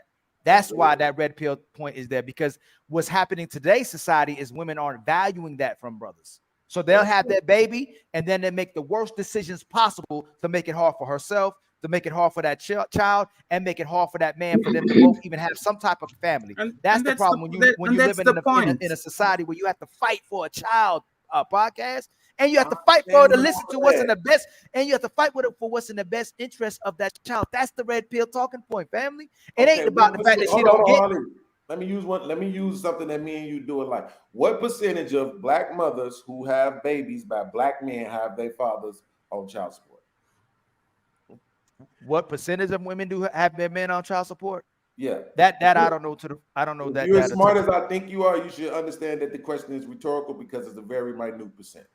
Okay. Right. So because of that, the women who you're talking about right now, a very small percentage. What's the small percent? No. Who you're talking about right now? No. I think this is what I'm saying. A lot of women, when the man has a child with that man, when a man has a child with that woman, don't want to listen to anything that input that man has on those kids until she does. That's the problem. So forget the child support. I'm talking about the fact that when we have these children, if a man's supposed to protect and provide, that woman's supposed to listen and cooperate. That case closed. If she can't, God gave that man the nature to walk away and go start a whole new family and care nothing about that kid or that child. And he has every right to the core. Oh yeah, he has every right to the core. If you have a child, the woman can put the child, can put the community. Hold on, let me finish. We live in a society right now where it's happening. Men are working their behinds off, giving everything to the community, still say it's their duty to protect and serve, and women are still changing that to toxic masculinity because I tell you to put some clothes on, because I tell you watch how you carry yourself, because I tell you don't put my kid in yourself in harm's way, because I tell you to watch what you're doing, and because I tell you to know how to be a wife, know how to keep your legs closed. All of it is toxic. We're living in that kind of society today. That's why that red pill talking point is there. All these mothers, all these men are sacrificing everything, trying to fight for something. The women are going, I don't care about that. I'm doing what I'm doing in my best interest. I'm doing what makes me happy. I'm discovering myself and still investing in self-love, not my duty to this man and to this child. That's the problem in today's society. Podcast. So is stop having sex with these women a red pill talking point? Is what? It's not having sex. It's being a virgin. It's being celibate. Dig discipline is a talking point. It's a little bit of the talking point. Yeah. Don't shove your dick in crazy is a talking point. Yeah, that's a talking point. Pick well who you fuck is a red pill talking point. But dick discipline. If you have wrap it up. If you're gonna have sex with somebody crazy or somebody you shouldn't have kids with, at least wrap it up. Don't date while you're broke is a talking point. Like a lot of these shitties. Don't put yourself in a position when you're not going to make the life of the woman that you're engaging on the relationship easier. If you're going to insert yourself in her life and the shit is going to be worse, don't even engage at all. That's literally you protecting the woman by not doing some dumb shit and try to date her while you're broke when you can't even take her on a date. You know for a fact that if you don't have those tools, you are going to feel self-conscious about yourself. That is going to actually spread on the house. You're going to be a dark cloud over your heads just because. So it's not a red pill talking point. It's real life. Most men, when they engage with a woman, I'm saying solid men. I'm not saying the guy that puts a kid on a woman when she's 16 and doesn't take care of it. There's not the average man. Most men will make a life of the woman easier. That's literally our goal as a man. If you're going to put yourself in the life of a woman, the first thing you have to tell her when she asks you, what do you bring to the table? Your life will be easier with me here. You'll be less stressed. I will be able to solve problems that you can. I will carry a load that you can by yourself. That's my job. So it's not the talking point, it's real life. And if you actually don't protect her from herself and her bad behaviors, you are a shitty man. End of story. Okay. If you're talking about yourself, let me read this real quick. Let me read the super chat real fast. Let me read the super chat real fast, and y'all go, because I love the super chat too. It's from Tony, the freedom. Black man, black men are gods. Make something from nothing with a $2 super chat. Thank you very much, my brother. I think that's my brother. Yeah. Ali. What percentage of single mothers are single because they aren't cooperative? What percentage of almost all of them? Nobody knows the number. Watch this. Watch this. Nobody knows the number. No, watch this. No. I'm gonna tell you, a podcast. I'm gonna be real. If a woman is engaging with a man that she was already not going to be cooperative with while she's engaging with him, she already was there to finesse and manipulate. Wants to fuck. So I'm gonna say this. And with that, I'm gonna say 100%. Unless that man deliberately married her and quit on her, I'm gonna say 100%. I'm gonna go on the line. I know, that's fine. I know that's fine, but I'm gonna do that. You don't know the number, and podcast is asking a question that is not quantifiable. How do you know that? Do you do a census? Do you ask? Oh, self-reporting. This is what I'm saying. If she's engaging with a man, if you raising up your daughter, are you going to tell your daughter to deal with a man she's not going to cooperate with and waste her time with having sex with, open her legs with? Think about what Fatty just said about Hey, podcast, I asked you straight. Podcast, I asked you a straight question that time. Oh, you asking a question? I'm sorry. Go ahead. To you, if we're raising a daughter Are we going to teach our daughters just to deal with men for nothing, or are we going to teach our daughters to deal with men they'll cooperate with? The latter. Do you understand what I'm saying? So if a woman dealt with you, he was dealing with you to get something out of you or to commit to you. And that's why my thing is, she's not, let me finish. She isn't yours. Because if she's yours, it's all about what you said. Her investment is you. She pushes you up. She builds a family with you. If she's coming to finesse and use sex, you don't even know if you can make her come or not. And she could, and a lot of times women suppose they ain't coming, right? So if she's coming to you and she ain't even had sex with you yet, she knows she's going to use sex to try to get something out of you if it's not what she wants. So if she don't get what she wants, she leaves. Unless she's going to operate under what you want. But go ahead, brother. So here's the thing, right? It's a few people who actually understand. Black Thought, go right after him, family. When you're operating on a different level, right? Intellectually, not saying smarter, but just intellectually. The reason why the question is relevant, Fatty, it's not because he can actually produce the number. The point is that he don't know. So but it's very just say. Absolutely. Just say don't know. I don't know. Yeah, I don't know. No. You know I don't know. You know I don't know the number. But I don't know. You tell me. You tell me the number. So you could, if you want to talk about it, you tell me the number. If a woman comes, if I know a woman, right now, if I listen, right now, podcast, you could break up with your woman right now, and I meet her. I go, hey, what that brother do wrong? And she go to say something goofy. I go, so you didn't like what he was telling you. You ain't like you. How long were y'all together? How long y'all been together? Podcast. How long y'all been together?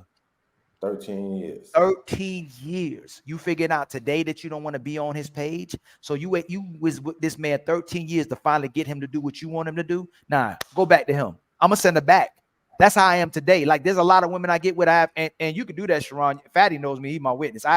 I give women questionnaires now and ask them questions and make them look goofy and stuff they lying about. If she came to me and this dude didn't do nothing wrong to her and all she could tell me was, he didn't make me feel this way. He didn't know how to communicate. He wasn't emotionally available. He was, you ain't want to do what he wanted to do. You need to just go back to him because I'm gonna do you worse. I just being honest. It's straight up. I'm not trying to impede Black Thought, but here's the thing, brother. I gotta ask this. I just gotta put it out there. I need to be able to put periods on the end of my sentence. Of course. When you feel like y'all don't like what I'm saying, that shouldn't be a reason for you to interrupt. Who? I interrupted you? You didn't. No, Ali, you did. Fatty, it was me. Fatty, come on, Fatty. No, it was me. Fatty, come on. And Black Thought take you, and I apologize. I'm gonna tell y'all this. Hold on before Black Thought goes. This is a serious conversation. I think you're extremely valuable to the space. I think Fatty is extremely valuable to the space. I'm more valuable than him. Can you be honest? And I know y'all got this thing going on, and I know why y'all got this thing going on. No. I know. Ali, we good. Ali, we actually good. We good. I know y'all good, but I'm asking y'all to do the best y'all can to figure this out. I know it's y'all might not even want to. Absolutely not. There's nothing to figure it out. Man, we actually good. You know what? We know why we good. For example, I go to his page, he blocks me. It comes on my page, says, "Can we talk in the back?" I said yes. I make him wait, and then I leave. Get it though. Afterwards, it's just the art of. How old are you? We good. We are great. Come on, Ali. Can we get? Let's not. Just you look young though. Okay. Why can we? I just no. But I'm gonna tell y'all this before he goes. Before he goes. Hey, Fatty. I wish y'all could just. Man, y'all just. I don't know. Oh yeah, the power of friendship. Yeah. Can you give me some gummy bears now? Ali got hope. Ali got to finish my fucking sentence. You can't finish before we become friends. Podcast. Being rude, man. Give me a hug. Podcast. Give me a hug. I'm going to take it personal, Ali. If you don't allow me to finish, go ahead, man. Finish. Go ahead. I shut up and let these guys speak as long as they wanted to. I know. Go ahead, Pop. Go ahead, podcast. The question is rhetorical. Right? When I ask you that, the point is for you to acknowledge that you don't know, that you can't quantify. You know what else you can't quantify? What percentage of men made babies with the intent to marry the women and protect and provide for them? You also can't quantify that. But when we're talking, we speak as if we know the intentions of men. Bro, listen, we have to. I'm telling y'all, that talking point, whether you want to accept it or not, is dumb as shit. It really is. And let me explain to you why. So I'm watching this show, and this girl is on the show, And she says, I think the reason why men behave this way is because of toxic masculinity. And toxic masculinity is when you do this, and this. And the host said, do you think there's a such thing as toxic femininity? And she said, I don't know. But even if it is, I wouldn't know what it looked like. Do you see how fucking stupid that sounds? You're a woman and you know toxic masculinity exists and you can explain thoroughly what it is, but you don't know if toxic femininity exists. And even if it does, you can't explain what it looks like. That's how we sound, bro. That's how we sound when we try to make it seem like we know everything that women do, why they do it, how many of them do it. We could say 80%, 90%, 100% of them. But then when it comes to the men, no, most of these men are out here trying to, bro, stop it. Let me right? I want to make sure I don't interrupt. Okay, we be trying to get laid, and I'm not saying there's nothing wrong with getting laid. I'm not saying there's nothing wrong with making babies if you don't have an intention to marry the woman. I'm not saying nothing is wrong with what we're doing. I'm just saying we look stupid when we dumb ourselves down and don't want to be going on, bro. We participate in the making single mothers. We participate in it. We do. And guess what? Some men, and I'm going to just quantify it myself, I'm going to say 40% of men, that's what the fuck they qualify for. That's a fact. 40% of men qualify for those kind of women because most people just get up and go to work and come home. And that's not a life that most women want anyway. So let's just keep it a buck when we have these conversations. Thank you. Damn, I could see your black thoughts. Shit. This nigga here. Are you podcast? Are you finished, my brother? Yes, sir. Thank you. How many women you know with 10 kids? None. Why not? Well, in my opinion, I think that women, once they really started working and figuring out how, like really working, not like the regular go clean the white person's house jobs, but like punching a 9 to 5, 8 hours a day, 5 days a week, sometimes 10 hours a day, 60 hours a week. They realized how hard it was to make $1. They want to sit around shitting out a bunch of kids and have to donate all their money to their kids. What's the main answer? So why they don't have 10 kids? It's because they work more. They have to provide for them. What's the real answer? Because they're not married? No. I don't know. They didn't want 10 kids. Oh, well, yeah, exactly. So if they didn't want 10 kids, could they control having 1 kid? Of course. But you see what you're doing again? No, I'm not being genuine. We don't. So there's one where I could take an L. If I busted a woman, I was irresponsible, right? I didn't want to have a kid. I busted in her, right?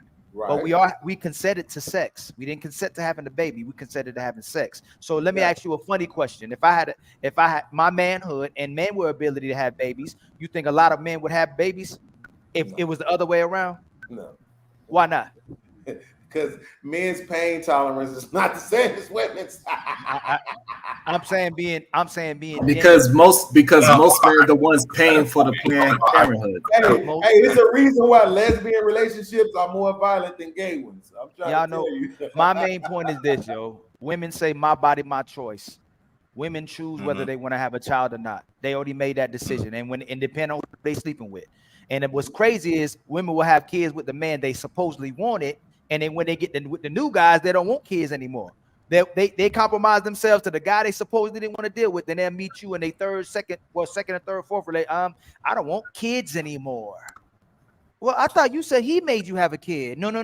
I don't want kids anymore. Just remember that in these conversation podcasts when you're dealing with older men. All of that. So how can you? Point. There's nothing you can say that I don't know. How is it? So how all the shit that women do? Then how you put it? Because the point is that how can we as men, I want you to answer me this. How can we as men tell the women, y'all need to be accountable? And then in all of our conversations, we're not holding ourselves accountable at all.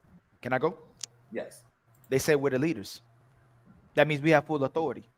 So what's the best way to lead? No, let me finish. If I have a wife that I nut in, and I say we're not having a baby. We're not having a baby. It's that simple. The baby's not having. I don't know why you're doing this. No. Hey, podcast. It's simple as that, family. If I'm the CEO of a business and you work for me, and I say I'm about to invest $100,000 into this business, and we were about to walk into the bank, like you just used as an analogy or example, I walk in the bank, podcast, we ain't investing $100,000 anymore. At any turn, if the man is the leader, he can make a decision to change his mind at will. That's what a leader is. He has full authority. So if a woman says a man is the leader, and this man says he don't want you or the child, there's no reason she should ever put herself in a position where she's going to choose to be a single mother. She's choosing to be a single mother. I want to correct your bank analogy. Let me finish. She's choosing to be a single mother because he said he didn't want you, and he said he didn't want that kid, and you said, you know what? I bet I'll make you want us because I use sex, and he still decided not to, and she still had the incentive. She still had the incentive to get child support, and she still had the incentive to garnish his paycheck, and she still had the incentive to call the white judge. If she ain't listening to me, I'm the one that busting you, and you're gonna go call another man to deal with that man instead of this man saying we ain't having this kid. You go to, hey judge, I wanted this kid and he ain't want this kid. Can you make him pay? Can you make him pay, please? So come on, family. All of that is trifling. All of that is trifling. But no, right. So if we consented to sex and not a baby, and you still take the advantage of going, hey, I'm about to have this baby, then it's her. The man's mistake is trusting. Is you engage? That's like me. If a woman lays butt naked down with me, right? Can I take it? If I'm inside of her and she says you need to get out, can I go? Now I'm all the way in now. I'm about to get this nut off. No, she said get. It ain't gonna work out well for you, but you can. Can you guys let Black Thought express a little bit and then the super chats, please? My main point is this. My main point is this, family. If women want men to be the leaders, then they following. If they're the leaders, then we're gonna keep having these situations. Leaders as far as what, like as my husband, or what? What aspect of leadership? Because there's men like, okay, like Beans, whatever. I respect you, but like, there's only a certain point that you can tell me what to do. But as far as if I'm under you as your wife or girlfriend, I will listen to him more so than Beans. You know what I'm saying? So what aspect of leadership is that man taking? Is it as far as the husband? Well, That's he ain't even about example. I can tell you that. Hey, Black Thoughts, you did pretty well right now. I just want to know the magnitude of the leadership. Hold on. You guys, the guy is on the corner alone. The guy is on the corner alone, like, pass me the ball, I'm open. Pass me the ball, I'm open. For like 30 minutes. He even got a mention between the time they were there. That guy became a millionaire. Go ahead, I love this podcast. That's why I came on. I just wanted to go up and say that I think a lot of times when we be on these podcasts, your audio is a bit. Your audio is breaking. Ali, can you fix this audio real quick? Yeah. Hey, so that bacon analogy that you had, Ali. Oh my God, Sharon! What? He's fixing his mic, so I figure I get a time to talk because every time I try to talk, I get shut down. I didn't talk like a good. Shoot one time, Jesus! One time he's going to shoot, and he's going to. You guys get a rebound. You act like I was talking. I didn't say anything for like a good hour. I'll let y'all have it. This is crazy. You good now? Are you good now? See if you good. 1, 2, 3 test. Good. Yeah, perfect. Let me shout out this super chat real fast. You gotta honor the angry man. The angry man with a $20 super chat showing love to my light-skinned brethren. Salute Ali. Shout out to the panel and the chat. Salute to you, angry man family. Salute to you. Salute to you. Read the other ones now that if you're doing that. I didn't read all the other ones. No, you missed one, at least one. Then I from I sure did, urban, man. Alf suburban. My bad, half because I read that one. I didn't see that one. Half urban, half suburban. Why would a woman have to listen to you because you have a child by her? You didn't protect yourself from having a child with a woman that will not listen to you. So then why does a man have to give you coverage? Why does a man have to provide for that baby or assist you in any capacity? Why would you have a baby with a man if he's not going to be in that position? That's the problem. I have no idea how that's a question. So if the man has a child with her and now he has to protect and provide for a kid he didn't want with a woman that he didn't want, then she has to listen to that man and let him be an authority. That's the exchange. Since I busting you and you, excuse me, you let me busting you too. Now you got to listen to me. All right, hey, go ahead, Black Thought. Can you hear me? I'm good. Of course, my brother. You perfect now. Yeah. Okay. All right. So a few things. One, a lot of people don't look at just the submission on itself with women and men having sex. So a woman submits her body to you, that shows ultimate submission. Period. Off the top. You can't have sex unless she gives you that submission. Okay? So when she gives you that submission, right? Even if you're wearing a condom, you're not wearing a condom, she's giving you that access. She's allowing you to get and do pretty much, hey, I'm giving you access. Please me, do whatever what you will to please yourself, and then please me. So if you bust a nut, whatever like that, hey, she gave you access. She gave you that access. Okay. If she didn't want a child, guess what? She will be protected. Every woman that I ever been with was on some type of contraceptive. They explained to me, hey, I'm on a contraceptive. If they're not on a contraceptive, they gave me the option. So listen, I'm not on a contraceptive. Hey, if you still want to rock with me, I'm just letting you know. Okay. At that point, it's my fault. If I know contraceptive being done, but there. Hey, that's my fault. But on the same token, if just like Ali was saying, we're leaders. I'm married 17 years. My wife looks at me in every capacity to, what's going on, brother? You all right? Are you having like a psychological episode or something over there? Let him be, my You brother. all right? He be having issues. Just let him go, Black Thought. He trying. That's his personality, man. He don't mean no harm. Black Thought. He don't mean no harm. Hold on. Let him get his thought out. No. Let him get his thought out. Because it's not he like one of those psychological outbursts and whatever. I gotta respect that for him. Go ahead, Sharon. Go ahead. No, it's okay. It's all right. What did I do? You know, it's all right. No, go ahead. It's not my fault. You funny to me. I found you hilarious. You was entertaining. You was entertaining me. I don't understand what's the problem.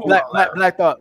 But Sharon does that at me too. He does that. He does that everybody. So you mean to tell me being completely respectful by keeping my microphone on mute is being disrespectful? Now I gotta control my face expressions too. My face expressions was speaking to you. No. Is that what you said? No. Hold on, real quick. Why y'all? Hold on, real quick. Why y'all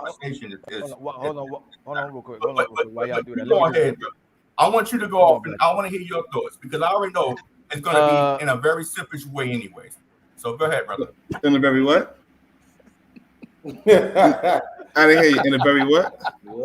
Hold on, y'all. Hold on. He said pimpish, man. Hold on. Let me read the super chat. Let me read the super chat real quick, man. Hold on, man. God dang, man. They're just trying to silence me. Okay. Hey, hold on, Sharon. What? Hey, let me see. Why'd it go away? Because Mayday. Great conversation. Salute the Ali in the panel. Hold on, man. I can't believe y'all acting up like this. Yeah. Half urban, half suburban. That makes no sense. The provision is for the child. Having sex and saying you don't want a child is like speeding, saying you don't want a ticket or accident. Well, I believe women have the right to abort. I believe women have the right to, if they have the child, put the kid up for adoption, and not have to worry about it anymore, or worry about society calling them a deadbeat. So if she has the choice, she has that choice and that caveat to not have children and put a kid up for adoption, not worry about somebody having to pick her up. I believe the man should be entitled to the same thing as well too, which those rights are coming soon. So don't worry about that. That They was should all be in one entitled super to chat. that, or just not have sex with her, because obviously that's what you want to use her for. But you know that it's having sex always, I repeat, always has a high probability of a child being born. So I swear I'm being silenced. I He swear to actually God. doesn't. He actually doesn't. You, like most people, engage in sex 1,000 That's times what I'm. before Yeah, they that's get what I'm one saying. kid. This yeah, is so. but This I is mean, right. but we Wife know school, that wife sex school, is wife school, in- wife school. Can I Hold on, real quick. Yes, sir. Right after. Hold on. Right after her, she's gonna respond. Okay. We have sex all the time. All the time. This disingenuous. We are using this against men. When women want to weaponize this against men. No, hold on. Let me finish. Women are literally fighting for the right to abort kids. They love aborting kids. Not So me. nobody. No, you can't say, don't personalize it. In general, the general population says it's the general population says my body, my choice, and I have the right to delete these babies, these ugly, disgusting babies when I don't want it. Man. When I don't brothers want is crazy. to, when I got enough money and I can't provide and I don't want to be a mother, women fight for the right not to be a mother. So, but when they have sex with a man, they go, you should have wore a condom.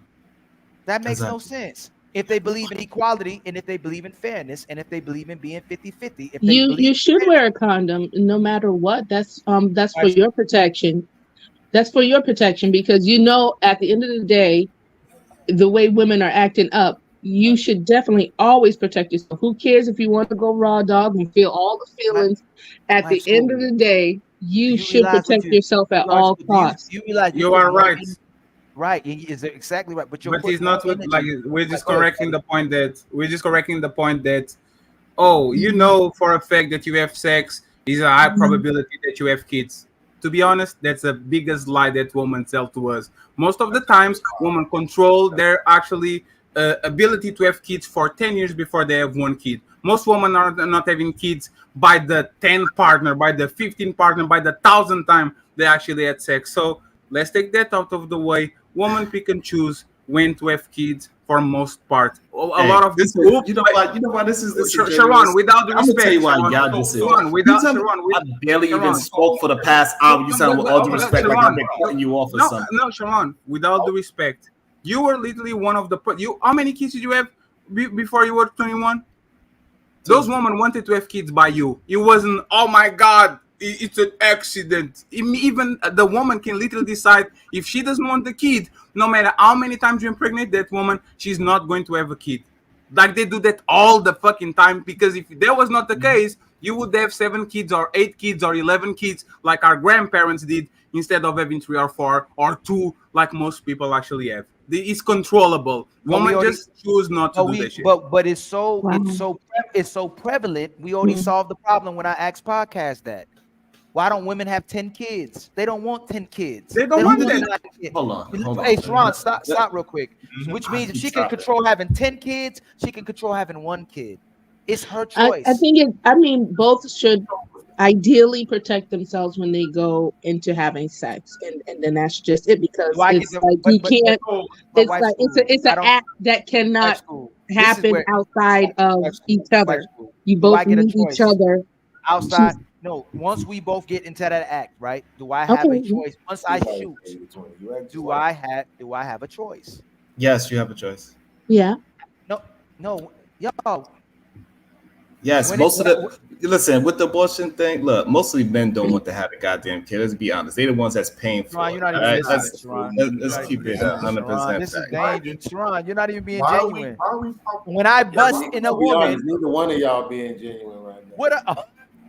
It's actually sad. Can I say this? Hey, listen. To go back to your whole bank theory. Listen, go after Sharon. If you go and your bank theory is wrong, because you're talking about if you want to have 100,000, you want to put in the bank, and you go to the bank, you say I changed my mind. No, you deposited the 100,000. You lost the 100,000. because you deposit. Then you say, you know what? I want my 100,000 back. That's what you're doing when you bust a nut inside of a woman. So you cannot get it back after that. Okay, so what if I wanted a kid and she didn't want it? Then that's a whole different conversation. Yeah, that's a whole different conversation. Why is that a whole different conversation? Because you're trying to love up the No, hold on. Got him. Hold on real quick. Hold on real quick. But first, you were making the point highlighting that women want to fight and kill the baby. I mean, delete the baby. But now when she doesn't want it, now you want to. If I want the kid and she doesn't, why can I not have the kid? So that's why you shouldn't have protection. No, I didn't ask you that. I didn't answer the question. Y'all gotta answer the question. This is what I'm saying. This is what everybody does. This is why. Hey, I said have protection on both ends. That's what I'm saying. To make it I didn't ask you that though. Everybody's afraid to answer a question. If I want the kid, why I don't get the kid? That's a bit between you and that woman. I would say you should have your kid. I didn't ask you that. You said why? Y'all know what y'all. Hold on. Y'all not about to do that, are y'all? No. I'm gonna have advice. Outlook. Go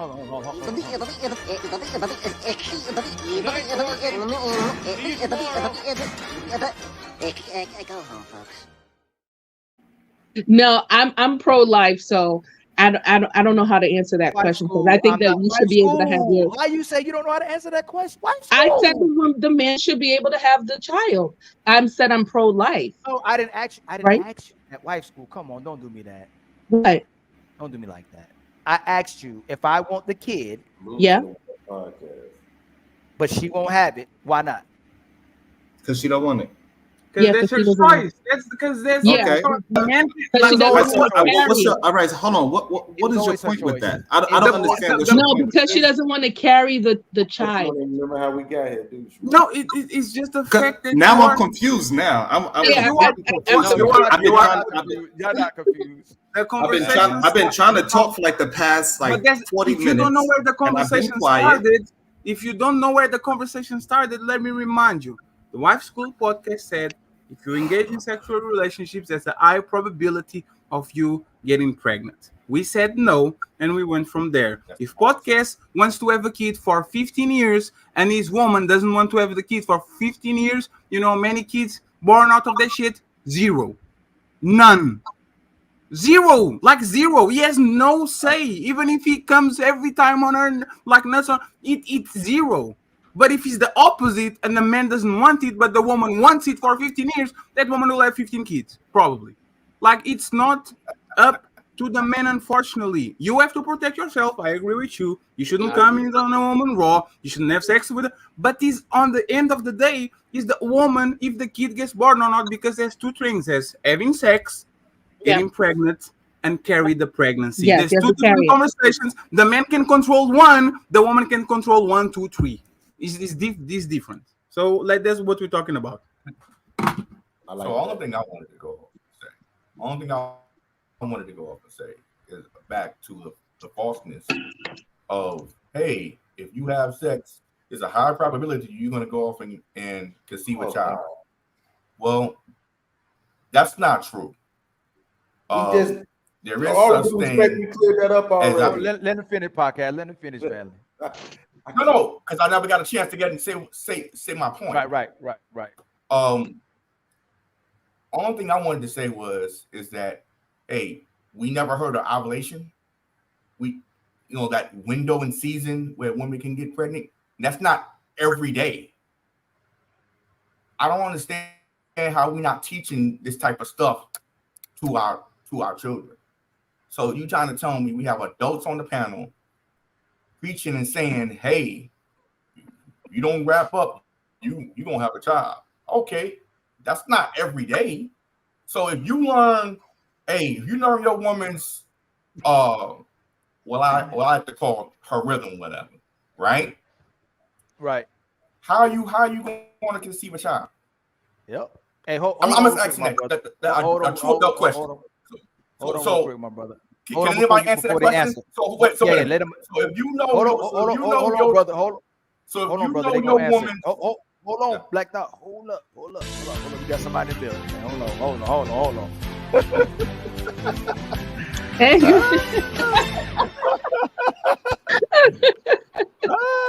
What's going on, angry man? Hey, what you drinking? Some purple juice? What's that? No, it's just a little bit of soda pop. I'm just sitting here listening to Sharon simp all the way out. Hey, angry man, we've been at this for almost. I'm just trying to get one conversation out with like our podcast said. I'm trying to put a period on one of my goddamn sentences. Can you answer the Black Thought, the brother's Black Thought, man? Can you answer him? Were you listening to him? I heard some of it. I didn't hear the whole thing though. Nobody here has Black Thought. He got to put his camera back on so we can actually see. We can see what he's saying, but come on, Sharon. Be respectful, Sharon. Go ahead, Nat. So Sharon talking shit with the Kobe Bryant hairline.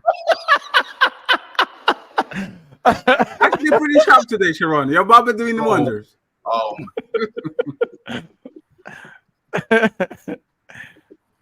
What about Black Thoughts? If we know about a woman's, our relation, right? How can you go off and you get pregnant with that woman? Because people don't. Because people don't primarily have sex to reproduce. Thank you, man. People have sex just out of pleasure, mostly. They're not always intending on having a child. Right. Except for when they bust a nut inside of it. No. Here's the number one question. Yeah, exactly. You can't say that, Sharon, because some women can't have kids. Some dudes can't have kids. Some dudes got low sperm count. Some women got fibroids, all types of shit. Not every time you busting a chick are you gonna have a kid. All right, so we're not talking about that low percentage of human beings. Most men and women can have children, and if you're a man and you busting a nut in your woman 3 times out the week, you might as well expect that. So let me ask you a question, Sharon. Yeah. If you had to do a rough estimate, how many times in the past 3 years would you say you've had sex with your wife? Countless, right? Let's go with. I would say countless, but yes, hundreds. Hundreds. How many kids did you have? You have hundreds of kids. Yeah, how many kids do you have? You wear a condom? You wear a condom? You wear a condom? No. Oh, so she can go. So she can control. Okay, hold on. But y'all missing one. Y'all missing one part of this conversation. I ain't busting nuts inside my wife and the pull-out king is here. Oh, the pull-out king. I'm confused. Hold on. I'm confused. No! Oh, shit! Say it again. Say something else. Oh! Say something else. Say something else, nigga. I'm confused because I clearly said if you having sex with women and you busting nuts in your woman 3 times a week, you should be expecting her to get pregnant at some point. But Sharon, your responsibility. But here's the thing. I noticed y'all said this earlier. I heard y'all when y'all said this earlier. The man's responsibility when it comes to him ejaculating in the woman does not alleviate her responsibility of allowing him to do it. You about to malfunction. You see that shit? Because she does not really have control of if he busts nuts inside of her. Yes, she does not. How do she has control if she doesn't have to have sex with him in the first place? Mm-hmm. Sharon, come on, man, step your debate skills up. They just landed on a landmine for you. Do you not see it? I can't give it to you because I'm not helping you niggas be smart. And Sharon, it's not even that. When like I've been on groups where women are talking with each other, they know the days that they can get pregnant. They like a science. They know from this point of the month to this point of the month, probably I will have no problem. And on these days, I mean, I'm on high risk of actually getting pregnant because on these days I'm fertile. And if Sharon comes inside of me, I'm going to have a kid probably. They know. They actually know. But they choose actually to engage on you on those days that they know it's risky for you to have a kid. So It's layers upon layers upon layers upon layers of Well, protection. you're not a woman, first of all. There's Wait, certain days I prior. can talk about a period cycle. There's Because certain, I there's don't have certain, it.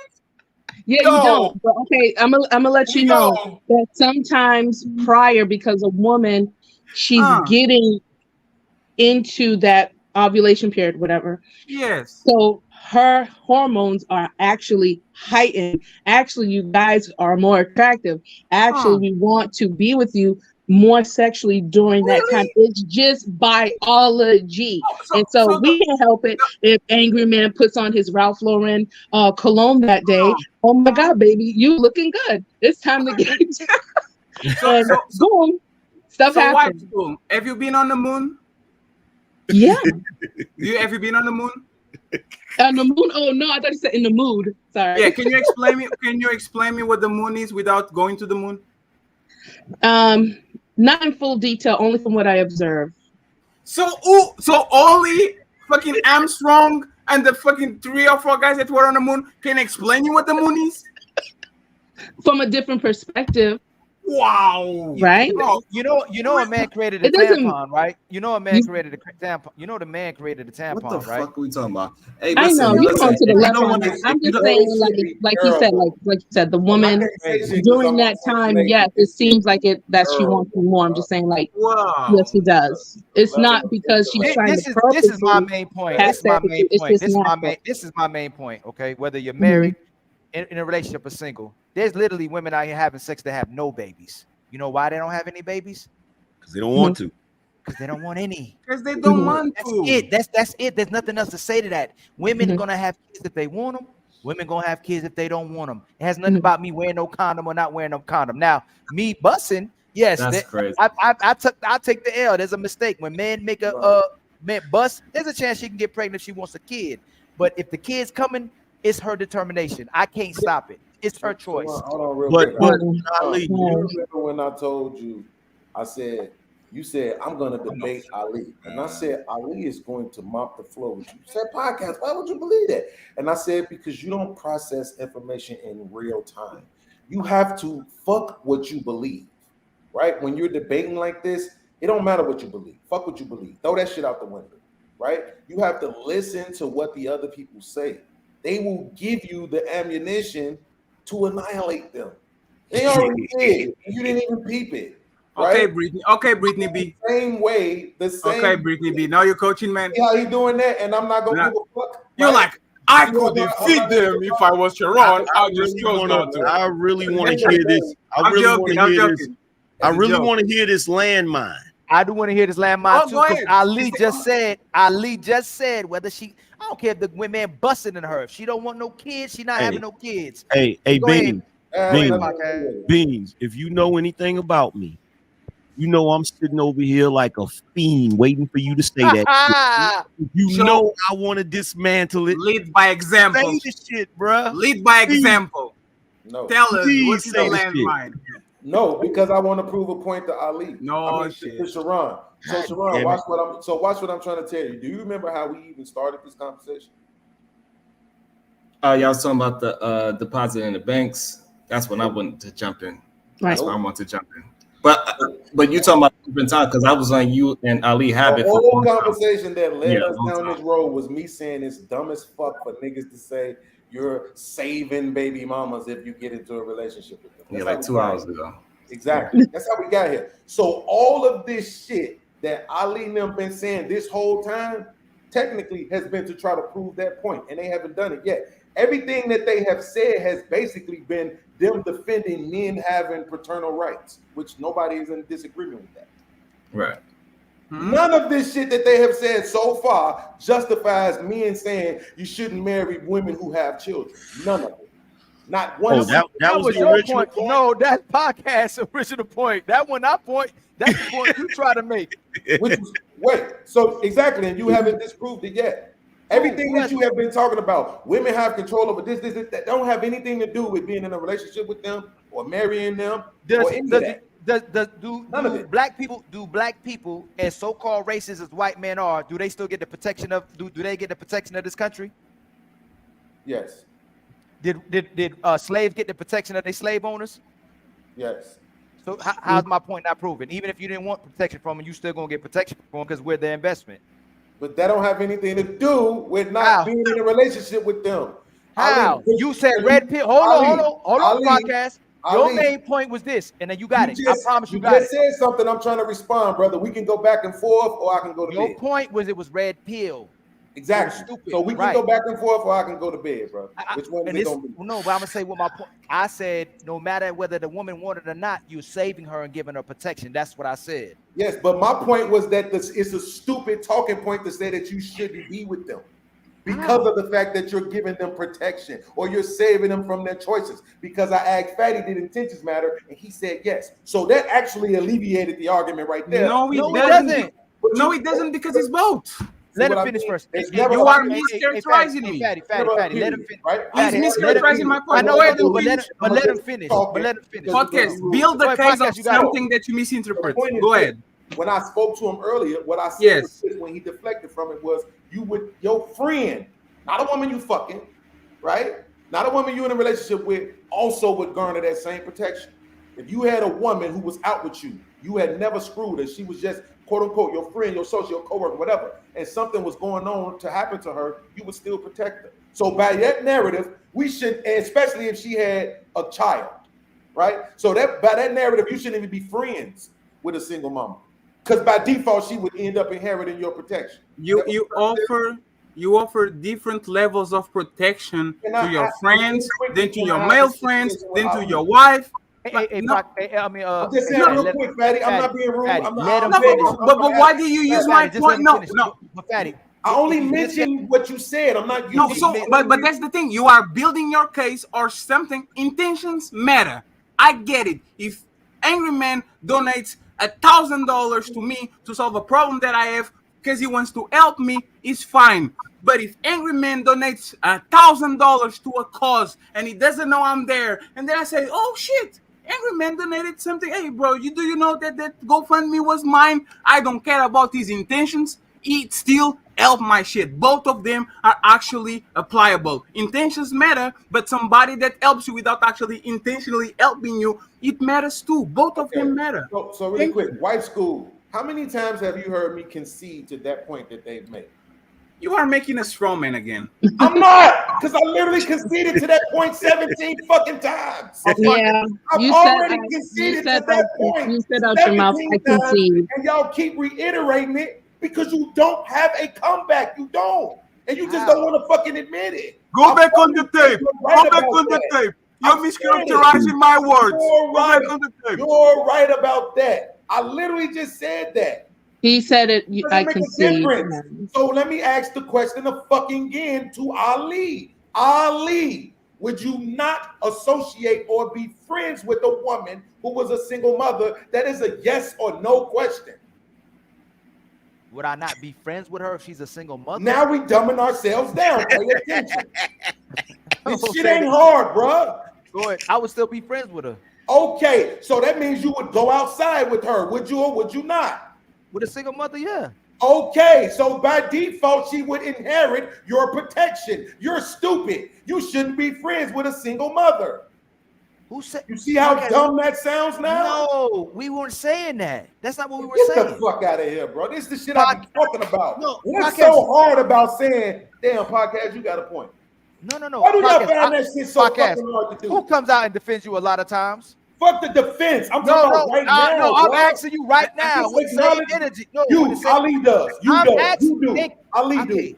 So, but acknowledge the point that's being made that don't make sense. It's for a straw to man. tell you that you shouldn't be friends with a single mother because she would by default inherit your protection. Can you just fucking acknowledge that wouldn't make sense? Please. That's not Ali. Anybody said that? No, you're right. Ali, did you say that? Doesn't make sense. That doesn't Okay. make sense. Ali, did you say that? No, but we didn't say that. Okay, Ali, so did you say Ali, who thank said you that? for making the acknowledgement, right? Who So said what that? I'm saying is Let him the finish same. So what I'm saying is the same thing applies to dating or marrying a single mother. You Ali, can give me a say second.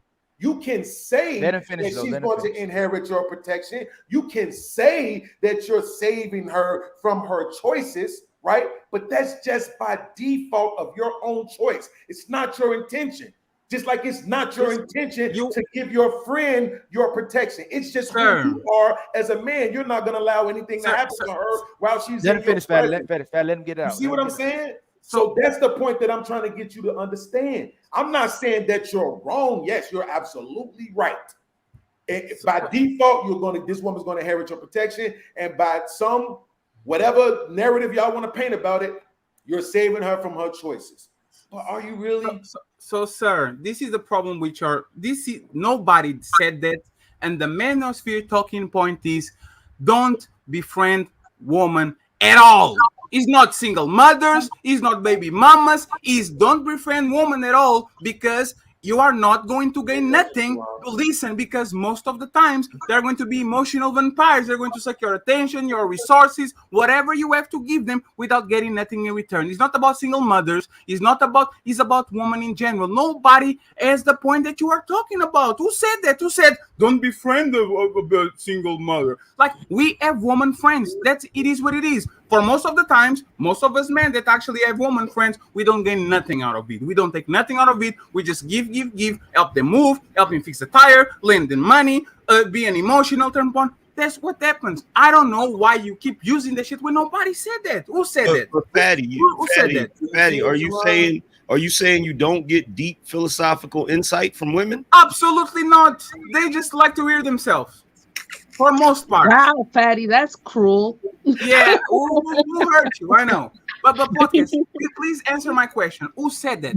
Who said that you shouldn't be on a relationship with, have a friendship with a baby mama because she is going to? Because Ali was referencing that I'm a simp. He said red pill. No, Sharon. He said red pill. I'm trying to clarify for you. Shit. Go ahead. I'm sorry, Sharon. I know my voice just aggravates y'all so much because I'm the truth teller. I get it because I'm the truth teller. That's why y'all trying to stop me from talking. I get it. It doesn't matter if it's 3 people on stage will take that. Go ahead, Kobe 24. So what happened was Ali was trying to say that I was simping. The men that act like me is the problem. And I said, no, really, you are talking about yourself, because guess what? If a woman hit me, I'm going to give her a backhand. I'm going to slap her back. That's what I said. I said, I don't date baby mothers. I say, you date baby mothers. So you give women protection. You are going to run away from a woman. If she hits you, you said out your own mouth that if a woman hits you and chase you, you are going to run. I've been. I'm all of a sudden just taking over the goddamn podcast. No, in the smoke this whole time, and Fatty and Ali trying to interrupt me. No. Every time I talk, and I don't get it. I'm actually going. Go ahead, and when I talk, all of a sudden y'all want to interrupt. Sharon, I'm going to actually make her. Let me finish cooking your asses. Because I didn't stir up no meat in a long time because I eat vegetables. Okay, let me stir it up. Sharon, let me actually do what podcast didn't do. You know when you lost your opportunity? When Ali played the video Captain Save a Hoe, as soon as the video finished, you said, you are the one dating baby mamas, not me. End of story. You got him there. End of conversation. As soon as he played that video, he gave you ammunition to go ahead. I make baby mamas. You are the one dating them. Yeah, it's done. I'm actually telling you what you should do, but you didn't get that shit in no podcast. You did. I don't get a chance to, because y'all start talking y'all shit. You know what I'm saying? Every time I talk, y'all feel the same way. When y'all hear my voice, y'all feel the same way. All I'm saying is this. If y'all want, all I'm saying is this. Both the women that I impregnated, guess what? The next man that they dated, married them. So if y'all want some wives, you need to send. If you want a wife, you need to go send your woman over to me. Send to Sharon. And I'll send her back to you. He's going to bless her with the golden sperm, and now she's ready to marry the next. That's what I do. I'm 2 for 2. That's what I'm saying. Oh my God! Ever since Sharon shaved his face, he just been on some shit lately. like ever since you did that, bro. Like, you've been wilding out. What's going on with you? Katie, do you know what the word juxtapose means? Your volume is a little bit lower. What'd you say? I said, do you know what the word juxtapose means? Oh my god. That is overlaid over each other, kind of like on the It's when same. you compare one thing to the other, side by Hmm. side. Yeah. So that's what I'm doing, right? I'm saying, okay, this is something that you're saying you believe in. So what I'm doing is I'm taking it and I'm applying it to another scenario to see if you still feel the same way about it. Yeah, I know. If I'm consistent. Yeah, I'm challenging the consistency of your ideology. Absolutely. Right? So right now, I can't challenge red pill. I can only challenge the person who's supporting the red pill ideology, which was Ali. So when I asked Ali, would you have a female friend who was a single mom? Yeah. And if she was out with you, would you go outside with her? Yeah. And if she was out with you, would you let something happen to her? No. So by default, even if you ain't fucking her or marrying her, she still gets your protection. Yeah. But that's what I corrected you. And that right there literally undermines. There's no way around it. But that's where I corrected you. Wait. Just let me finish. It undermines the talking point that you shouldn't be with a woman because she's going to garnish those same things from you. Absolutely. Because this woman that you ain't screwing is gonna get the same thing. I at least want to get some ass out. But that's where I corrected you. That's where I corrected you, and I said the red pill talking point is not baby, is woman in general. Most women engage on friendship relationships with men, put them on the friend zone, because they want dinner for free, they want ticket movies for free, they want somebody they can rely on, they want an emotional tampon, they want a bunch of things that the guy that they fucking is not giving to them. That's a reality, to be honest. But hold on. You asked me, would I? Don't mean I am. I don't have female friends. Ali, oh shit! Do that. No. Red pill Ali, fight back. Ali, no. Podcast. You asked no, me, Ali. would I? Except the L in your name is spelled Ali. A-L-I. Ali. You know what? That's how you spell your name. A-L. I'm gonna let you have that for podcast. I don't have no female friends. That's not the point, though. We're not doing that. That's what women do. We men, we not doing that. It is what it is, bro. We not. That's what I'm saying, bro. We gotta stop. That's like me asking you, would you say you're pregnant? Down. No, but that's like me asking me, would you say your pregnant friend? And do you have any pregnant friends right now? Like I don't have no female friends. That's not the point. Without the respect, podcast, you are not a woman. You can talk about women right now. Hey, listen, Ali, watch this. Fatty, you're so horrible. It was a joke. Watch this, Ali. In 2000, I met a young lady, right?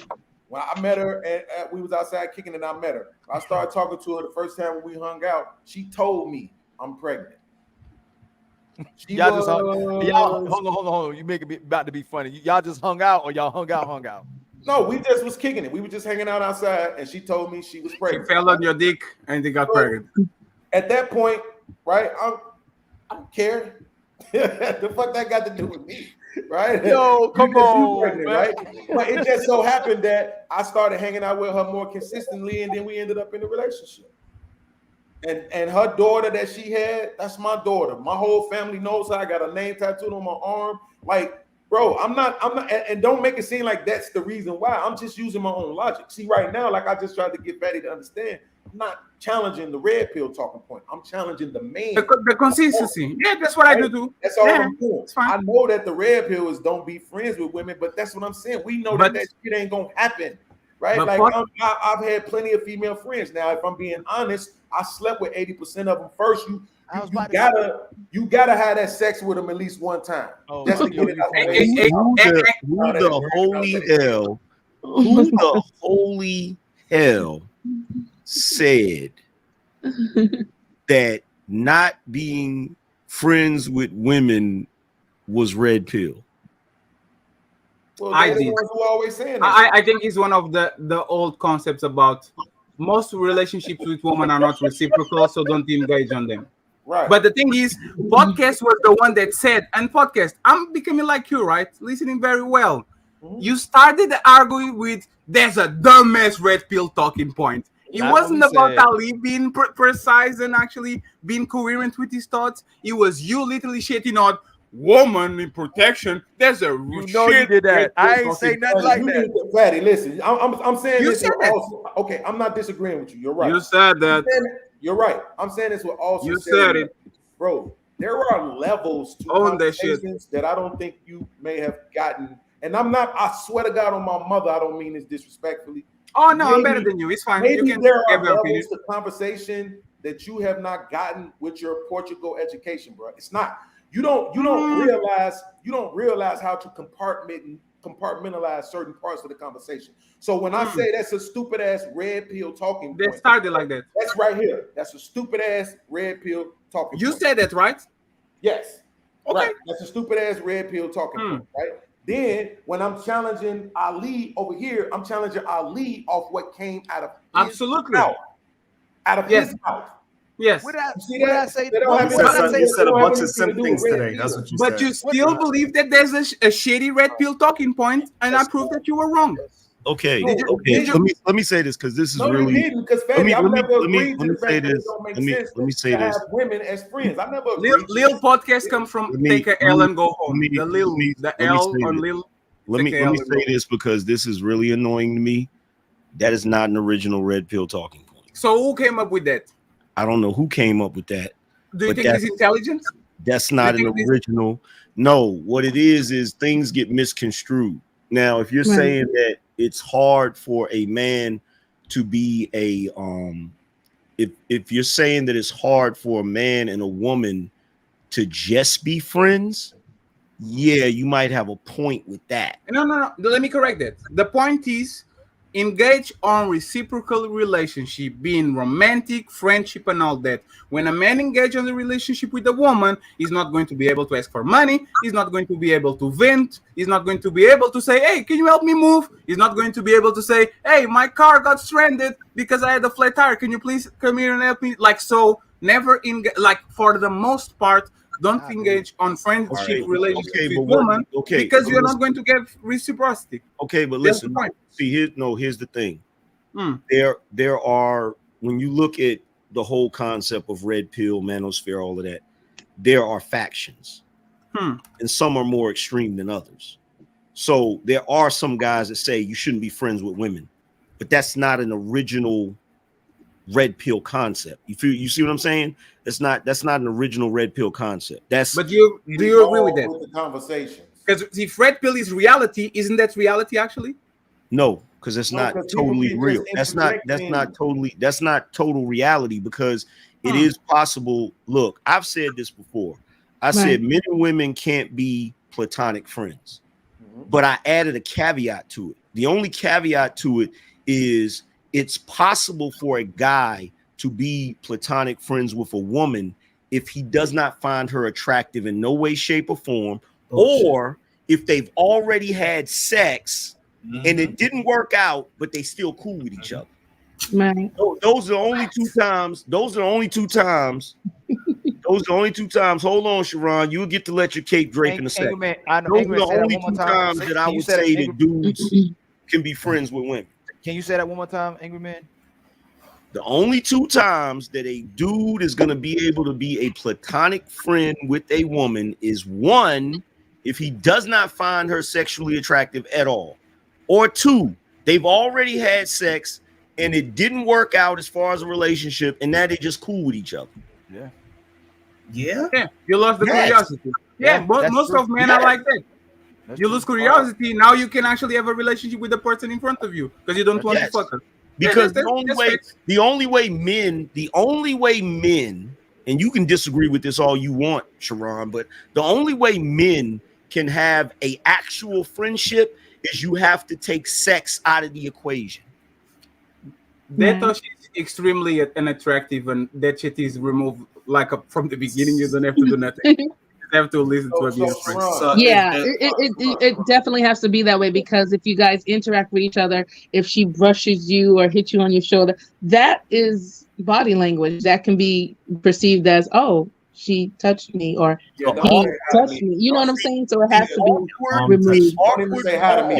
Your arm touched me, so now my dick gotta go inside. The awkward pause. Hold on, real quick, Sharon. Look, let me tell you, because I agree with. I can't take it.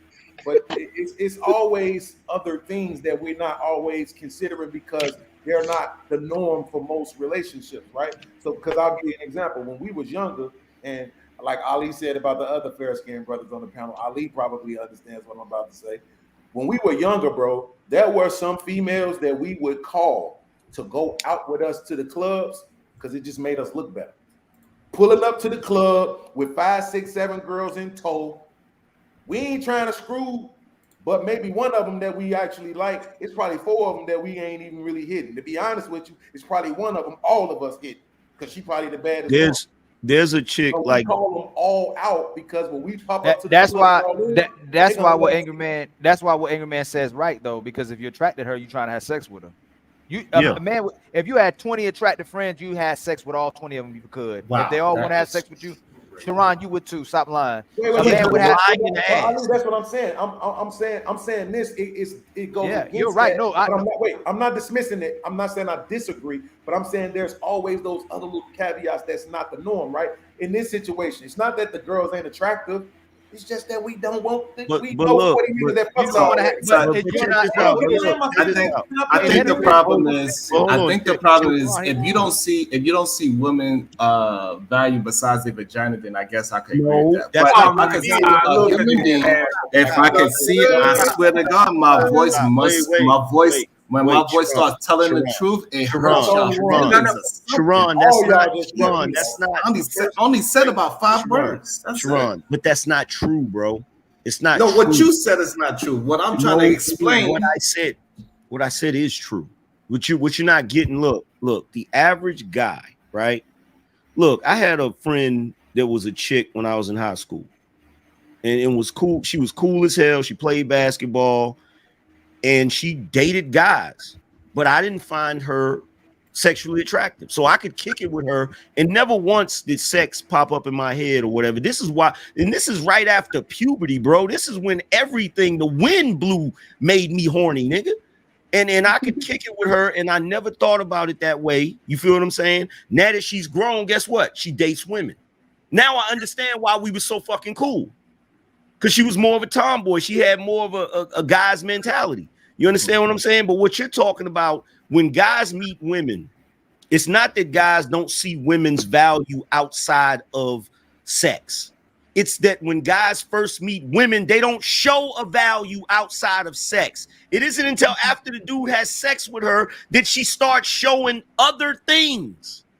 I don't know why that is, but bruh, come on. That is not true. Absolutely not true. I could absolutely meet a woman, start having a conversation, and figure out if this woman can add value in my life other than her vagina. By the words that comes out of that woman's mouth. What if she wants to have sex with you? Hold on, Ali. Let me ask him this. First of all, hold on. One time, it was about last year sometime.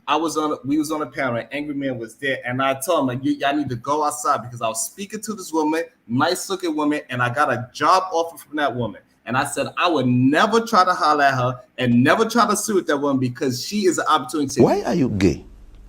While you're married. Who says I'm gay? You are gay. Because I said that woman is an opportunity to make me money. So no matter how good she looks, I would not look at that woman and mess up no kind of bag. Sharon, check this out. Hold on. Let me ask Sharon this. First of all, Sharon, check this out. First of all, we're not even going to put your anecdotal evidence into this conversation. So they take out that goddamn high school story out too. No, the reason why is because you get a plate of dinner. You get a plate of dinner and there's literally nothing but lettuce on it. You are not the average guy. Okay, so stop this shit, man. You literally sit there eating fucking lettuce out of leaf, bro. The average dude does not operate that way. So number one, you can say, well, I'll meet a chick and we could just be friends. Then guess what? Cool, bro. You're the exception to the rule. We're talking about the average everyday guy. And the average everyday guy, if he's cool with a chick and they start out just being friends, if she offer for him to glaze them buns, he's glazing them buns, bro. That's right. That's crazy. Not see this shit coming, It's a horrible talking point, because did she want to have sex with you? Did she want to have sex with you? Bro, when you have these conversations, bro, you have to be willing to have these conversations based in generality. You cannot make it anecdotal. Not me. Not me. The man that literally flirts while he's in a relationship, saying, "I'm not going to fuck. I don't want to fuck her, even though I have a wife." And That is a perfect. That's a perfect. See, I don't be trying to bring my personal. He brought his personal experience. So I brought no. And the experience that I brought is because Fatty was there and Angry Man was there. And we had a whole conversation about it. That yes, you can use a woman besides her vagina and get value out of. Let me ask you then, Sharon. Let me ask you then. A woman can be your friend. Let me ask you then, Sharon. Teach me. Other than your wife, what could the woman friend actually? Please don't tell me give me a job and all this shit, because women don't have jobs to give around like that, right? Just like on an average woman, like with the average job, what can an average woman do that helps your life other than sit her fucking vagina on her fucking face? Answer directly. No, don't do that. I am going to answer the question. Let me answer the question the way I want to answer the question. Podcast. You always say that. Oh my what are you talking about? Y'all don't allow me to talk for me to answer a goddamn question. Let me fucking talk. Ali, from when y'all did it to me. Go ahead. Let me talk. So podcast, look, the reason why it's difficult for me not to use myself because I literally emailed this woman not too long ago and she got a job for me. I ask you offering me $70 an hour. I ask you literally $10. I ask you a question. Relationship. I ask you a Thank question. you. Great. It's a business relationship. Man. Because you can have these things. You can have these things with women because Sharon, didn't I literally preface the question as saying other than offer you a job, because most women don't have jobs to offer like that. Hey, podcast, you have a job. You have a job. Other than offer you a job. So here's the thing. So the things women that do y'all have use.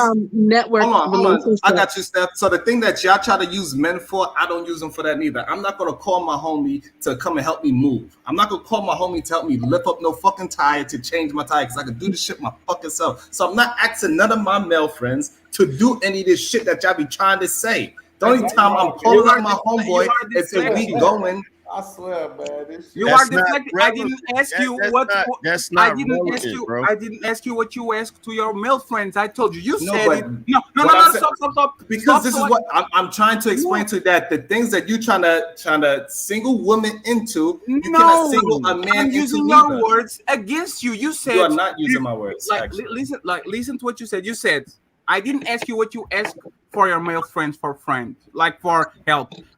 You said, if you look at women like only vagina, you are this and that. So I ask you, other than giving you jobs, because apparently get a lot of jobs from random woman on the street, what the fuck do you get from a female friendship? Tell me, please, elaborate. Help me understand you. What do you get? Watch.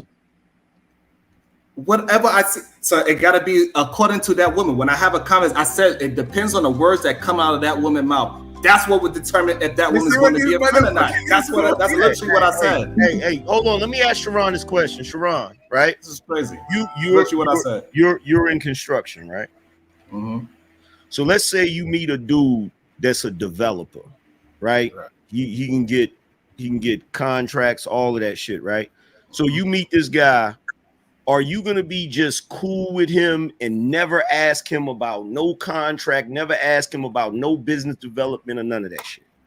No, I'm going to ask him about business development. Yeah. You know why you're going to ask him about business development? Why? Because your primary mode of operation listen,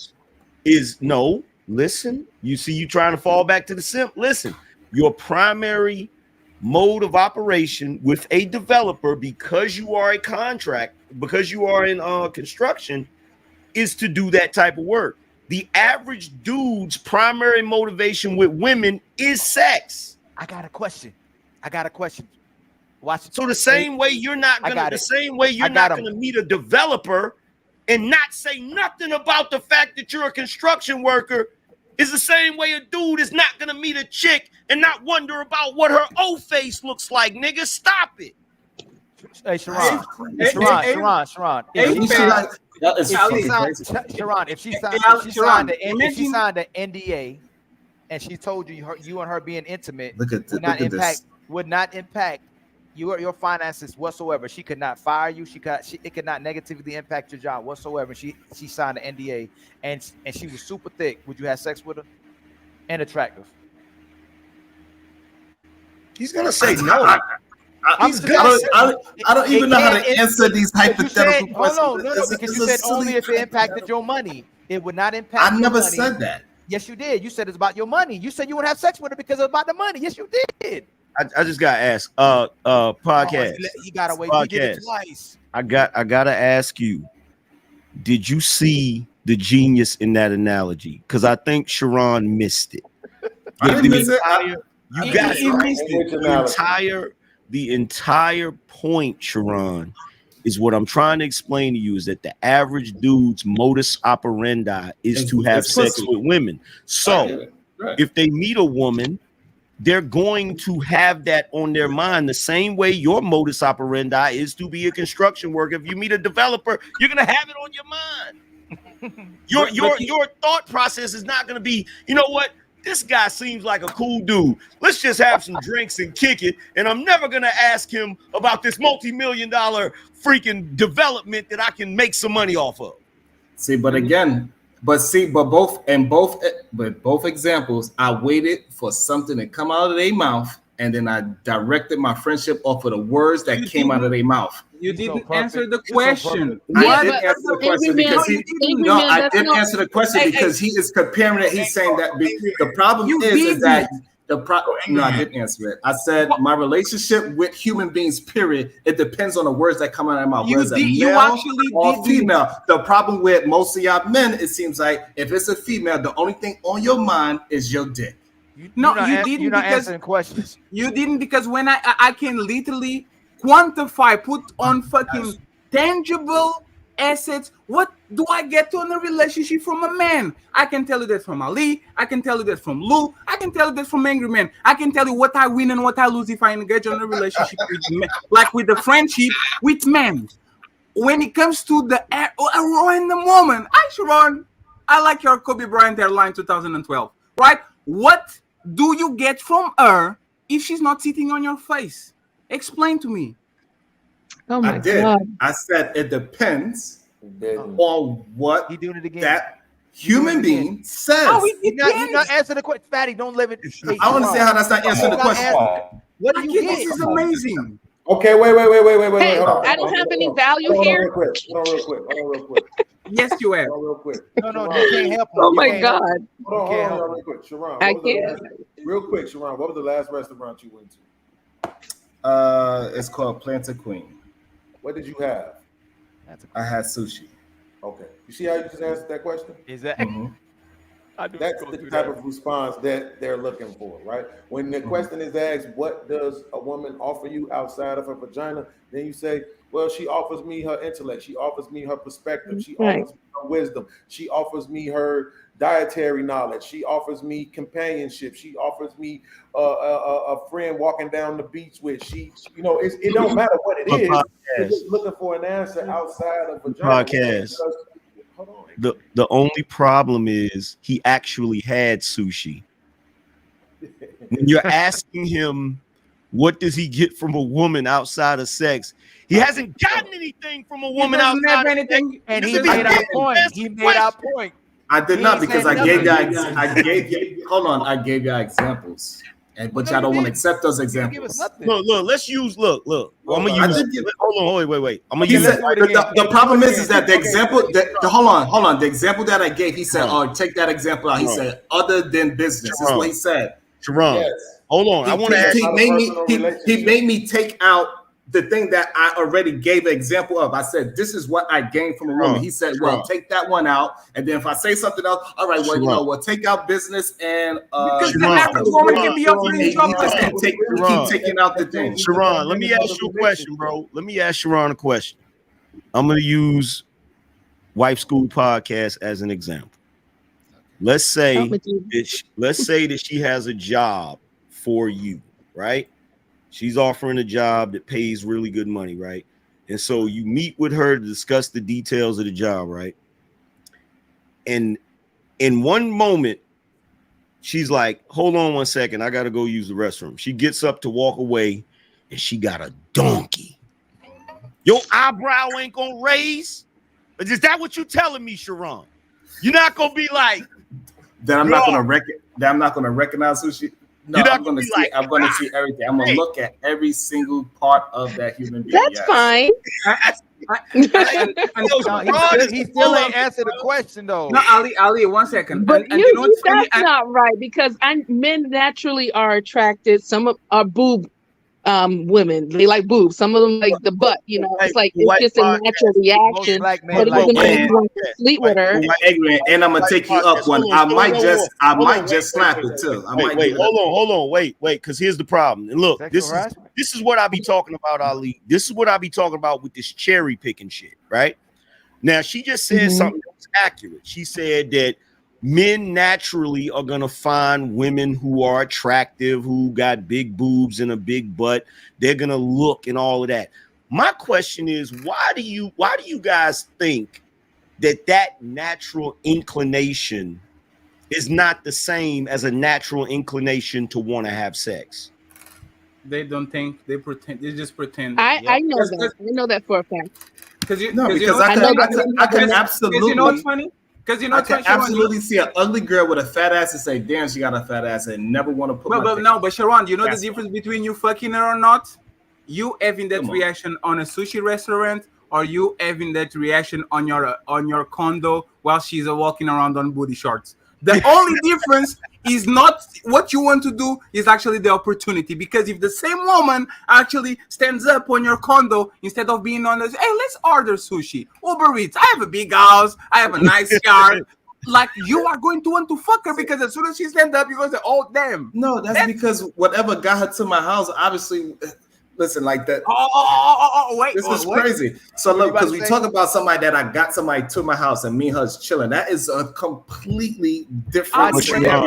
You're just moving the goalposts to saying that. Now I gotta. This is cap, and I'm gonna tell you why it's cap, right? Okay. Because I'm gonna tell you what you're doing. Because this is something that we can't prove, right? So if the lady gets up and she got a donkey. Mm-hmm.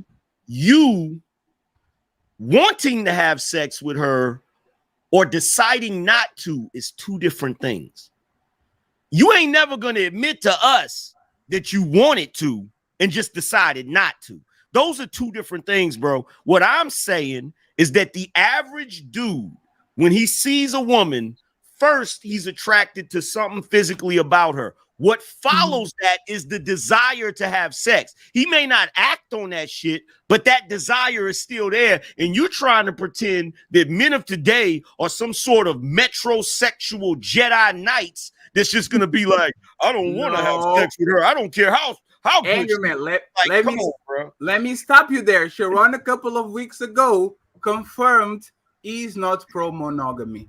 He confirmed, I'm not pro-monogamy. I'm not going to push monogamy. I'm not telling you this shit. What do you think is the alternate? Oh, what do you think if this man not pushing monogamy? Hey, do you think he's checking other people out? Do you think this is the thing again? Sharon, stop fucking being a wolf on sheep clothing and pretending I will never do that shit. You were the one remember when you had those dreadlocks in your fucking beard? You will come on the panels and says, go outside, flirt with women, talk with them like I do. And you realize, hey, Sharon, but aren't you married for like 10 years? Yes, I am, but that's not why I'm married, that I can go outside and talk with women and da-da-da-da-da. So we do it. You are exactly like us. You look at women, you look at their beauty, you assess whatever you have to assess from them. Just be honest, Sharon. You are not going to change your job 70 times every time you meet a woman and she offers you a job, right? So now that you got that out of the way, women either are going to serve to upgrade your job, to give you sexual pleasure, or for nothing. If she's not sitting on your face, if she's not putting money on your pocket, most women are worthless. Actually, they are. I just peeped what Sharon is about. I know what it is with you, bro. He's trying to do the dude. He's the dude that goes to the fucking spot and acts like he's just friendly with all of the women just to be friendly. Yep. And then once he gets them in his lair like a fucking vampire and shit, then it's just over. Like a simp. Just like a simp. Just like a simp. Just like a simp does. But Ali, this is why I don't think Sharon is a simp. Yeah. Sharon is a white knight that tries to take the princess to his bedroom by the end of the quest. That's exactly that's why put him a simp on it is not because it's game. Oh no, I can value your friendship more than your vagina. I can. No, Yeah. so put your Absolutely. absolutely. Hey, Sharon, what's the most intelligent, original thing that you ever heard a woman say? If you don't deserve me on your worst, you don't deserve me on my difficult thing best. for me to. I think I heard Candace Owens say some pretty intelligent things in my lifetime. She recommended you a book by a man for you to read. She said, "Hey, this is a book by a man." No, I heard Candace have some good original thoughts. To be honest with you, Candace Owens. I heard her have some great original thoughts. She's a Republican pundit. Every person on the right and conservative talks like her. She's just black. Oh Lord, we got 2 Chicago niggas up here now. She's like, she said nothing more than what Republican white people already were doing. Like she's not new. She's the same shit. I heard the kid say one day. She said, "Hey, love me for me. Don't love me before you love think me for I am." me. If you're not willing to Fatty, take me, you at my always word, got something to say. I always have it because that's the like. You know what's funny? For a lot of part of my for 10 years of my life, I was like, I don't have any problems. Why the fuck am I always on a bad mood? And you know why? Because I had woman friends.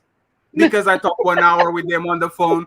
Because their problems would become my problems. And now for some reason I think I have to solve them because I'm a firefighter and I have to fucking take all the fires out because Ali, you're not gonna call your friend a simp for being a firefighter for women? No, I was a simp.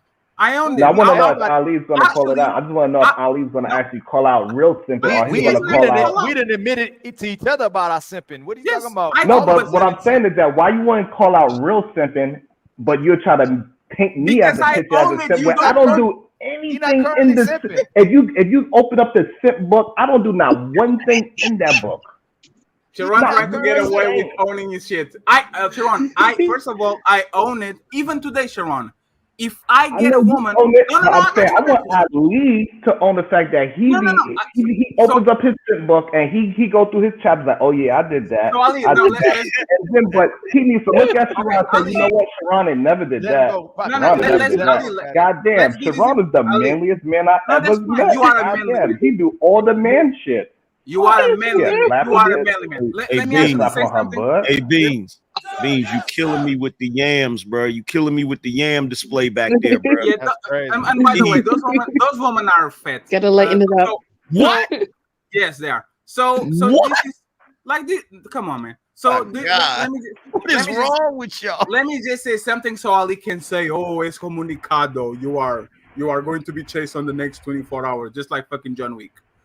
Even today, I don't engage on a relationship because I have simpish tendencies to the max. When I'm with a woman and when I'm with my friends, I want to actually give him a good time, pay for bills, pay for dinners. I want to actually take care of the woman to the point or I don't want to be this persona that has to be ghosted. I have to be mean and have masculine frame. I want to spoil you. I want to be a simp.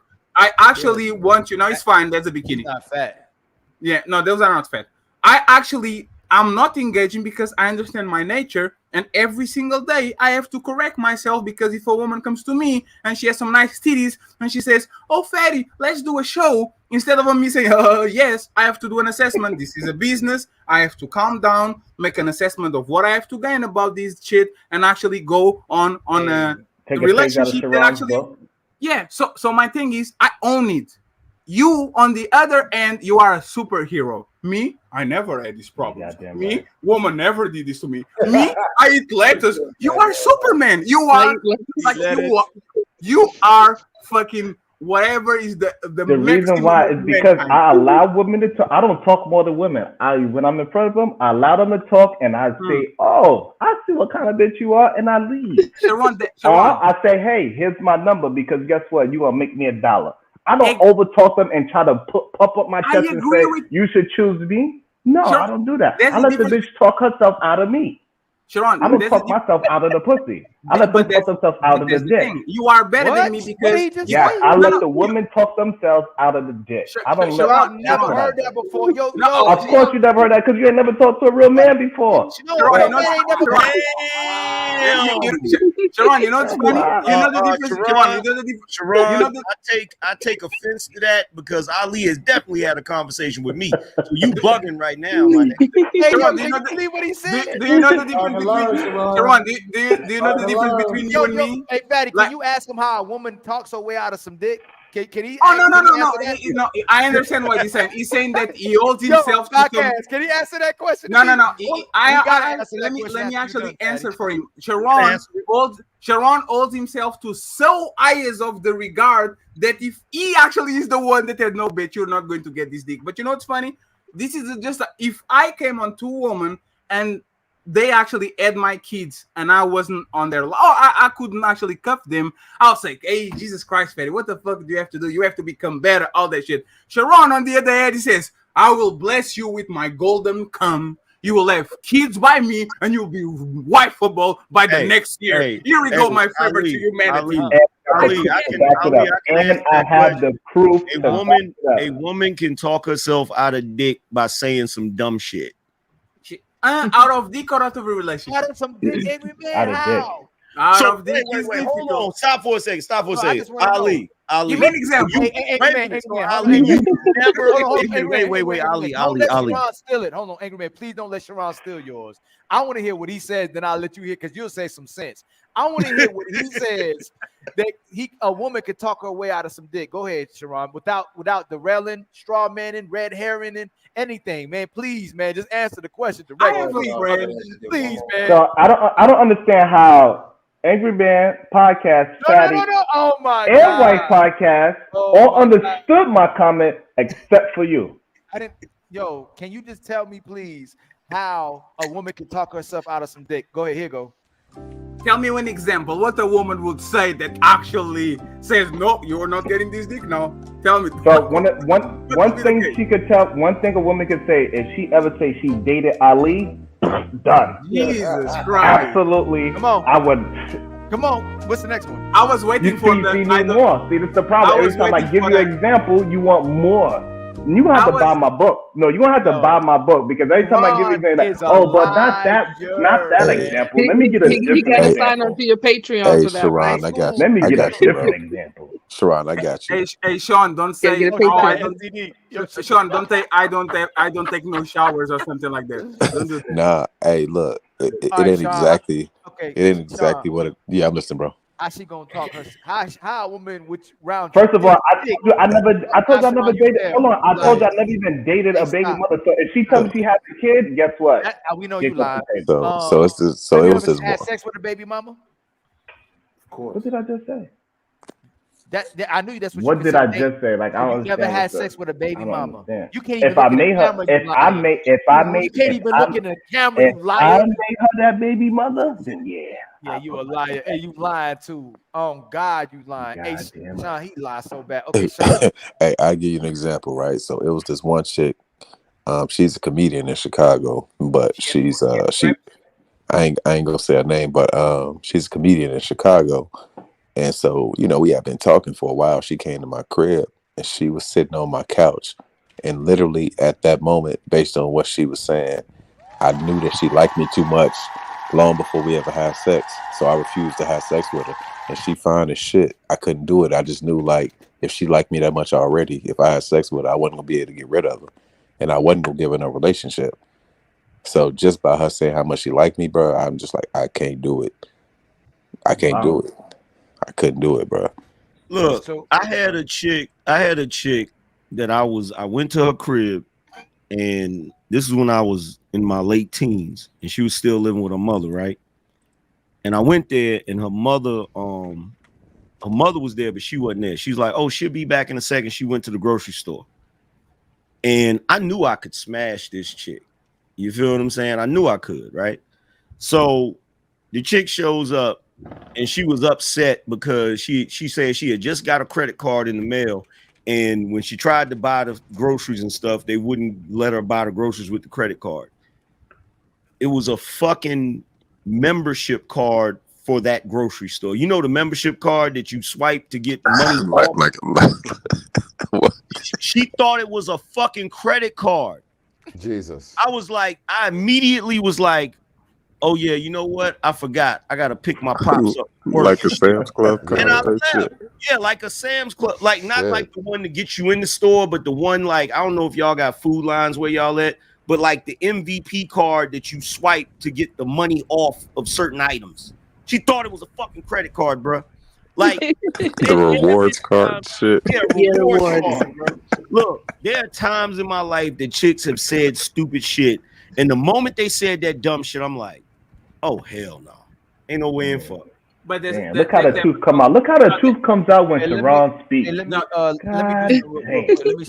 when out. Sharon speaks, the truth shall set you free. You get the spotlight back. Hold on. Thank you for the 134 people watching, man. Please subscribe and like. And please go support Sharon and his simping. Also, fix that word because that ain't what I do. I think I missed the super chat. I think it was this one. Sharon is a white knight, not a sea. Shout out to half urban, half suburban. I know they're getting at me. $5 super chat. You are depending on the leashing to save you, knowing it's your choice. You know the rules. Be a man. Be responsible for yourself, leader. If I tell her not to have it, she shouldn't have it. That's all I'm gonna say. That's crazy talk. No, it's that easy. That's what men do, Sharon. Okay.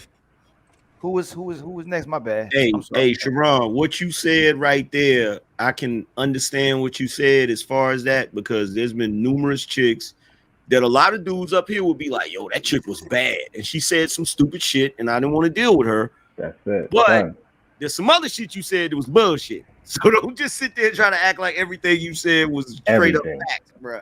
Like, nah. I'm trying to say, I'm trying to think about what she could say. Look, the STD was good. Nino said if she said she got an STD, it's a wrap. Have her read 2 paragraphs out loud. If she can't read, I'm still having sex with her. I would still, I still would hit what Angry Man talking about. If she ain't know something was a debit, I'm still smashing. I used to wouldn't deal with a chick if I found out. I used to be like this because I used to be petty as fuck. There was one time I wouldn't mess with a chick that put ketchup on her eggs. That is weird. I ain't gonna hold you. Old girl that can read. You're right. That's on the level of I don't date him because he doesn't have an iPhone or he has a fucking Samsung or something like that. Like that shit is. Yeah, they do that. I was petty. I was petty as fuck. I ain't gonna front. All of that shit is stingy. If she has a big booty enough, she could literally be homeless. Like most men. I know, man. It's hard. I've never seen a chick. Let me ask y'all. Hold on. Let me ask y'all this. Have y'all ever had sex? This is what I'm saying. What Maddie just said. Her booty was so nice and thick, and her face was like a 1. Have you ever hit like a 1 or 2? 3 in the morning. Like her booty was like a 9 to 10, but her face was like a multiple 1 times and 2. No. Multiple times. Yeah.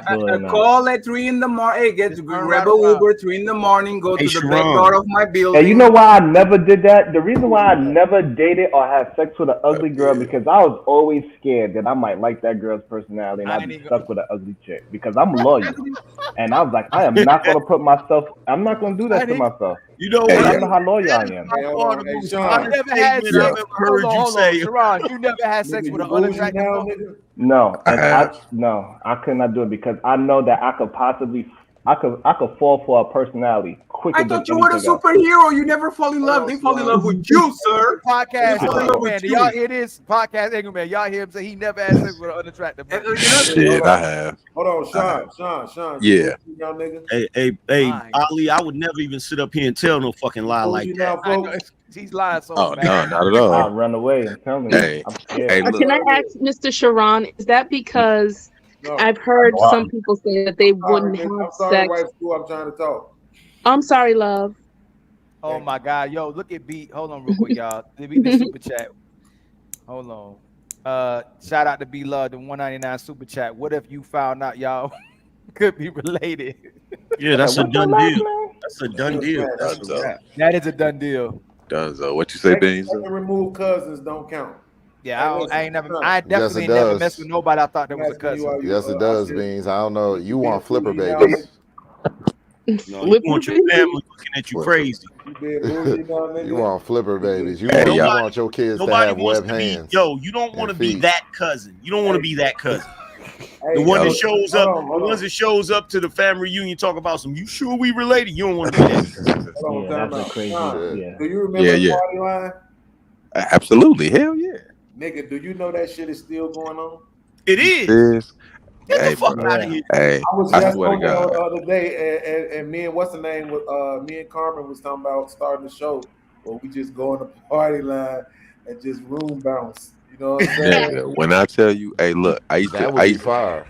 got catfish mad times on that party line, bro. And every time me and my boy would get there, it'll be some fat chicks, and they all want to There be you go. finger banged. There you go. Yo, y'all ever gave out a courtesy fuck, nigga? This is a courtesy fuck when a chick. I ain't go cap. A chick give you head so good, you had no plans on fucking her. You gotta give her a courtesy fuck because she suck your Hey, dick so good. man. Hey, have But y'all see, it ever? don't work the other Hey, way around, have though. y'all ever? That's crazy. Being honest, man. This is the. Have y'all ever carried? Have y'all ever carried a courtesy woman fuck. throughout your life, like for years, because she was so like she was just like that main like she was just amazed, like she was the go-to for a while. Like even if you was doing your other thing, this one was like a special one. Y'all ever had that one special one that stayed with y'all through the Absolutely. The years, specialist? man? Through the specialist. years. Absolutely. The specialist. Now, what you want to ask me, Steph? What you No, want to ask because me? I don't cheat. You guys Yo, talking I'm about? I ain't talking about cheating. I ain't talking about you was cheating. I'm just saying that just main one is one. It's always that I'm one. still with She her don't get there. dropped from the roster, baby. She always in the cut. Yeah, Always but in the I'm cut. married, never so get yeah. dropped. Right? I mean, that's I why got that she main never one. get dropped from the roster, but she ain't the main one. She'll never be Sharon, the main one. that's the but point, she just never get Sharon. dropped from the That roster. nigga said Sharon, the roster. Sharon, that's the point. You married, but she in the cut. Just Sharon always. literally If that shit fall visualizing apart, she in seven the cut. women like, oh, Nigga that was said the the Anna roster. Annabella. Like, what is the song from DMX? What's the name, Sharon? Can How you tell? How many of How y'all? many are there? I mean, wrong from my nigga. What you got? Angry? No, how no, many- the one when he says the names of the woman, like Yeah. Anna, Nikita, Yeah. like Yeah, where how you many want do you that have? About 3 Kims. Yeah. And then he ate Annihilator. Yeah, come on. How What many you of about you to say? dudes? See, How this many is of you the problem dudes with up that, here? though, right? Imagine if I did this, though, Ali. Imagine if I said this. So 2 cats, right? Both of them married. Both of them had that one chick that you're talking about, right? But like they was still fucking them, right? Like they was just that motherfucker for them for whatever reason. They could get all these other chicks, but they got a wife at home with kids, but they just got this one chick that no matter what, and anytime they in the same state, they smash, right? One of them got murdered behind that. Damn. Right? So if I say, yo, y'all shouldn't be doing this because it can lead to murder, but we know most niggas is doing it and they ain't getting murdered. Right? But I personalize the story because I know I lost a motherfucker to that type of shit, right? Dang. That's what we do a lot of times with the conversations, right? And we can't do that. We got to be honest. And I'm sorry to interject that right now, but it's just this shit is bothering me. Yo, how many of you dudes is going to admit right now I'm not angry, man. No, I'm not that done. you got a roster? Yeah, you know I was going to ask that shit. Uh-oh. I'm not done, bro. Y'all Not listen, right now. Hey, for the first time in my don't have a life, I roster. don't. First time in Hold my on, life, I don't. Angry man. wait. Let me just finish this, and I swear I'm gonna Personal, shut up. angry Bro, man. I've been watching a lot of white podcasts. That's okay? too personal, angry man. That's too personal a question. Ali, I've been What's watching up, a lot of white podcasts, and Fatty could say whatever the fuck he want to, but I swear to God, when I be watching these other podcasts, bro, they be debating. The shit be the debate level be off the chain. They don't be disrespectful, and this show tonight has been just like that. We get a little bit black, but it's been like that. And I just think we got to try to do this more, man. I don't know how much longer I'm gonna be around, so I'm gonna push this until I ain't here no more, bro. We got to stop putting out the Ali. Have a good night, guys. Good night. Yeah, Hey, I want to hear your hey, question, thank you so Steph. much Hold for on, coming, Steph had a wife. question. I truly appreciated you and your perspective. I don't know. Stephanie You had a guys keep question. talking. I know. I'm She had a gonna question overtalk. before I'm she landing leaves. right here. I'm landing right here. Just man, look. for real. I keep hearing people talk about how white people support the white podcasts and platforms and shit, right? And the black people won't support the shit unless it's drama and all this other shit. This has been a dope show tonight, and we had a little bit of drama, but it wasn't disrespectful. We didn't get disrespectful. We didn't get all out of slot. The intellectualism could have been a bit higher, but it is what it is, bro. I just really want to fucking see that shit from us, bro. Yeah, but that's the but podcast. That's the fucked up part. You are able to recognize that shit on some wretched white podcast playing with fire when they're cracking at each other and all that shit. My shows, like 90% of them, they start messy. They start with a lot of this person did it, and by the fourth hour, everybody's having a dope, deep conversations about issues back and forth. People, and when I say mine, most of these podcasters are just like this. Even Fight Club lately, like people sit there, and at some point we have dope conversations. We just pick and choose where to do, because if they actually are judged, you are literally judging the best of their podcast with the worst of ours, and that's what I think is unfair. Judge the best parts of our podcast with the best part of theirs, and you're going to notice that the only difference is that these white people are so, like, I think they don't have experience to the point. Oh, the stat is this, and 76% on the Roger report. That shit is pseudo intellectualism because they don't have life experience. They actually kept that shit with data, statistic, and all that. I truly believe that on the dark side, because with black, you got the joke. Actually, you get more like real life experience, more day to day, like practicality, instead of talking in generalities about whatever the topic is. Like, for example, that guy Destiny, he can talk about all the stats he wants.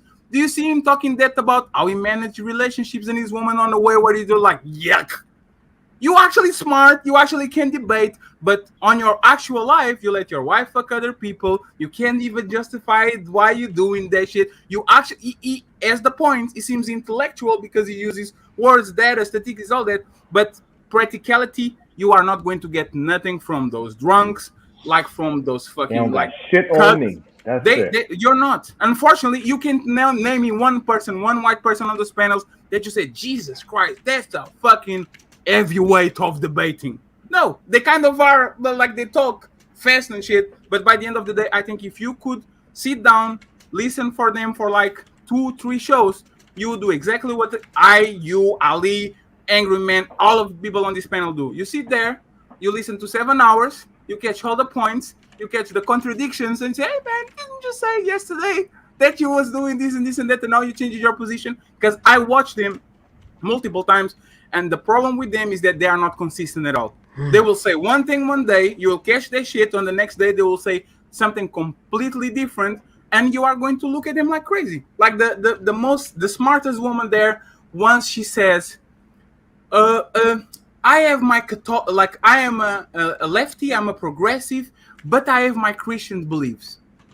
And I'm like, hey, no, you have to pick one. Either you are loose with your vagina and you believe in like woman sexuality and all that shit, or you are actually a Christian and you fucking close your legs and you, oh no, because I can't have both.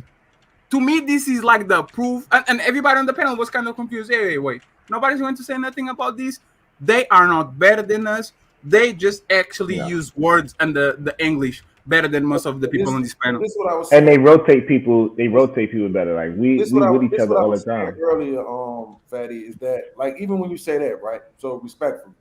The reason why it's possible for a person to say that I'm a leftist progressive, but at the same time I'm a Christian, is because one of those is politics and the other one is religion. No, they were talking. You didn't get my point. You didn't get. You don't have to move forward if you don't get my point. Chill out.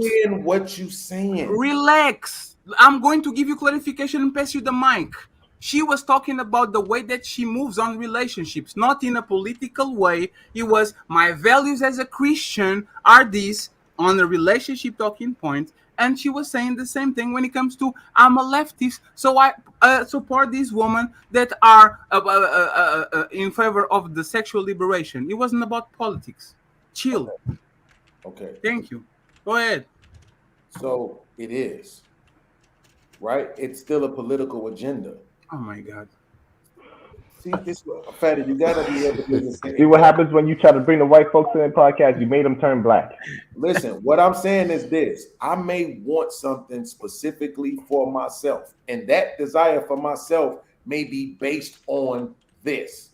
But then I may also want to push a specific agenda over here, and there's something that comes along with that I just have to accept. But that's because that's over there. The two don't necessarily have to intertwine because it's me. I'm making a choice for myself, but I'm willing to allow people to do whatever it is that they want to do over here. I'm the same person who would tell you, I say this all the time now, I'm for whores. I think it's okay for women to be whores, right? I was on Israel's show the other day, and I said, I think it's okay for women to be whores. He was like, what? No, I don't think women could be whores. And I was like, not all women are wife material. They can do whatever they want. It's some women out here that I don't care how nice, feminine, none of that they are. You're not going to want them. And a whole bunch of other men ain't going to want them. But you know what? They still going to have sex. And they're going to have sex with multiple men. They're going to be a lot of men's 3 o'clock in the morning phone calls. By definition, they're going to end up being whores. So we supposed to spend our life shaming them? No. Qualify?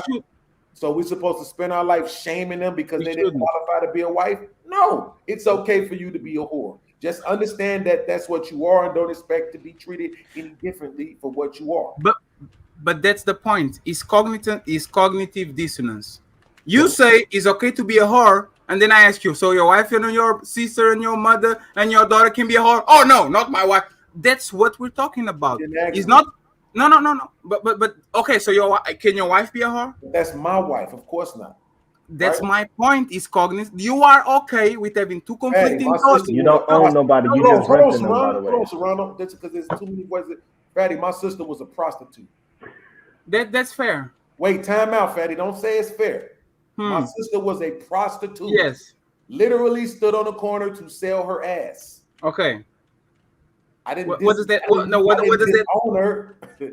I didn't disown her. And for the first few times when she was with that one nigga, he was kicking her ass. We go over there and check the shit out that nigga.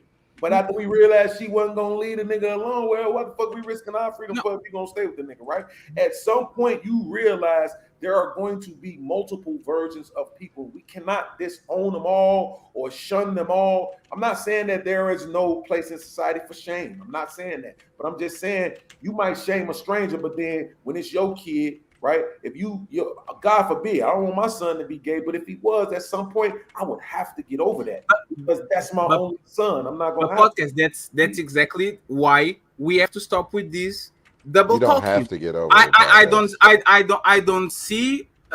don't see as insult you calling somebody gay. If my son is gay, I'll love him the same. To me, it's no problem. It's me being consistent with my opinion. I have an opinion, I might not want to, but I'm not going to fight him. I'm not going to, you see what I'm saying? We have to actually make sure that if we are going to establish some type of standard to the general population, we are ready to do that ourselves. This is why I never talk about dick discipline and no, I want to fuck casually without I want to do that shit too. I'm not going to shame you if you are a prostitute. I'm not going to shame you if you are a whore. Could I actually want a better life for you? Absolutely. But I don't want that on my I will accept that on my public life and on my private life. And the thing with these people is if you have Christian beliefs and you say, you guys, the problem with society is that we are not adhering to the Christian doctrine and all that shit, and then you say, but sexual liberation is fine. Something is wrong with your thought process. You have two contradicting opinions inside of your brain. You have to get rid of one, because if you don't, it shows that you are actually not thinking that shit through. And if you are comfortable with that, it shows that's dangerous, because those are the type of people you can trust, because they have two contradicting thoughts on their head, and you can stick with one and make sure they stick by it, because on the next day they're going to wake up, oh no, yeah, I want to change my shit. So very quickly, I have to say I agree with you. I agree with you on that point, but I do understand why it happens though, because people, you got to think about it. My little brother is gay. Don't nobody in our family go to church more than he do. Jesus Christ, family, what the fuck is up with the family? Everybody has a problem. but nobody in our family goes to church more than this dude. Right? So that's what I'm saying. So and what you see a lot with people is what they do is they say, well, I know the Bible says this, but God didn't say it, or Jesus didn't say it. It ain't in the red letters, or it ain't in the New Testament, right? They find all these reasons to say, well, that particular part in the Bible, man put that in there. It ain't necessarily true, right? So people have basically made their own versions of religion, which I honestly think is actually a good thing. I just think you can't call it Christianity. But you can call it the name. You know what's fucked up? That's a defense mechanism. Your brain is going to try to rationalize how the fuck are you getting Christian at the same time, and he's going to concoct a version where it doesn't trigger him, and where like you are not literally. Your brain will fry if you actually try to make sense of that shit, and that's why people, and especially women, a lot of times when we talk about them, they have two contradicting opinions and they are fine with that shit. If I have two, imagine like this happened once. I remember I was on a debate, an angry man and Anton got me on something. That shit bothered me because I was like, how the fuck do I have two contradicting shit on my head? And I didn't figure it out until they actually. What the fuck? This is the government. Damn, Ali, you got your boy. No. He said his StreamYard was acting up earlier. Yeah, I understand what he's saying though, because a lot of times when I ask people, how do you reconcile that? They don't even understand what I mean by the question, right? It's like you're saying this and then you're saying this at the same time. How do you reconcile it? But that's the things about one of the things. I don't know how old you are, Ilkan, but when Tupac was around, you want to tell me your age, so I'm not gonna tell you mine. Yeah, I'm proud of mine. I'm 46. But no, I'm 39. That's why I was asking how old you. Yeah, when Tupac was around, one of the things that people used to say about him was that, damn, dog, you come off kind of hypocritical. On one hand, you calling women bitches and hoes, but then on the other hand, it's dear mama and keep your head up. And it's like, yo, it's multiple kind of women in the world. And I'm going to have an affinity for both of them. I see the value in these hoes when I want to party and kick it and do my thing. And I see the value in my mom or in my wife or in the mother of my kids, right? And I'm able to compartmentalize that.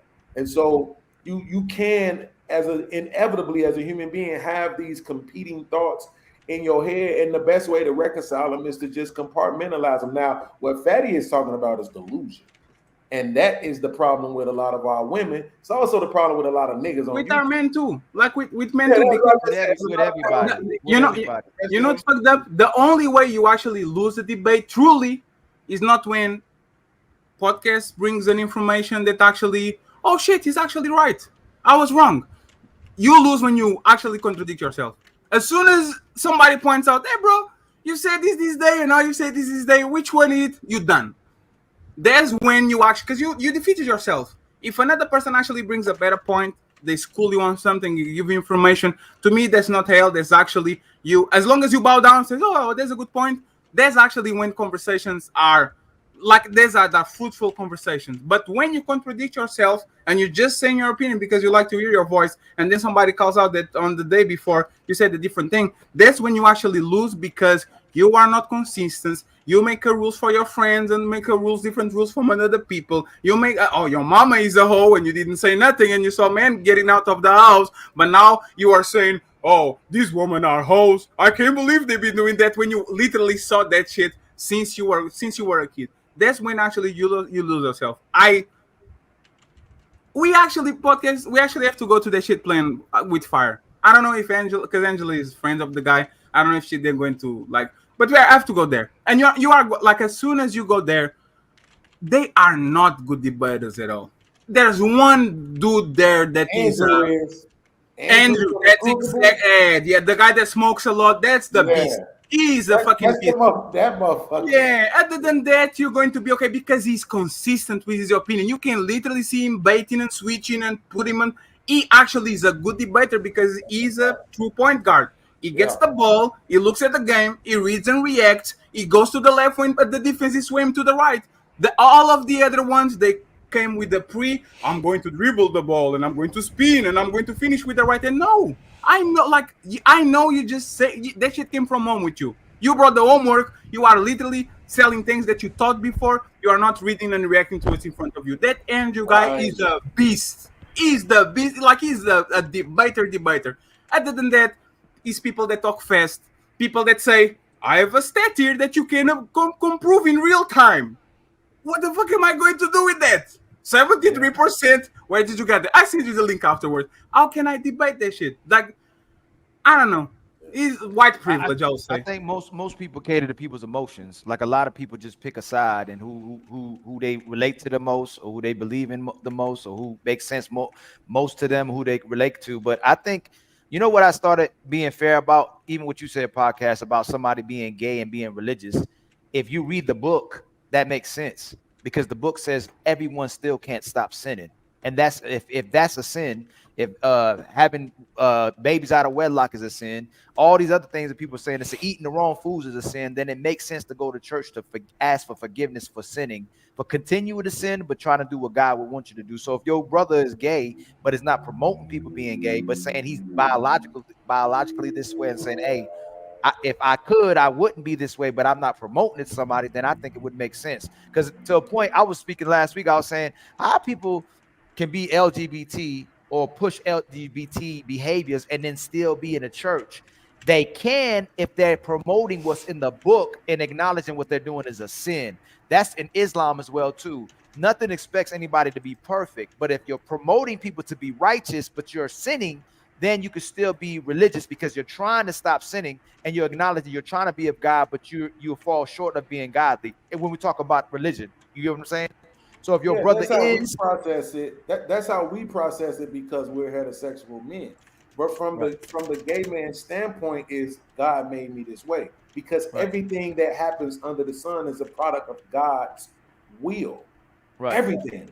Good to bad. That's I can see how you can say that. I can see how you can see that. And but you can see how you can see it. Like, but that's why I like actual conversations versus emotional conversations and personal conversations, because even the conversations we're having, anybody can be, we can be right simultaneously. Both of us can be right. But that's the loophole of the religion. I'm doing this shit because God put this shit in front of me, and He thinks I can beat it.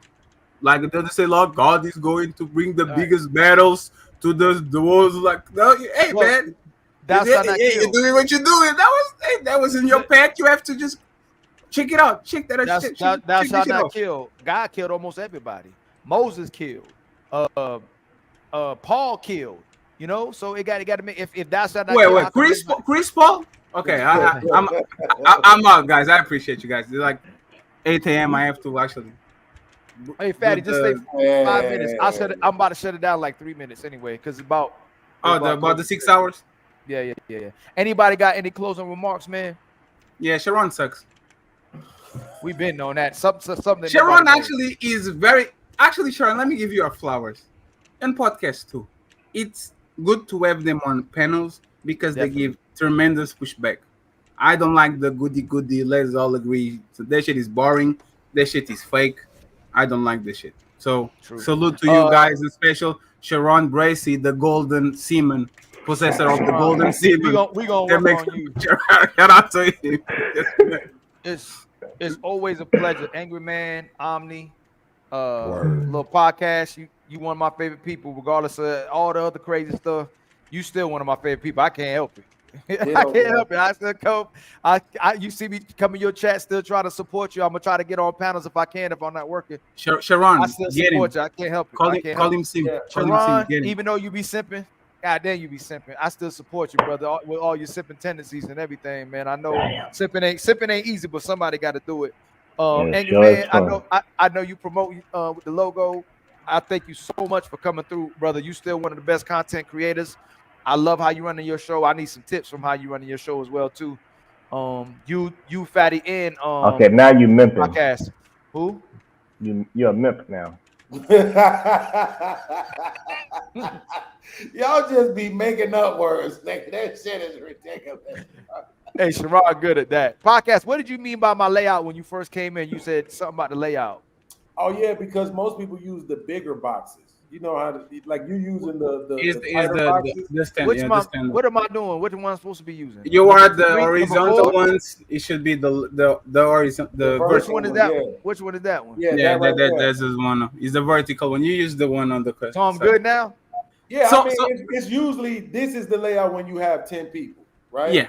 Because How it about looks that one? better. No, so let me give you a little bit of advice, right? Imagine if a woman has big titties or something like. You should do the vertical one because Right. now the assets are on the screen. There If you you go. have just if you have like no incentive in actually having the vertical screen to pick up whatever is going on, just do the horizontal. So I'm I'm just in saying. school. Hey, that's suspect, Sharon. Don't be doing all that, man. And you ain't got no hair on your chest either. That means you shaving it. Hey, Hey, listen. that's Let me say No, this. that just means I'm not half Neanderthal. That's all. Let me say this real quick before you you go. can't Ali. spell Neanderthal. Go ahead. This show was dope. I'm Thank you, glad fam. that I got my ass up and hit the link. I was asleep all day anyway. But this show was dope, and it shows what's possible. I know I can't change the whole space and make everybody do what I want them to do, but like for real, if we want to change the narrative about what black is, it ain't gonna just happen on the streets. You know, we got to present it on YouTube too, man. The media, this is our opportunity to have our own voices. And I agree. you know, I take accountability for the times when I showed the worst parts of what being a black man could be, and I'm trying to do something different now. And I got a lot of faith in y'all. That's the reason why I hold y'all to that standard. Because I know you all have the capabilities of doing it. I think Ali, regardless of what anybody say about you, I think your level of introspection, transparency, and your ability to convey your message is second to none, really, maybe besides just me in this Thank you. space. Hey, I feel the same way. Hey, I love when you debate. Yeah. I see why you get angry. I see people what people do you to you, they do to me, and it make my brain blow up. But I gotta come, man. They people do it all the time. They can't just stay right here. You can't personalize it. That's what I was doing too much. I was personalizing I it. told you about that too. And Fatty told me about me too. So I had to calm down to my Ali. Yeah. So Like I don't get upset no even more. when I feel like people are dumbing themselves When you see me down, get I mad, take Sharon, that lately?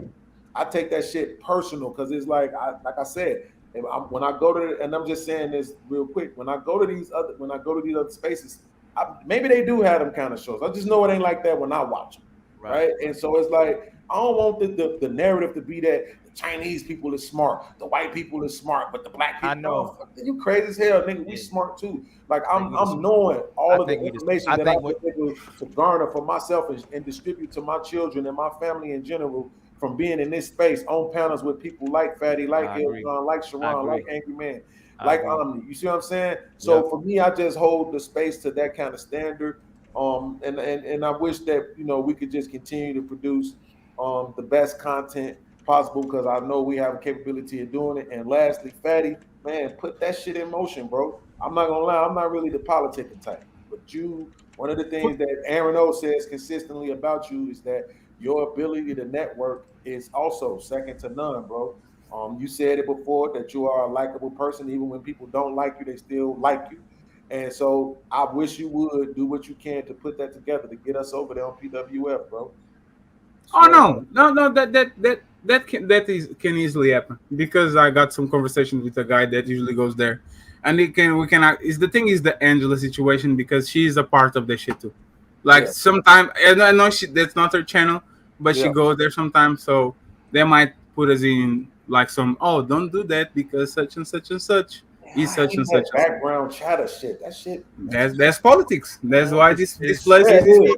The background is more impactful than the people supposed to be. The so-called leaders supposed to be. All of us supposed to be like, hey man, stop, put those differences to the side. Don't let people put us against each other, and let's push each other up. Because we got it. We got the people in the space. Man. It will be great. It will be great for business. They will have 600 people watching, money pouring in. Like as the super chats are kind of dry there too. Like if we bring actually our people there, everybody wins. But the thing is, politics a lot of times puts himself on I don't want to work with such and such and such, and you actually shooting your shit. Like for multiple times I tried to go outside and they didn't accept me. Now I actually can go outside and say, oh no, come here. But with that person and with the other one that struck my channel, Man. I don't know what. Look what we I don't did. know We what this opened shit the door. does. We opened the door to everybody. We went back, talked to Jay Prince there. I mean, even there, everybody. Like the door's open because our ability to come together and elevate the space is more important than us sitting here tearing each other up for like things that have nothing to really do with us. If you want to be serious about it, external factors and making people project and getting emotional about things instead of just elevating each other, man. It's crazy. I'm gonna tell you, I might not have said it this way before, but I honestly, and I try to tell myself not to regret. You was wrong when it happened. I try to tell myself not to regret. Go ahead, Pac. Like I really do regret that any of the blow ups that I really had, except for maybe the one with Anton. Other than that, I regret them all, bro. I really do, because the truth of the matter is that I actually really value the fuck out y'all, bro. Yeah. I'm not somebody that's just sitting on these motherfucking panels just because I don't got shit else to do. You know what I'm saying? I can watch porn, dog. Like, and you know what's kind of funny, podcast? Do value y'all, man. So you can finish before the 6 hours. Y'all better get out in 1 minute. My goal actually is to make sure that they come to fucking us, and it's going to happen. Like the bend the knee shit. Like you actually look at our shows as you actually want to be a part of our shit. My goal is to not actually go there. My show is to make sure that we get like in a situation where people see that and say, "Oh shit, it's an open panel. White people can come through." And now the hub is here instead of us giving them money, juice, popularity. You see what I'm saying? Like, go in there to hijack their people to come to us. But having so a we can backbone, actually though, I want to have a conversation as black men. Hey, you know man. what I'm saying? Somehow Grace ended up on Fight Club, though. Yeah, but that's the thing. They owe us, me, 2 Portuguese reparations. They colonized my country. I want fucking reparations. I'm going to use their shit to bring people to my shit.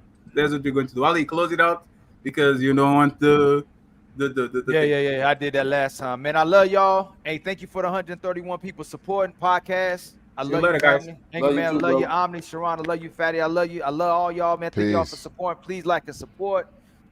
Please go support all the brothers and sisters that was on the panel, man. I love y'all, man. Peace out to all of y'all, man.